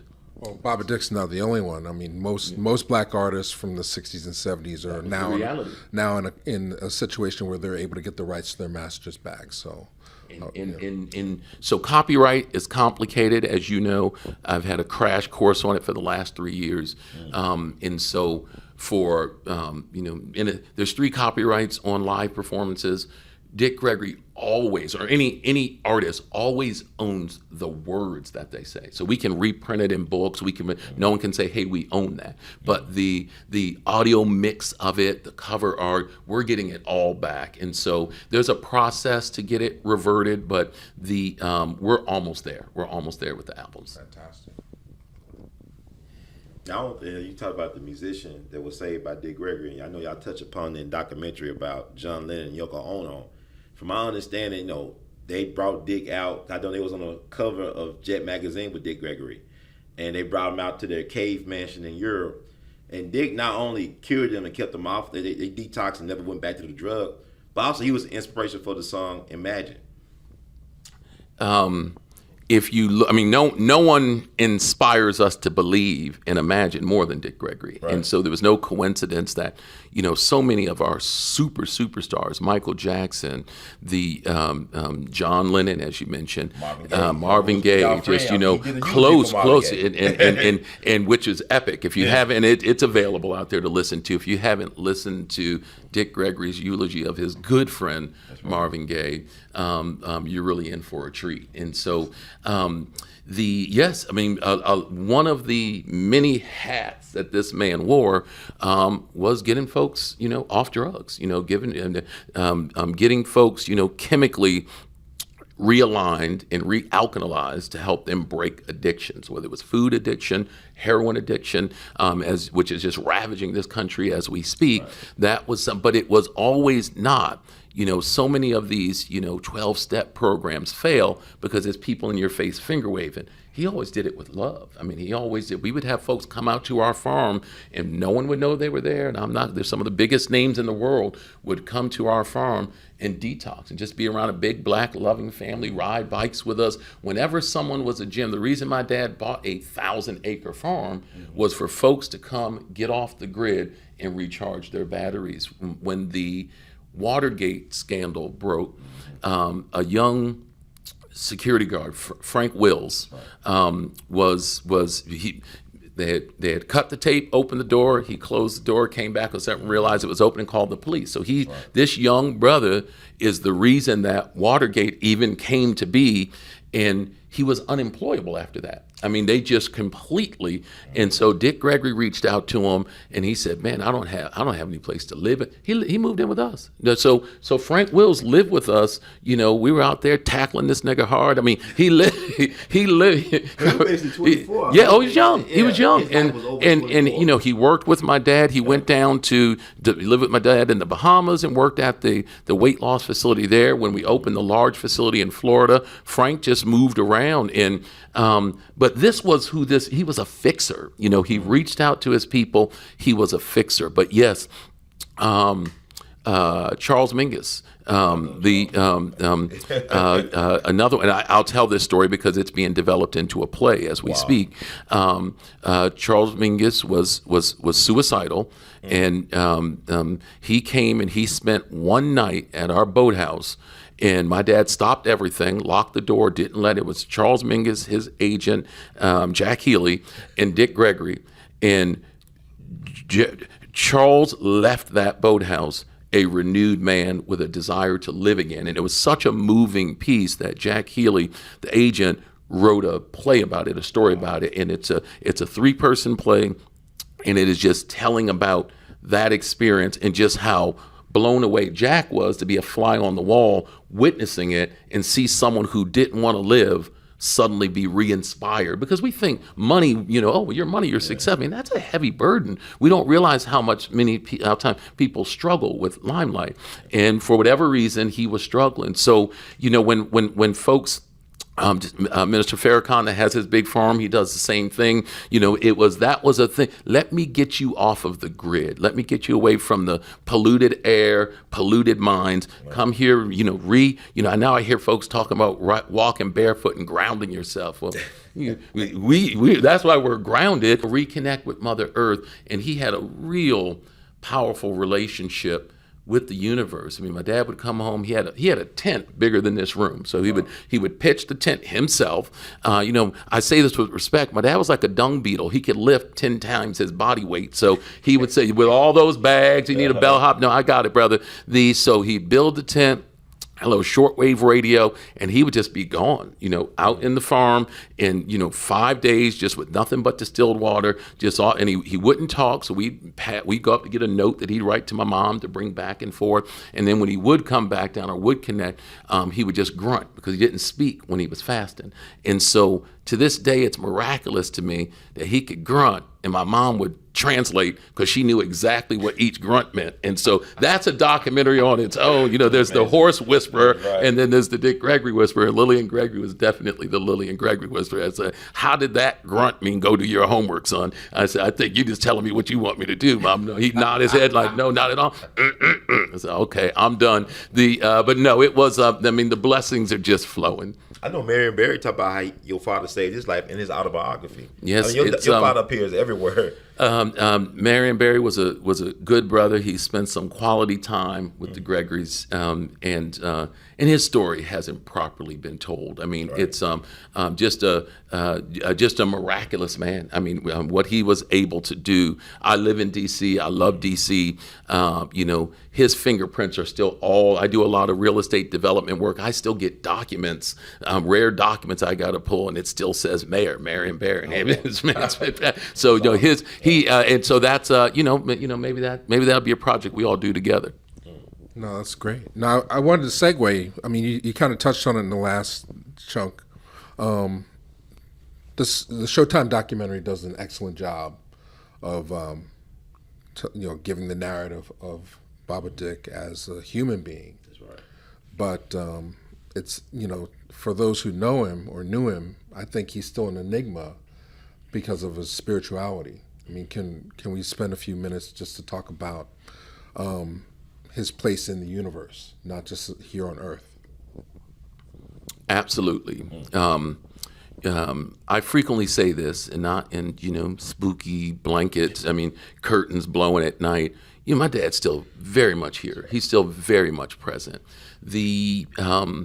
My father would always say, especially if it was late, some folks may have been drinking, maybe not. Hey, get home safely. When you get home, call and let the phone ring one time. I'll know it's you. And so he would always say that to folks. And so he would count those rings. If 5 people that got 5 rings, be like, okay, everyone got home safe. We don't have to, because he can't get off a call quick. So I think part of that was just so he could get some sleep and not get back on the phone. So when he passed, there were multiple little things that made it very clear to me that he was still communicating with me. And I'm sure with others. I mentioned Mr. Farrakhan a moment ago. 10 times he'd go,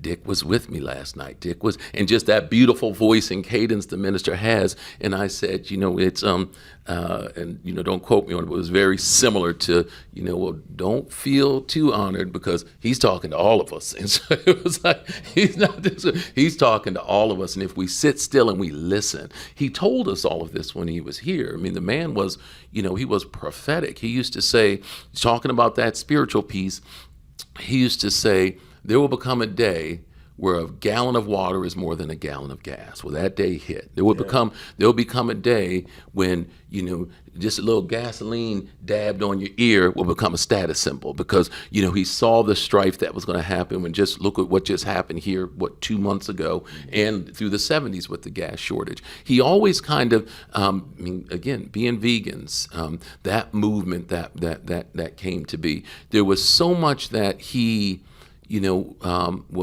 was like a prophetic awakening. And, we would sit and we would meditate early in the morning. So all 10 of the kids, my mom and dad, and just sit still. And you'd sit still in that breeze, like the breeze that came through at the end of the documentary when we were all outside. I was clear what that was. I mean, that was the breeze I would always feel when we were on the pond, no matter how hot it was. You'd always feel that gentle breeze. And then afterwards, when we started talking, he said, "Do you feel that? Do you feel the universe community? Feel?" And it was never viewed as, "Oh man, Pops is crazy." But it's like, "Oh, that was deep." And you're seeing you're listening to the leaves blow, and they're saying that you don't know. You can hear a baby, like laughter. You can watch a foreign film that you don't even understand, or a foreign comedian, you don't even speak the language. But laughter is universal. You see other folks, that's the whole purpose of a laugh track. Like, hey, time to laugh. You got to tell me when it's time to laugh. The medicinal properties of laughter and joy, this man understood universal joy and just was a, one man, wrecking machine for just getting that out in front of the masses. So when my dad passed, it was, like so many times in life, later in life, it was just the two of us. It was just the two of us. He had stopped talking for some time, and he was just, we were squeezing each other's hand, and I was in his ear, telling him all the things that I had told. It wasn't like I had to get it out quickly because, for 10 years I knew my dad's health was an issue and was failing. And so we had an opportunity to talk about everything, and that's rare. And so we had an opportunity to talk about everything. So I didn't have any last minute questions. And the man had talked so much in his lifetime, I wanted to allow him. In this country, we make the birthing process and the dying process a medical emergency. And we're all here for a finite amount of time. We're all going to transition. You should be able to do it in a way that is in line and befitting to your spirit. Right. And the very, very, very last thing before he lost consciousness, and I always get a little choked up sharing this, he turned his head to the side, and that textbook Dick Gregory wink. So he gave that textbook Dick Gregory wink. And then he lost consciousness. And I quickly brought the rest of the family in.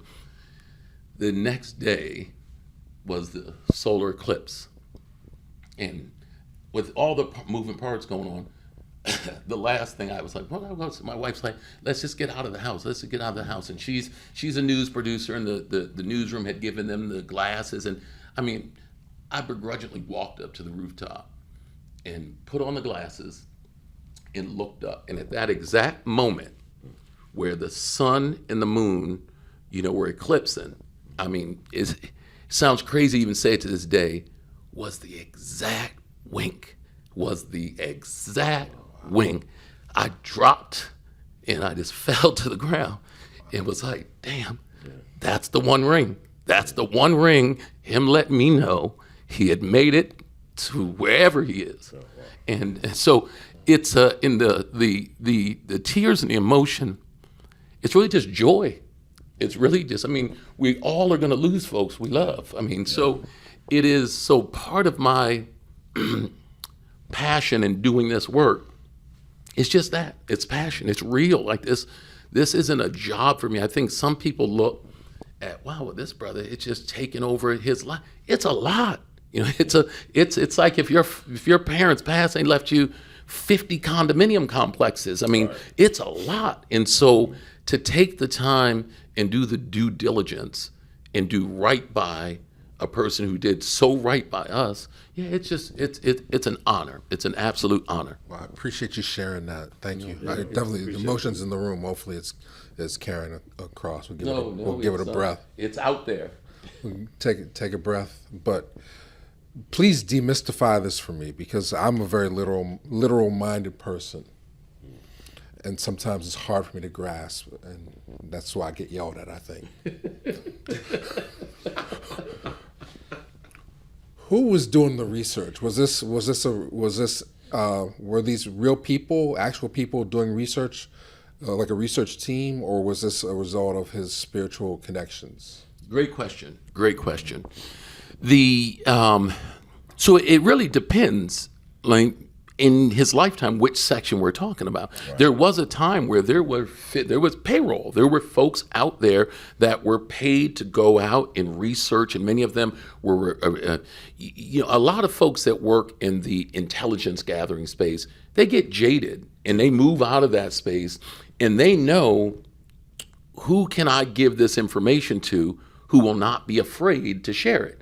And that was a no-brainer. Hey, Dick Gregory, Dick, again, a one-man, social media. Hey, Dick, one of the ways that, there was a couple things that kept Dick Gregory alive as long as he was, and one of them was that he kept no secrets. So, hey, we gave Dick the document. Well, Dick gave it to 1,000 people today, so we can't kill it. And so that was part of it. It was almost a race when someone, hey, don't tell anybody. Like, I just used to love to be in the room when someone would come in and say that, be like, I already know, Pop, we're heading to Kinko's. And so these guys, and that is one of the things that kept him alive.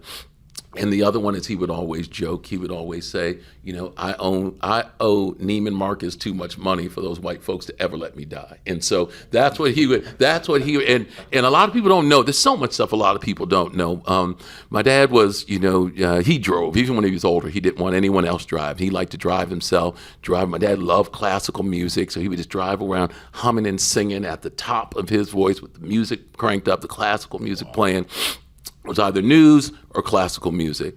A freak storm came through Washington, D.C. He was in Rock Creek Park, and just a massive oak tree fell over and crushed his car. I mean, my dad's like 120 pounds wet. So he was able to bend over and lay down, but the entire roof of the car was caved in on him. So they came, jaws of life, they cut him out.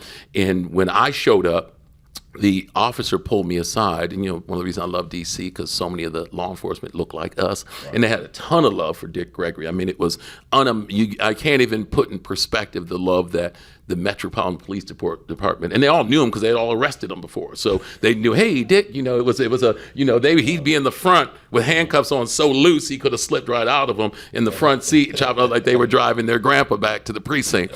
And so the brother pulled me aside and said, we showed up. And we called this in as a fatality. We said, there's no way whoever's in that car is alive.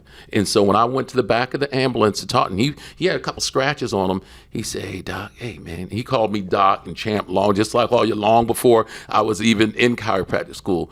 He said, yeah, I saw that little white woman from Neiman Marcus tell me to lay down, and I laid down quick. And I mean, the ambulance folks were crying loud. I mean, you hear this man literally, I'm a first responder, so I've extracted people from vehicles. It's loud, it's stressful, it's scary.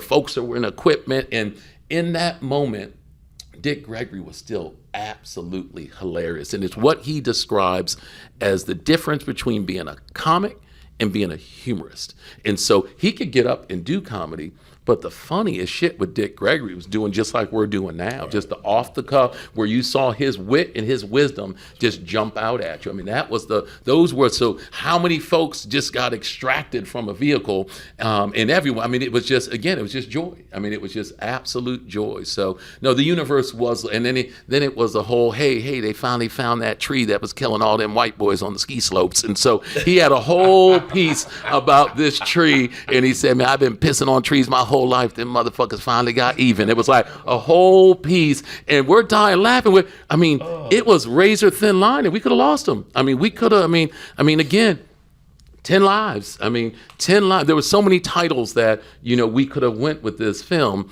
because he metamorphed so many times. And one of the things about metamorphosis, yes, you change, a beautiful evolution into a butterfly. And so, yes, you change, but your core DNA is still your core DNA. And those core principles, he never wavered. He definitely was a hard man to kill. And I like the fact y'all touched upon the J. Edgar Hoover aspect of that, because people don't understand he ran for mayor of Chicago and also for president of the United States. And J. Edgar Hoover, that came out in the press that he had a hit out on Dick Gregory. He wanted the Chicago mob to assassinate Dick Gregory. You got to think about the Judas and the Black Messiah movie just came out this year with Fred Hampton being killed at 21 and Mark Clark. But like your daddy was funny, but he was serious at the same time. And that's dangerous. Yeah. Because you bring people in with laugh, just like Harry Belafonte so beautifully said in the film. Dick would bring you in with laughter, and then he would drop that truth bomb on you. It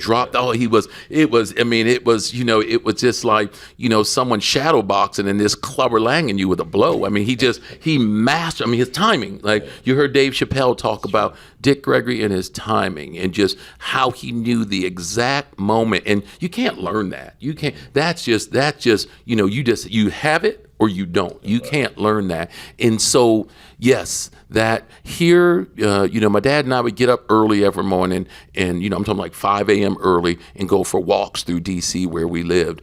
And every day we'd walk past the Hoover building, the J. Edgar Hoover building, the FBI building. And he's like, this white chump tried to kill me and he's been dead. And so we'd be... And the fact this white chump still has a building, to me, it's troubling. It's troubling. But yes, I have my dad's entire FBI file. That's a treat if you want to read through something. I read the entire file. It's extensive. We're thinking about doing a film based on the FBI file because, so I would call my mom and say, hey, Mom, do you remember the street address in the little house in Chicago? No, but I'd rattle that. Do you remember the license plate number of the car? You remember the VIN number? All that details in there. I mean, these folks were surveilling Dick Gregory and Lillian Gregory, every move they made, because people gave him information. And to answer your question a moment ago, he would always say, black folks are the janitors of all the buildings in the world. He was like, I got folks out here. And so initially there were folks on the payroll. Then later just became packages would just arrive to the farm. And some of the stuff I'm still not comfortable talking about because it's never seen the light of day. These are stories that would definitively disrupt the fabric of America if people watch some of the videos. And that was back then. You got VHS tapes that arrived to the home. Right. But there's a layer of mystery there. Intentionally. In the purest sense of the word mystery. And there's a video on YouTube where Bob is talking about his process of going once a year to a fast and receiving information. Have either of you ever fasted before? Like 7 days, just nothing but water. So I literally just came off a 7-day water fast. And so my wife and I, we knew the premiere was going to be hectic. It's a big family. So it's like herding cats, so many moving parts. We said, life as we know it's about to get real hectic. Right. Let's get off the grid. Let's shut down. We picked an hour each day to check emails, check texts, didn't do much talking, did a tremendous amount of reading, and just 7 days of H2O. In the first 48 hours, you're still getting, most of us have enough food source on our bodies, to eat good for some time. The what we feel as hunger pains is really not hunger pains. It's the brain saying, hey, you normally eat now, so we're secreting hydrochloric acid, and that's what you feel. After day 2, that goes away. So after day 2, the body doesn't know what's going on, but it says, okay, clearly there's no food coming. And there's like a gentle peace that comes over you, and you start receiving things. You start becoming clear on things you had forgotten. And so to do that, typically every year, my dad would go from Christmas to New Year, the 7 days, just on water and not talking and deep. And he said, look, life had been so good to him. He said, I don't need to celebrate all these holidays. Let me just get off the grid because I don't want to get in the way of it. And so his saying thank you, you both probably had seen this. My dad had a little clicker that he would always have, and he would be clicking. It was a counter, like someone who's responsible for the fire code, react capacity. And because I let him, most of the things I had to see, I didn't ask questions. I was like, you do whatever you do, and let me step in when you need me. And so, which really wasn't all that often. And so finally we were in the car, and he was riding shotgun and clicking. I said, Pop, I never asked you, because it was a long road trip, so we were just talking. He said, man, every time I click this, I'm just saying, thank you, God, thank you, God, thank you, God. Mm-hmm. That's just how thankful and how grateful he was. And I'm certain, not the hunger strikes he went on, because that was profound.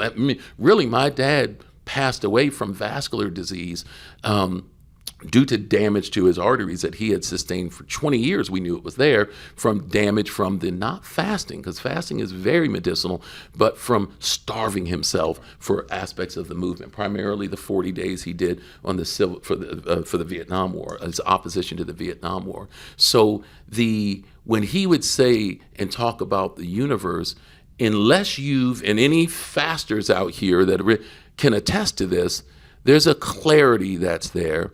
And, there's so many, I hate to talk about toxins, because what is toxins?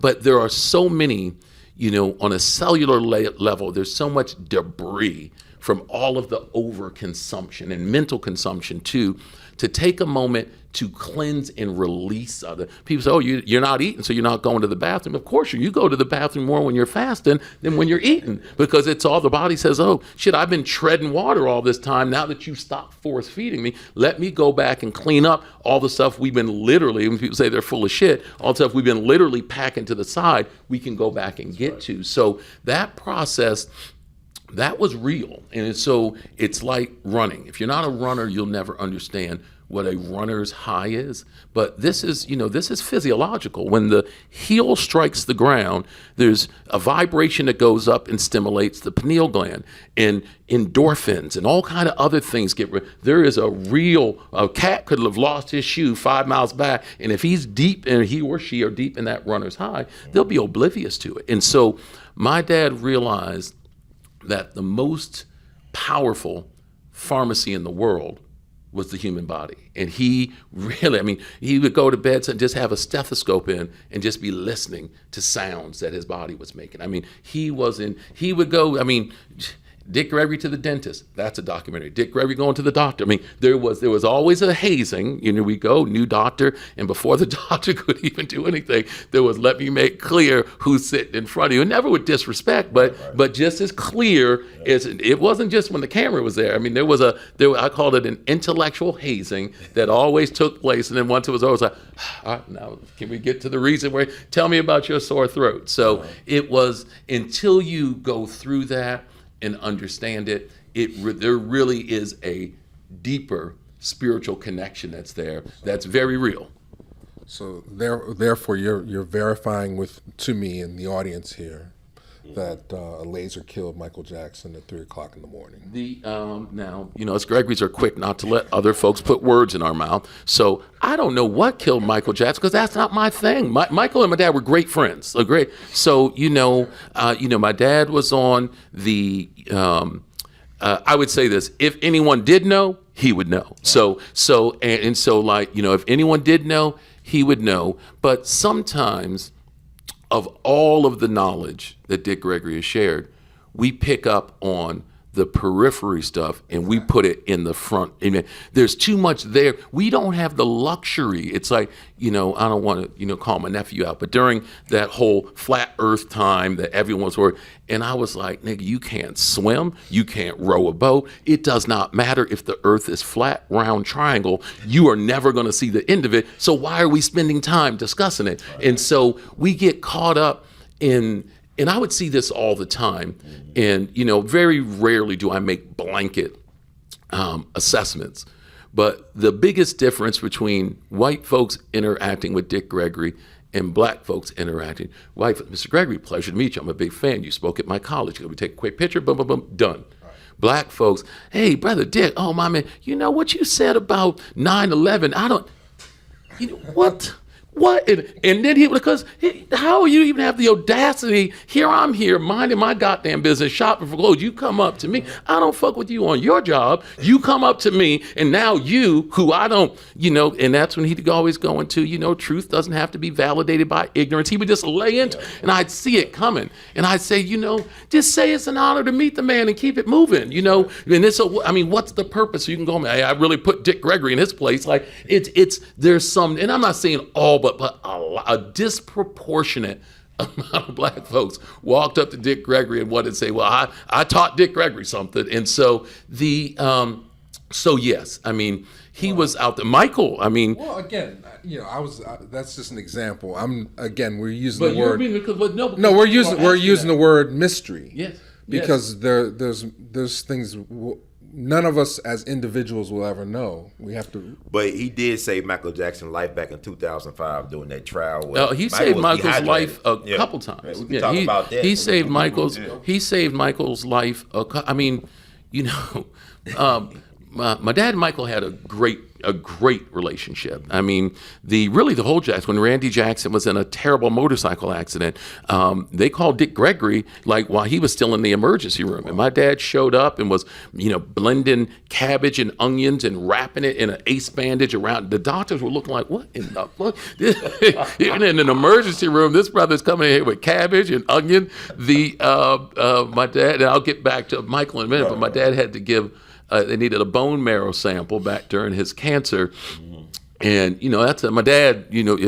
if you knew, you would have knew when you interviewed Dick Gregory to have a hypodermic needle around, because that was his one fear in life were needles. And so if there was a needle in sight of him, a very different man comes out. So, I came early because I was like, oh man, I know he's going to see the size of this needle that, is going into bone to extract bone marrow. And yeah, this isn't going to be a good thing. So we were at Howard University Hospital. Pollen was real bad. So we got up there, and somehow in all of the bags of what he had brought a neti pot, and a little pot you use to rinse your sinuses. And so here's Dick Gregory, gown poorly tied, so his entire ass is hanging out, bending over the bed, and 3 of the doctors are laying down as he's neti potting the doctors that are getting ready to do his procedure. And I said, this has to be against every hospital policy and protocol and procedure, but if anyone could do it, it's Dick Gregory. And all 3, he said, hey, when they walked out the room, he said, hey, I gotta make sure these motherfuckers shit together before they start fucking with me. And so, he was the healer to the healers. But but Michael, I mean, and I don't know. My dad had a relationship with I've met Michael plenty of times, but just like the rest of the folks in my dad's life, hey, these are the Gregory children, how you doing? And kept it moving. Michael's life was complicated, and what twists and turns it went, I do not know. I know that whenever someone, when Michael bought the Beatles catalog, and when he bought it, he didn't know it contained all of the Beatles had previously bought all of Little Richard's music. Michael, without no one talking to him and never wanted a pat on the back for it, gave Little Richard all of his music back. And Little Richard was shocked. It was like, oh, and it wasn't like they were, they admired each other, but it was like they were close friends. And so this was there was a Michael, the businessman, that was incredibly savvy, that folks just didn't, because part of that, it's show business. You see, what's the persona. As my dad would say, he would always know, which Mike was calling based on how much bass was in his voice. And when Mike was fired up, it was a different experience. And I recently heard Run DMC doing an interview that they were supposed to do a collaboration with Michael, and DMC was startled when Bubbles ran up on him, and he hit Bubbles, and there was no, and Michael never called back. The collaboration was over, and so I quickly realized, knowing all the true stories, that the only person that ever hit Bubbles and lived to still have a loving relationship with Michael Jackson was Dick Gregory. Let me explain it. I'm glad it's not, because Peter would have, Peter had a great relationship with Dick Gregory, but they would have had to cut him loose on this one. So my dad had a different relationship with animals. The civil rights movement, dogs weren't pets. Dogs were on leashes. They were ferocious. They were trained to go after black people. So whenever he saw an animal, he always moved away from it. And so he tells the story, and I've heard it multiple times, and it's never changed. And I heard it from Michael too, and my sister Lynn, I believe, was there. And so he said out of the corner of his eye, he saw some shit coming at him. And he said he knew it was little, it was wearing a tux, and he didn't know what the fuck. He kicked the shit out of Bubbles. Bubbles slid across the room. Michael screamed. And Pop was like, what the? You got this little nigga running up on me with a tuxedo and a fucking diaper?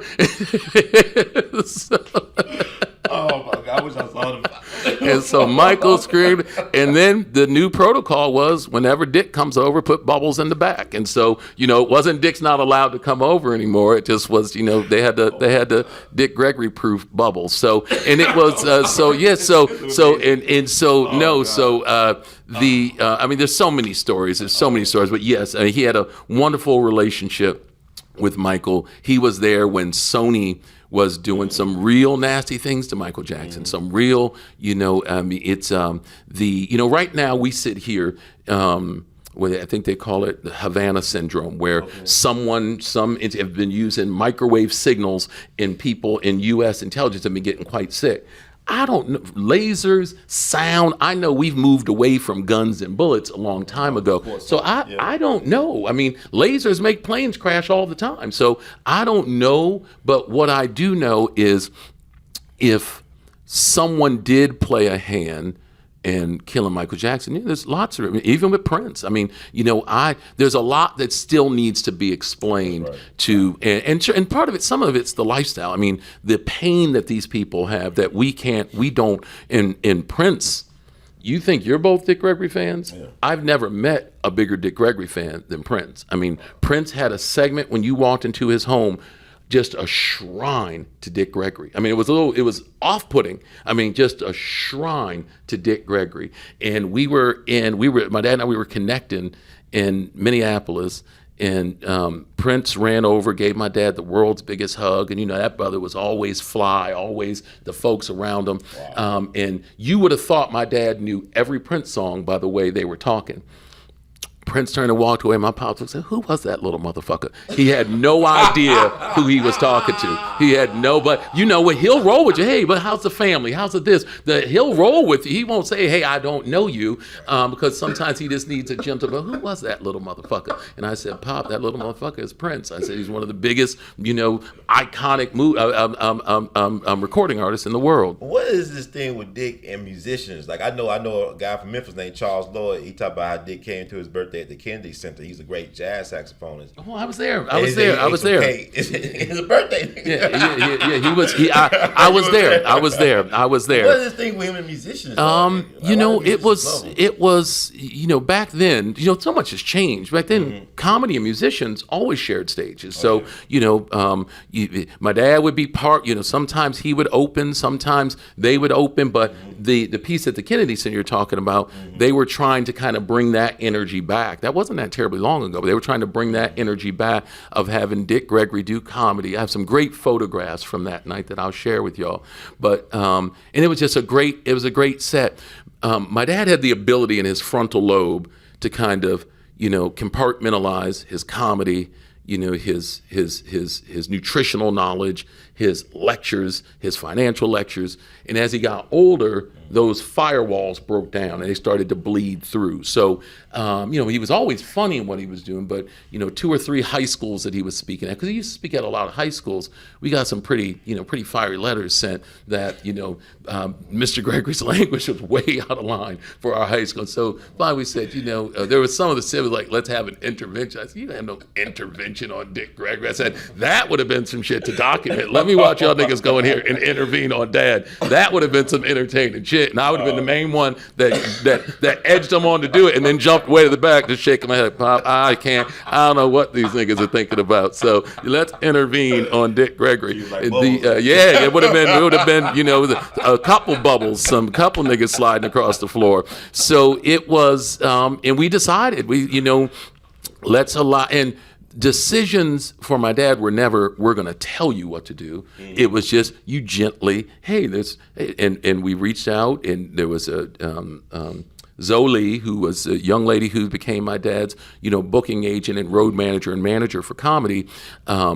She was working with Paul Mooney at the time, and they said, hey, well, why don't we put together a tour? And they were really kind of saving Dick Gregory's life. And so the beauty of Paul Mooney and Dick Gregory, there was always, because both of them were dealing with some health issues at that time. And so both of them refused to say who's opening for who. And if they heard anyone in their camp say, oh, Paul's opening or Dick's opening, they'd be, don't disrespect Paul, don't disrespect Dick. Right. It's who's going first. And it was so beautiful to see the respect that they had. No. Because my dad always said, Paul would always say, no one, Dick Gregory, I'm not opening for Dick Gregory. I'm going to never be foolish enough. And depending on whose health, who was dealing, whoever was feeling better would always be the closer. And so, but they would never say closer, they're going second. And so you've both seen these shows. I mean, it was dynamic.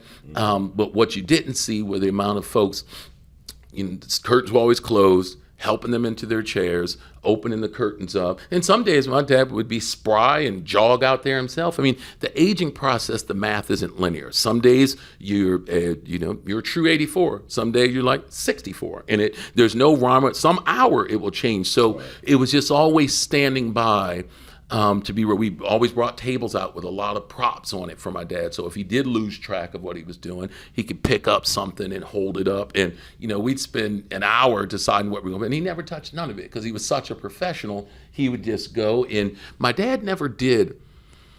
You can look at all his old comedy. He used a lot of profanity, when he was just kicking it with the folks, but never on stage. When Paul Mooney's health in dementia really started to impact him, my dad pivoted. He started, becoming, almost morphing like a little into Paul with his delivery. And that was intentional. He said, I wanted these Paul Mooney folks are coming here. His fans are coming here to get this. And so while Paul's reacclimating and, going through a process until he bounces back fully, I'm going to give it to him. It was a beautiful respect. And so, so whether it's Paul Mooney, Bill Cosby, as my dad would always say, show me our good. Show me our good. All we want to talk about is the bad. You look at Paul Mooney, I heard this brother. Show me our good. There's a disproportionate amount of good out here. Even Bill Cosby, I don't know what happened, and nor do I want to know. I'm not the criminal justice system, but I know you tell me that we're a land of law and order, a nation of law and order. But there's a disproportionate response when black folks do things than white things. My whole life, I've been arrested since I was 8 years old in the civil rights movement. I can remember a time, my little wrist with little zip tie on them being led into a hot ass bus in Reedsville, Louisiana, gnats and humidity, and sitting there for hours with they put all the children, not the Gregory's and the other children, all on a bus. And we just sat there and just roasted. That was our punishment. Y'all little niggas gonna roast in this heat. And we just roasted. Fast forward to, January 2021, and the attack on democracy as the Capitol is attacked. And I'm watching, white folks that look like every teacher I had in elementary school, every teacher I had in high school. All us Gregory's went to black colleges, so not the teachers I had in college. Storm, this nation's capital. And I'm like, I got comfortable. I had some popcorn. I said, we were about to see some white folks get arrested. I know that because I knew my little ass at 8 was arrested. I said, oh, no, this shit's about to get fun. And so to watch all of them walk out, some of them helped down the stairs, it was a sad moment because it said, we're going to show you the duality. We're a nation of laws, but you show me the man and I'll tell you the law. And if anyone needs to be crystal clear on that, just look at how that went down and look how it's still going down. We had officers get beat to death. Just imagine if folks that looked like us had even did a fraction of that. So we sit here, we love this country, it's my dad. My dad loved America. That's all he knew. He just, we've been all, my dad, and that's another documentary. 3 a.m. in the morning, gambling in Accra. Dick Gregory hit for $1 million Ghanaian dollars, and which with the current exchange rate may have been about $1,000. And he said, oh man, this is just fucking $1,000. I said, Pop, $1 million fucking dollars is $1 million fucking dollars to the folks who live here. I was like, we need to ease up out of here because all types of bells and excitement. And so and just the stories, just the love. Harare, Zimbabwe, Accra, Ghana. I could go on for hours, just the love. The pilots, we flew to Ghana. And it was either Ghanaian Air or Air Ghana. And the pilot, midway in the flight, went and got us and brought us up into the cockpit and pulled these little jump seat downs for us to sit in the cockpit as these 3 brothers are flying this 747 as we landed in Accra. The things that, and I'm clear, it's not like, this is not for the love of Christian Gregory. Christian Gregory is just riding on the coattails and being able to witness and experience the love and the history. So he was a lot of things to a lot of people. But the man loved his people. I mean, the man absolutely loved his people. The week he died, Bill Cosby called 5 times with all that Bill was going through at that time, because that was the time of his trial, just to make sure that Dick Gregory was clear how much Bill Cosby loved him. And I mean, he was real clear. Hey, Christian, write this down for your dad. When he wakes up, I want him, this is the first thing I'd like for you. And it wasn't always the first thing I handed him in full disclosure, but wanted this to, because there were a lot of things going on, just to know that Bill Cosby loves Dick Gregory, and there would be no Bill Cosby without Dick Gregory. And just with all he had going on, he could have simply sent some flowers. Every day he called. And then finally he called a day that my dad was up to talking, and my dad talked to Bill Cosby about an hour, and then Minister Farrakhan called, and we recorded all of this, audio and video. Minister Farrakhan called, and they spoke for about an hour. And those were my dad's last 2. That was all the eulogy I needed. I mean, at my dad's funeral, the 7 hours, y'all didn't see me other than inviting people there. I was in the back working. It was a beautiful church, and thank you to the just the first family of this church, just being so incredibly grateful, gracious with their space. But you know, Minister Farrakhan, when he shows up, he rolls deep, and so you know, we had the Christian security service of the church, we had the Fruit of Islam, and yeah, there was some shit popping off. So I was like, damn, it was like, you know, it was biblical. I'm trying to step like I'm between you two brothers now, saying, wait a minute, hey, we gotta this is for Dick Gregory. Like, this is for Dick Gregory. Dick Gregory has never been into isms and osms. We all need to take a deep breath. And so, oh no, man, it was, I didn't see my dad's funeral to 6 weeks later when I watched on YouTube, because I had already, the conversation that my dad had with Minister Farrakhan was all the eulogy that I would ever need. So no, it's been a real blessing. Wow. Well, final thoughts. I mean, there's a lot. I know a lot of people when they watch the interviews with Baba Dick, they say, "Wow, you know, I wonder what he would say if he was here now." This just happened in the news. This just happened in the news. Vaccine, the Capitol. This. I mean, what can you generally share with us, you know, to take us into the future when more things like this happen? These racial injustices, these health crises, the government.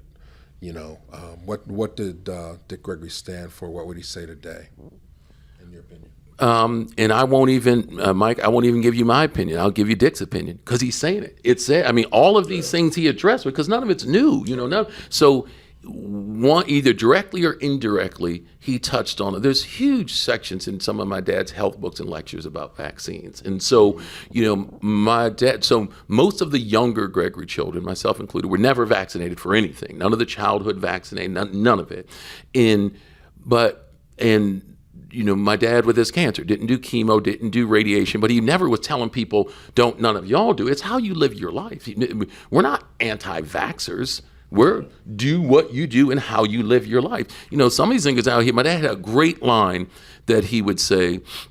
He said, man, I was walking in the park, and, you know, this brother came up, had cocaine dust on his nose, heroin needle on his arm, and I offered him an apple, and he said, but Brother Dick, is it organic? And so how you live your life is profoundly important to, you know, so, you know, half these things, breakfast, lunch, and dinner, Mickey D's, you've already ate everything in the vaccine every day of your life. So now to say, oh, no, good for the protection of the community, let me drive you to your vaccination appointment. Like, it's not, it depends how you, so my dad, he just through the way he treated his mind and body as a temple, you know, there's no, the best defense the best defense is strong offense. The best offense is strong defense. And so he didn't just, ooh, I'm sick, let me take this now. You know it. The man would line, you know, hundreds of supplements out and just be popping them all day long. I mean, it was he understood the body needs nutrition, not food.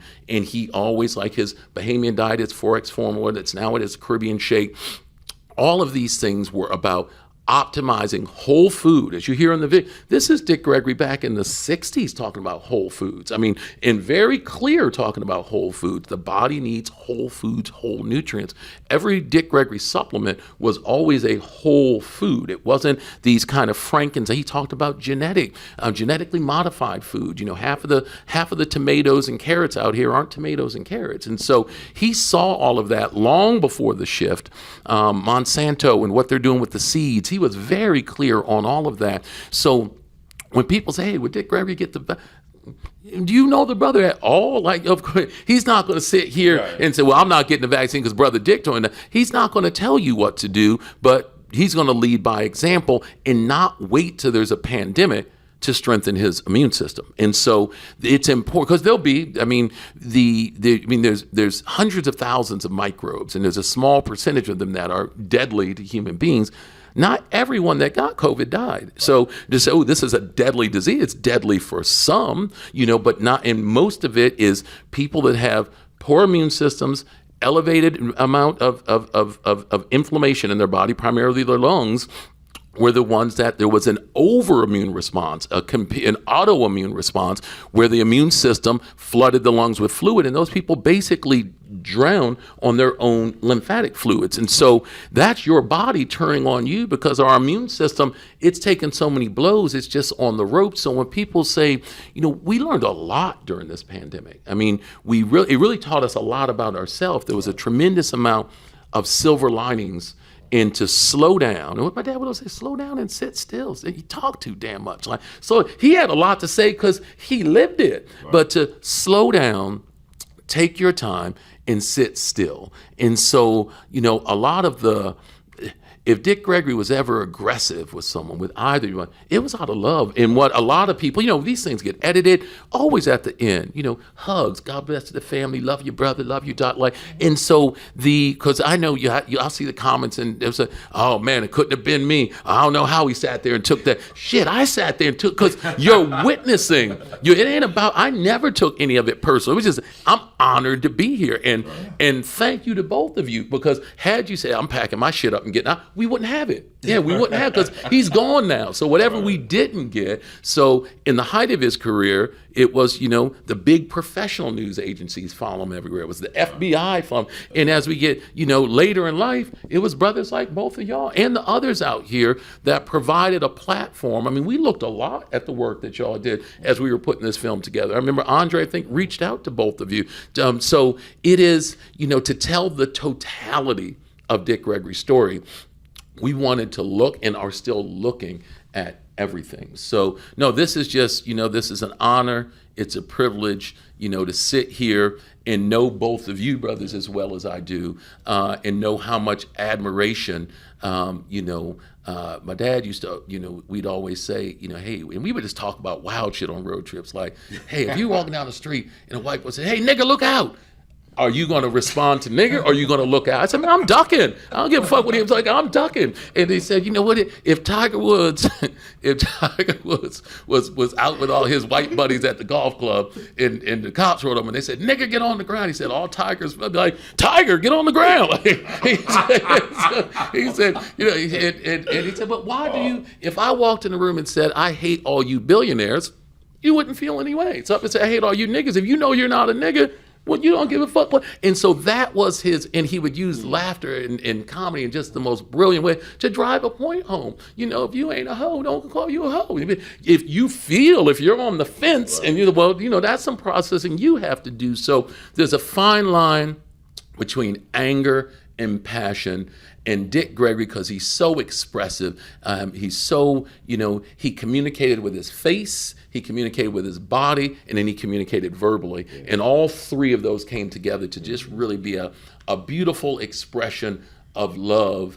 And no, I mean, it's he's the least violent man I've ever known. Mm-hmm. But, you know, as he got older, a defense mechanism of, you know, a louder bark was, and it's somewhat typical with old age, right, of a louder, and I just knew, it's like, you know, oh, look, that loud bark over there is nothing but love. It may not sound like love, but it is rooted and is nothing but love. And when that interview wraps up, there's only one brother that the interview went sideways. It was a newspaper interview in Richmond. I wasn't there, but I got a call immediately from the publisher, and it was a younger brother who clearly didn't. Quick segue. My pops didn't trust credit cards. He was cash operation. It was always cash. And so we're at downtown DC. He cashed a $10,000 check, walking out, counting them. I said, Pop, these young folks, you're just an old cat with a pocket full of money. I said, we would put that away till we get to the car because, and he thought of it, say, damn, you know what, you're right. A lot of younger folks didn't know who he was. And so, sometimes he would say some shit to folks and they would rise up like, well, and then other brothers would be like, oh, hey, young blood, you know who that is? And so I very rarely ever had to step in because I knew that others would. And so when this brother was interviewing him down in Richmond, I guess he jumped up and like flipped a chair and went to like charge at my dad. And someone put their hand up. I was not there. My dad's other body man, Keith Silver, was there. Shout out to Keith Silver, just an amazing, beautiful human being. And just really, there was a real solid team around Dick Gregory that were all folks that just loved and adored the man. So I didn't hear about it from my dad. The publisher, because I had set the interview up, called me to say, it was clearly a white cat. I'm so embarrassed, but it was a brother who was interviewing my dad. I'm so embarrassed by what happened today. I just got word of it. Keep in mind, I don't know. I'm getting ready to say, what the hell are you talking about? And I just want you and your father to know we fired that journalist today. He was fired immediately. And I just said, oh, okay. I said, well, I'll wait till I hear, clearly he thinks it was reported back to me. So I don't want to think that, hey, I'm not high enough on the pecking order that it wasn't reported back to me. And when my dad said, hey, what happened now? He said, oh, nothing. It was a great interview. And I was like, wait a minute. I said, the white cat called, said they fired. He said, that nigga did. He said, that nigga, I said, I told that nigga he was about to find out. Fucking with me is not like fucking with these other niggas. And so sure enough, shout out to that brother for showing folks what not to do. Thank you. I appreciate it. Yeah, thank you, gentlemen. All right, so for those who hung out with us, this is us chopping it up together for the first time. And may not ever happen. So this is history. Yeah, this is history. Yeah, this is history. But if you know, if you think you know, if you don't know, July 4th is when it all goes down. The one and only Dick Gregory. Please. You won't be disappointed. You will not be disappointed. The one and only Dick Gregory. And I just want to, the Roots, Black Thought. And they didn't play it, but when you see it on Showtime, his new song, which is a tribute to Dick Gregory, At Your Service, is just a beautiful, beautiful song. And, Dick Gregory was Black Thought. Dick Gregory, as we sit here, we're Black Thoughts. And I said that with Lena Waithe on the stage last night. Like, my dad would always say, I'm super black. And he wasn't talking about complexion. It was a lifestyle. It was an attitude. My dad didn't believe there were white people. He thought most of them were imposters. He said, I believe there's maybe 5 white people in the world. The rest of them are imposters. If you don't have $1 trillion in the bank, your ass can't be white. And so he said most of the folks that they would kill them white boys on the way to come and get you. And so he was very clear the importance of being super black. This is a super black production that just is befitting everyone that played a role. It's just the tremendous amount, 6 years, which is just a profoundly long time. The first 3 years of it, because I've been hearing all the comments about, oh, they better get the story right. I'm like, you telling me what I better do? Go make a documentary. As you know, anyone can make a documentary. My dad's life is public record. Mm-hmm. So,